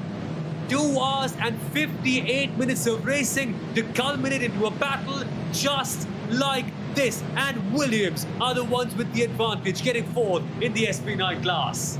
That was a question of drag there by the looks of things, and the Apex Racing team have got a bit of damage, so they might be suffering here. Can they come back again in towards turn 1? Williams know there's a big possibility, and they move it right over to the pit wall immediately here. The white flag will be waving. 1 lap here to go at the Nordschleife. Here goes the Apex again on the outside line. Sauber Talons, he's going to do the switch back here, surely. He's got to, but he's not got the traction. Oh, maybe now. Oh, he had a look down the inside at turn 2. Not quite. Sauber Talons, though, down to 5th position. That's an important pass for Sami Machi-Trogan, who is up to 4th place for Williams and looking to gain some of those points back from the race winners back in December. And both of these teams have fought through the fire in this race. Think about Williams, the drive-through penalty they had earlier. They could have been your race winners. They should have been someone in that fight for that race win. But a small error at the start, and they have been sent to the back from where they fought back to come into P4. So what a drive by both the drivers in this team. And Sami Machi-Trogan just adding a cherry on top of this beautiful comeback drive. But dare I say, it's not over and done with yet, because Sauber Talons, even though he might have faced that damage from that contact with the TCR car, a Clio car in the last couple of laps, it's still not over and done with, because you, for all you know, might just end up facing another Clio car on this final lap of the race. So don't count anyone or anything out of this race. With 1 minute and 10 seconds to go, I still think this battle for P4 has some juice in this. And wait a second. Did I just see Dirt Esports number 20 out of the race? Yeah, they are, yeah. Number 20, no. Number 120 are definitely out. I didn't see number 20 out of the race. I think I saw this somewhere in my timing screen. Again, my spectacles need to be fixed, for sure. But lots of chaos. Maybe I'm losing sight as a result. I'm potentially also losing sight because I see 2 Mercedes green cars, 2 Nürburgring Esports Mercedes AMG GT3 cars. Am I seeing correct, or is it double even? What's happening here? Double. We're not seeing double. That is indeed two Nürburgring Esports cars. Eric Trotsch ahead of Nicholas Schaefer, 11th and 12th at the moment. Meanwhile, the Porsche Cup class, this is Austrian sim racers on the back of Avia W&S eMotorsport for second place in the Porsche Esports Endurance Trophy Nürburgring AM class. This is in the SP10, where we've got BS Competition behind WSR Esports Buckinger. What a great end to the race for BS Competition to be knocking on the door of a top 5 after struggling a lot earlier on in the race. And for WSR Esports Butt Kicker, it's about holding on now. It's just about holding on. I get a feeling this might be the last lap in the GT4 category. We'll just get confirmation on that by looking at the track map in a short while. But as it stands, that BMW, with its straight line speed, is going to be hungry on the Dottinger Hohe. Can that Aston Martin, the WSR Esports Butt Kicker car driven by Esteban Rodriguez, just be calm and patient enough to get a good run off the final couple of corners, and especially the Kleines Carousel, so that when the BS competition comes up, the draft ultimately becomes useless? Easier said than done, but that's what has to be on the menu for them now as we come towards the final lap. Well, these guys are definitely a lap down on the leader, or 2 laps down, I should say, on the current leader, because that's Veloce Thrustmaster just in behind them. So this will be the last lap for them, certainly. Whether it will be the last lap for everyone in SP10, I'm not sure. Whether it will be for these guys either, not sure. Battle for second in the AM part of the Porsche Cup class. Here comes Austrian sim racers. Robert Koppler in 13th place, just in behind the W&S car. Ended up finishing way down and not scoring any points in the opening round. Austrian sim racers are going to race past them and finish ahead of them, perhaps in the second round in a row. They finished 3rd place in the AM Championship standings in the opening round. Now they're up in front of their rivals for 2nd place. Austrian sim racers up into 12th position overall, and that was a pretty easy move in the end. It looks like Avia W&S eMotorsport just running out of steam towards the end here.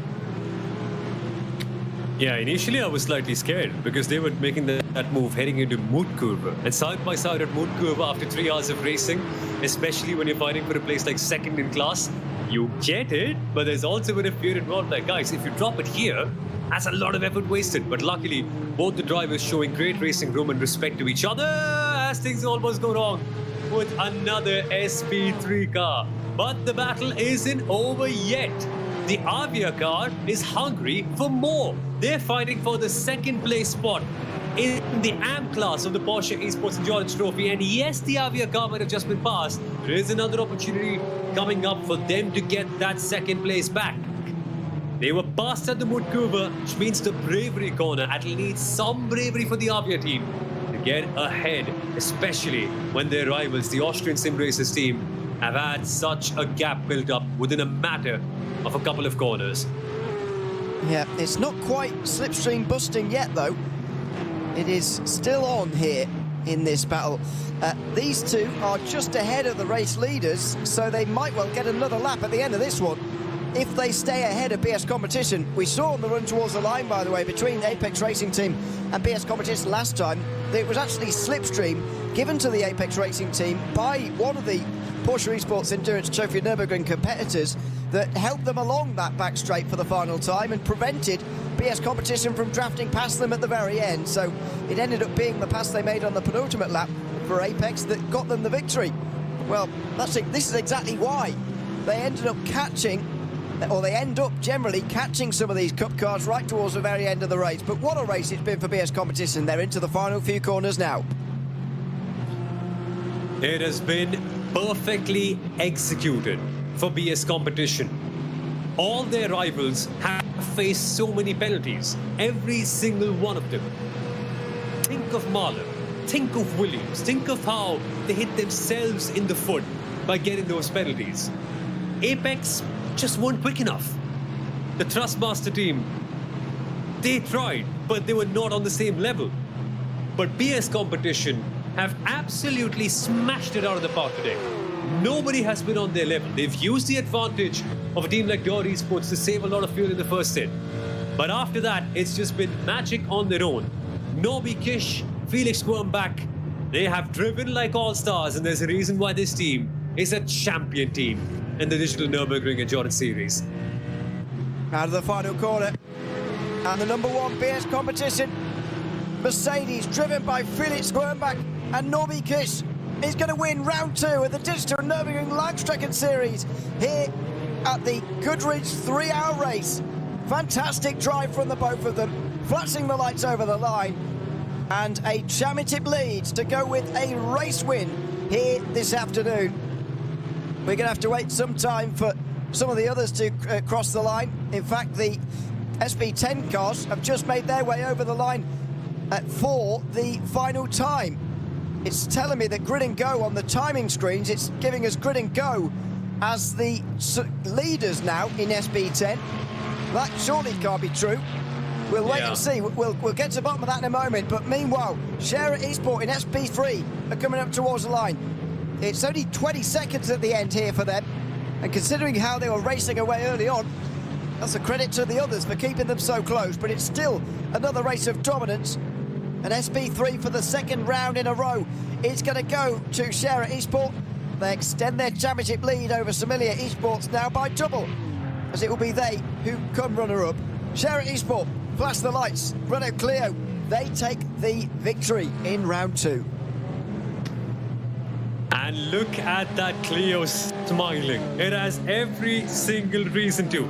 It's a double in the SB3 class for Share Esport. That would basically mean the championship, it's partly in their hands, right? 4 races in the season, you've won 2 of them. You've done everything right to make sure that you can be called champions at the very end.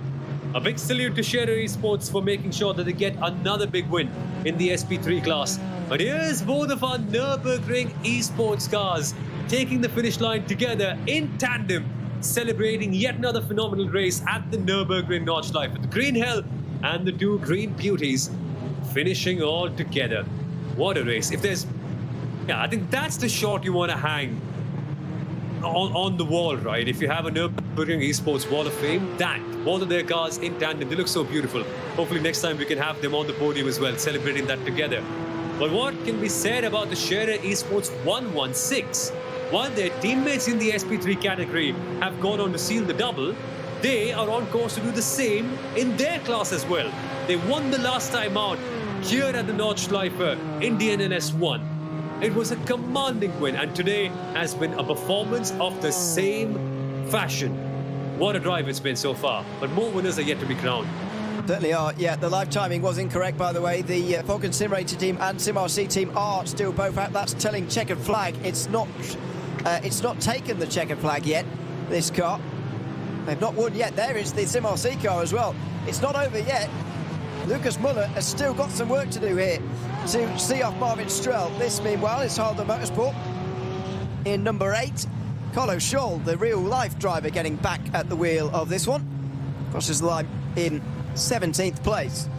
Mulner Motorsport will be over the line next. It will be Sergei Blum who has the chance to take the car over the line for them, with 271 on its way down the hill here as well. This is Eiffel Racing. We're going to cross the line. They finished down in 9th place in the opening round, so this is a recovery and a better day for them. A nice top 5, and it means so much more in this series when you're up against the competition that you're in, but also you score a lot more points when you're inside the top 5, indeed inside the top 7. You score a lot more points than you do just for finishing the race, and so they'll be very pleased with that. There is Alexander Leonhard making his way over the line. Even finishing one of these races is something to be pleased about, and he weaves over the line in celebration of just that, just ahead of home of sim racing.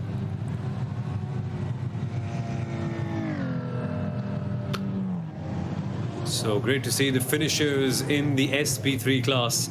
And it's a race of endurance for so many of them. For every single one, actually. 3 hours of racing. So much of effort and so much of preparation to build up to a race like this. Even finishing is such an achievement, given how SP3 cars have been bullied around here and there at times. at certain parts of this race. RC Car Shop Esports, they are done with their race in the SP9 category as well. And firstly, congratulations to all the finishers. It's been incredible to see only one major retirement, if I'm listening reads correctly. And that is a testament to the quality of driving and also the quality of officiating in this championship as well. Top-class drivers, top-class teams, and a top-class circuit run by top-class organizers. Yeah, the Digital Nürburgring Endurance Series is that championship that you really want to come race at. Certainly, it's great to have had 60 turn out again here as Luca Alpert makes his way down the straight. Scherer Esport on their way to completing a double-double.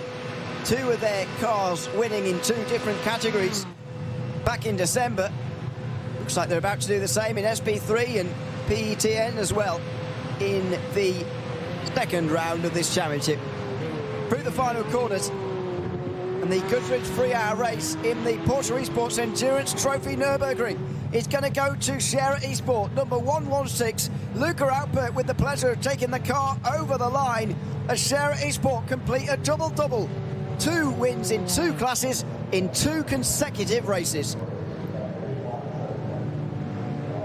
What a performance it's been for Scherer Esports. Frozen Speedway didn't go starting off with a tough one, but now coming up with a big podium in the second race of the season. Bruno Heinrich coming across third for the Scherer Esport team. It's 1 and 3 for them. Celebrations galore in their cap as they get a victory in the Cup category and also in SP3. What a day it's been and what a season it's been so far for the Scherer Esports outfit. Behind them, Coanda Esports finishing in P4 with David Williams bringing that car home after 3 long and endurance hours. But ultimately, it's good points for them for the rest of the season. And Team Nitrox Falcon, we finish in P5. There's Apex Racing Team. Will be slightly disappointed with 6th place, I think, after leading earlier on. Alone for some racing, getting their strategy slightly wrong. They were challenging Apex on that last lap, by the way, but they just dropped back towards the end by quite some distance. PB Performance finished just in behind them with Roger Fierstead Christensen. Team 75 Burner by CMRC and R Sport round out the top 10. Holder Motorsport are only just ahead of Austrian sim racers for the lead in the AM class. Here it is. This is a battle for the win here. This could be on into the final chicane. I knew we couldn't get through a race without a last lap decider, and it's going to happen in the AM class of the Porsche Esports Endurance Trophy Nürburgring. Look at them both lifting off down the straight here. They're trying to just leave it and time this run right. Here comes Robert Koppler. On the right side, he's going to be chased over the road by the Honda Motorsport Porsche. Here come Austrian sim racers on the outside line. They're coming right up on the SP10 leader, by the way. Falcon Sim Racing about to be crowned victorious. But who's going to get the win in the AM class here?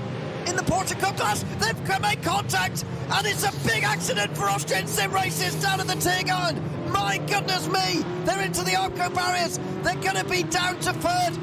Perhaps down further as Avia, WNSE Motorsport close up in the back of them. They are chasing all the way home, but Holder Motorsport win in the AM class. Falcon Sim Racing win in SP10. What a remarkable finish to that race. Oh, that must be just so bitter for the Austrian sim racing team that comes across with a broken front bumper as you see them crossing the finish line. What do we say about that? As a neutral though, my word, can you have a better finish than that to a 3-hour endurance race? Phenomenal racing. And we also see Sim RC, the number 182, come across to finish second in the SP10 category. But what was that? Fighting till the very last corner, hell, the very last inch of tarmac in the Porsche Esports Endurance Trophy AM category. And the ending might not have been sweet. Yes, there was a crash at the end, but that's the kind of stuff you fight for. 3 hours of tough endurance driving so that when you come to the final 10 minutes, you can duke it out and find out who is the true winner. And that tag, in whatever fashion it does go to, it belongs to Halder Motorsport. What a win for them in the AM category. Well, is there going to be anything post-race to say about that, I wonder? Anyway, let's find out later. BS Competition are the winners by 21 seconds ahead of Veloce Thrustmaster in second place. Marla Racing Team couldn't quite chase them, but they finished in third ahead of Williams, with the race winners from last time finishing down in fifth place. M&J Downforce could put in a good performance to finish in sixth ahead of the number 50 Apex Racing car. That finished in seventh. Then you get to those who only get 1 point from the afternoon. Hupt Racing Team by Grid and Go will be one of them, along with the rest of the finishers that are about to pop through on your screen. They are Impulse Racing, M&J Downforce number 11, the two Nürburgring Esports cars, Line GP, Liberty Esport and Falcon Sim Racing, the top two Porsches. Door Esports, who had that minute stop and go in 16th place, with Harder Motorsport, Mulder Motorsport, RC Car Show Esports and Team Nitro Falcon down towards the back. But a dominant victory for BS Competition, who were away with three others early on in that race. Three others had issues, penalties for the most part, and they were able to take a pretty comfortable win in the end.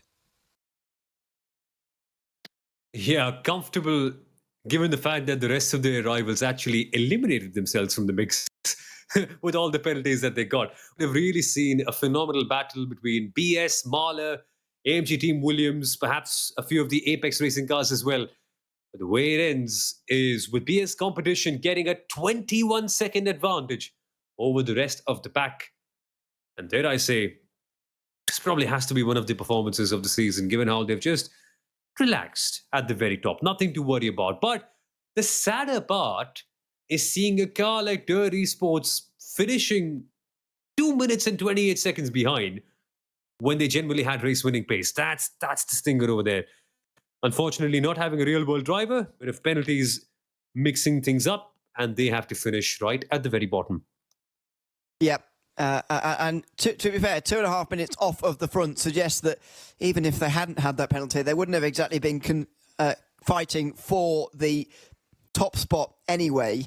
But, you know, it's difficult to say that because, of course, they got caught up in so much more traffic that they otherwise wouldn't have if they had not had the penalty. It's worth noting as well that Falcon Sim Racing actually finished ahead of them. So in terms of those three teams who had that penalty to serve for not having a real-world driver, the Falcon Sim Racing team were actually the best off of those three teams. Yeah, exactly. And that's also fascinating the way it's all ended out. Even when you've got a penalty, right, there's so much to fight for nonetheless, and great to see that they're actually keeping that spirit of endurance racing on and not just throwing in the towel as soon as they see a penalty. That's not the kind of stuff we like. No, absolutely. As we will scroll through the rest of the results in a few moments' time. As far as the championship is concerned, that will mean BS Competition will be leading the way ahead of the Apex Racing Team, I think. Let me put it to you this way. Number 49 Apex, number 5 Williams and number 10 Mahler are going to be very, very close in the championship after these first two rounds. I think it is probably between those four, to be honest, as far as the championship goes. And there's no success penalty this season, so there's no disadvantage in effect of winning the race. You used to have 30 seconds worth of a longer stop. You don't have that anymore with 20 seconds for second and 10 seconds for third. It's a straight race every time. I think those four particularly are going to be very, very exciting to watch throughout the season as far as the championship goes. In the Porsche Esports Endurance Trophy Nürburgring, the Scherer Esport team have taken the victory by 4 seconds after chasing down and passing Frozen Speed by Grid and Go in that final half hour. Scherer Esport do manage to get 2 on the podium. While it's not a 1-2 like it was last time, it is still a 1-3. Coanda Esports finished 4th ahead of the Apex Racing team, who fell away towards the end. Alone Fridson Racing had that penalty stop and hold for 1 second. That no doubt cost them at least 4th. Then it was PB Performance by Grid and Go. Amteen 75 Bernard by Sim RC. The others who will be scoring just the 1 point will be R Sport, Team Nitro Falcon Cup. Then you get to those in the AM class. Holder Motorsport holding off Avia WNSE Motorsport and Austrian Sim Racers at the end in a phenomenal fight. Foster Tech by WMS and Team Stork Rensport rounds out the top 5 in the AM category, with Dory Sports 120 retiring after that. A decent race in this class and a pretty late pass for Luca Alpert to get the victory, but a deserved victory again for Scherer, who take 2 in a row. And with that, they've really put themselves in a good spot the rest of the championship. A victory at the first round, a victory here as well. Even though some of their points for the number 117 car might have been taken away by the frozen speed by G&G car. It doesn't matter. It doesn't matter in the long run. They both are in a very, very good place in the championship, given how the others are struggling as well. But in slightly controversial and slightly touchy fashion, Halden Motorsport take the win in the AM class in the Porsche Esports Endurance Trophy. The 107 involved in a cutthroat battle with the Austrian sim racers team right until the very end. Unfortunately, the Austrian sim racers making contact, and as it stands, they had to drop back down to P3 with their rivals for the entire race, Avia WNSE Motorsport, taking second. We'll keep you updated on penalties if they come through here this afternoon. It is being investigated, as you might expect. Any thoughts before we move on to SP10? Any final thoughts on that crash at the end? It's just so tough, right? Because when you're on the last lap of a race, you're bound to put your car in a place like that. It's really hard to tell. I think I'll have to go back and watch it again, which is a diplomatic thing that every commentator would say. Nice. Incredible. I've learned very well. But no, I think tempo has got a bit too hot, is the one observation I can make, if I have to make one. Yeah, I think Halden Motorsport could find themselves in trouble for it, but we'll see about that. Falcon Sim Racing team take the win in SB10 ahead of SmartC, who were really chasing them at the end, but the gap did balloon towards 12 seconds on the last lap. Grid and Go Esports got lapped right towards the line there, and so finished third ahead of the Apex Racing car in fourth. WS, they'll probably be the fourth for the championship in SB10 as well, by the way. Now we're talking about that. The guest entry of WSI's Butkiger finishing fifth place ahead of BS Competition, who recovered quite well towards the end there. X-Racer finished in seventh, and then Nürburgring Esports in eighth place. The rest of them, including Nürburgring, who scored just the 1 point, are Dory Sports Academy, Team Hoisingveld, Coanda Esports, and Nürburgring Esports. The big surprise being Coanda Esports find themselves down in 11th position. Not a great start to the season for that huge Coanda team. No, not at all. And that's not the place where you normally expect to see a big team like Coanda as well. But unfortunately, the GT4 car, it's just not been anything helpful for them. I mean, we saw them on an alternate strategy. They were trying to experiment with something, going longer than the pack, but it's not ended up well. But it's a victory once again for Scherer Esports in the SP3 category. A double-double, if you come to think about it, isn't it? Where they had a double-double in the first round with their win in the Cup class and SP3, and they've gone and done that yet again with a win in the Cup class, and now with the SP3 team also doing an incredible job, winning by 25 seconds. At some point, I remember I was going on and on about the fact that Smiller Esports Executive B could have a potential chance. Maybe they could find themselves in the mix in the last stint. No, they could not. They clearly could not. 25 seconds the gap between them. And Adopt Don't Shop, a very, very well-earned podium for them. Yep, certainly. So Scherer, Similia and Adopt Don't Shop share the podium. A few more seconds further back was Wolf Motorsport Sim Racing, with Eiffel Racing just holding on to that top five ahead of Home of Sim Racing. That was the closest battle towards the end there. Ringsford Sim Racing finishing seventh ahead of Race Sim Zone in eighth. And then the rest of those who scored just the 1 point. Thomas Enger Sim Racing, D7 Racing, FK Motorsport and Stub Shen AC Mayen finishing at the back end there, 7 laps down in the end. I believe, if I'm not mistaken, we could have even had 4 retirements there. Maybe those bottom 3 didn't make it over the line at the end. I'm not entirely sure about that, but there was certainly a few towards the back end. Dory Sports definitely retired from the Porsche Cup class. I'm pretty sure the bottom 2 retired. Maybe D7 Racing also retired in 10th place as well, finishing 2 laps down. But there we go. That is just about it for the second round of the Digital Nürburgring Langstrecken-Series for season 2024-25. What a fantastic race. This has been the Goodrich 3-hour race from the Nürburgring. We'll be back exactly same place, same time, in just 2 weeks' time for round 3 of the series, the Ravenel 3-hour race on the 15th of February. I very much hope that you will join us for that then. I've been Neil O'Leary alongside Simula Arua, and Michael Villa has been behind the scenes telling us what to do and monitoring us. So big thanks to him and everybody who has been behind the scenes this afternoon. It's goodbye from the Nürburgring for now, and we'll see you in a couple of weeks' time.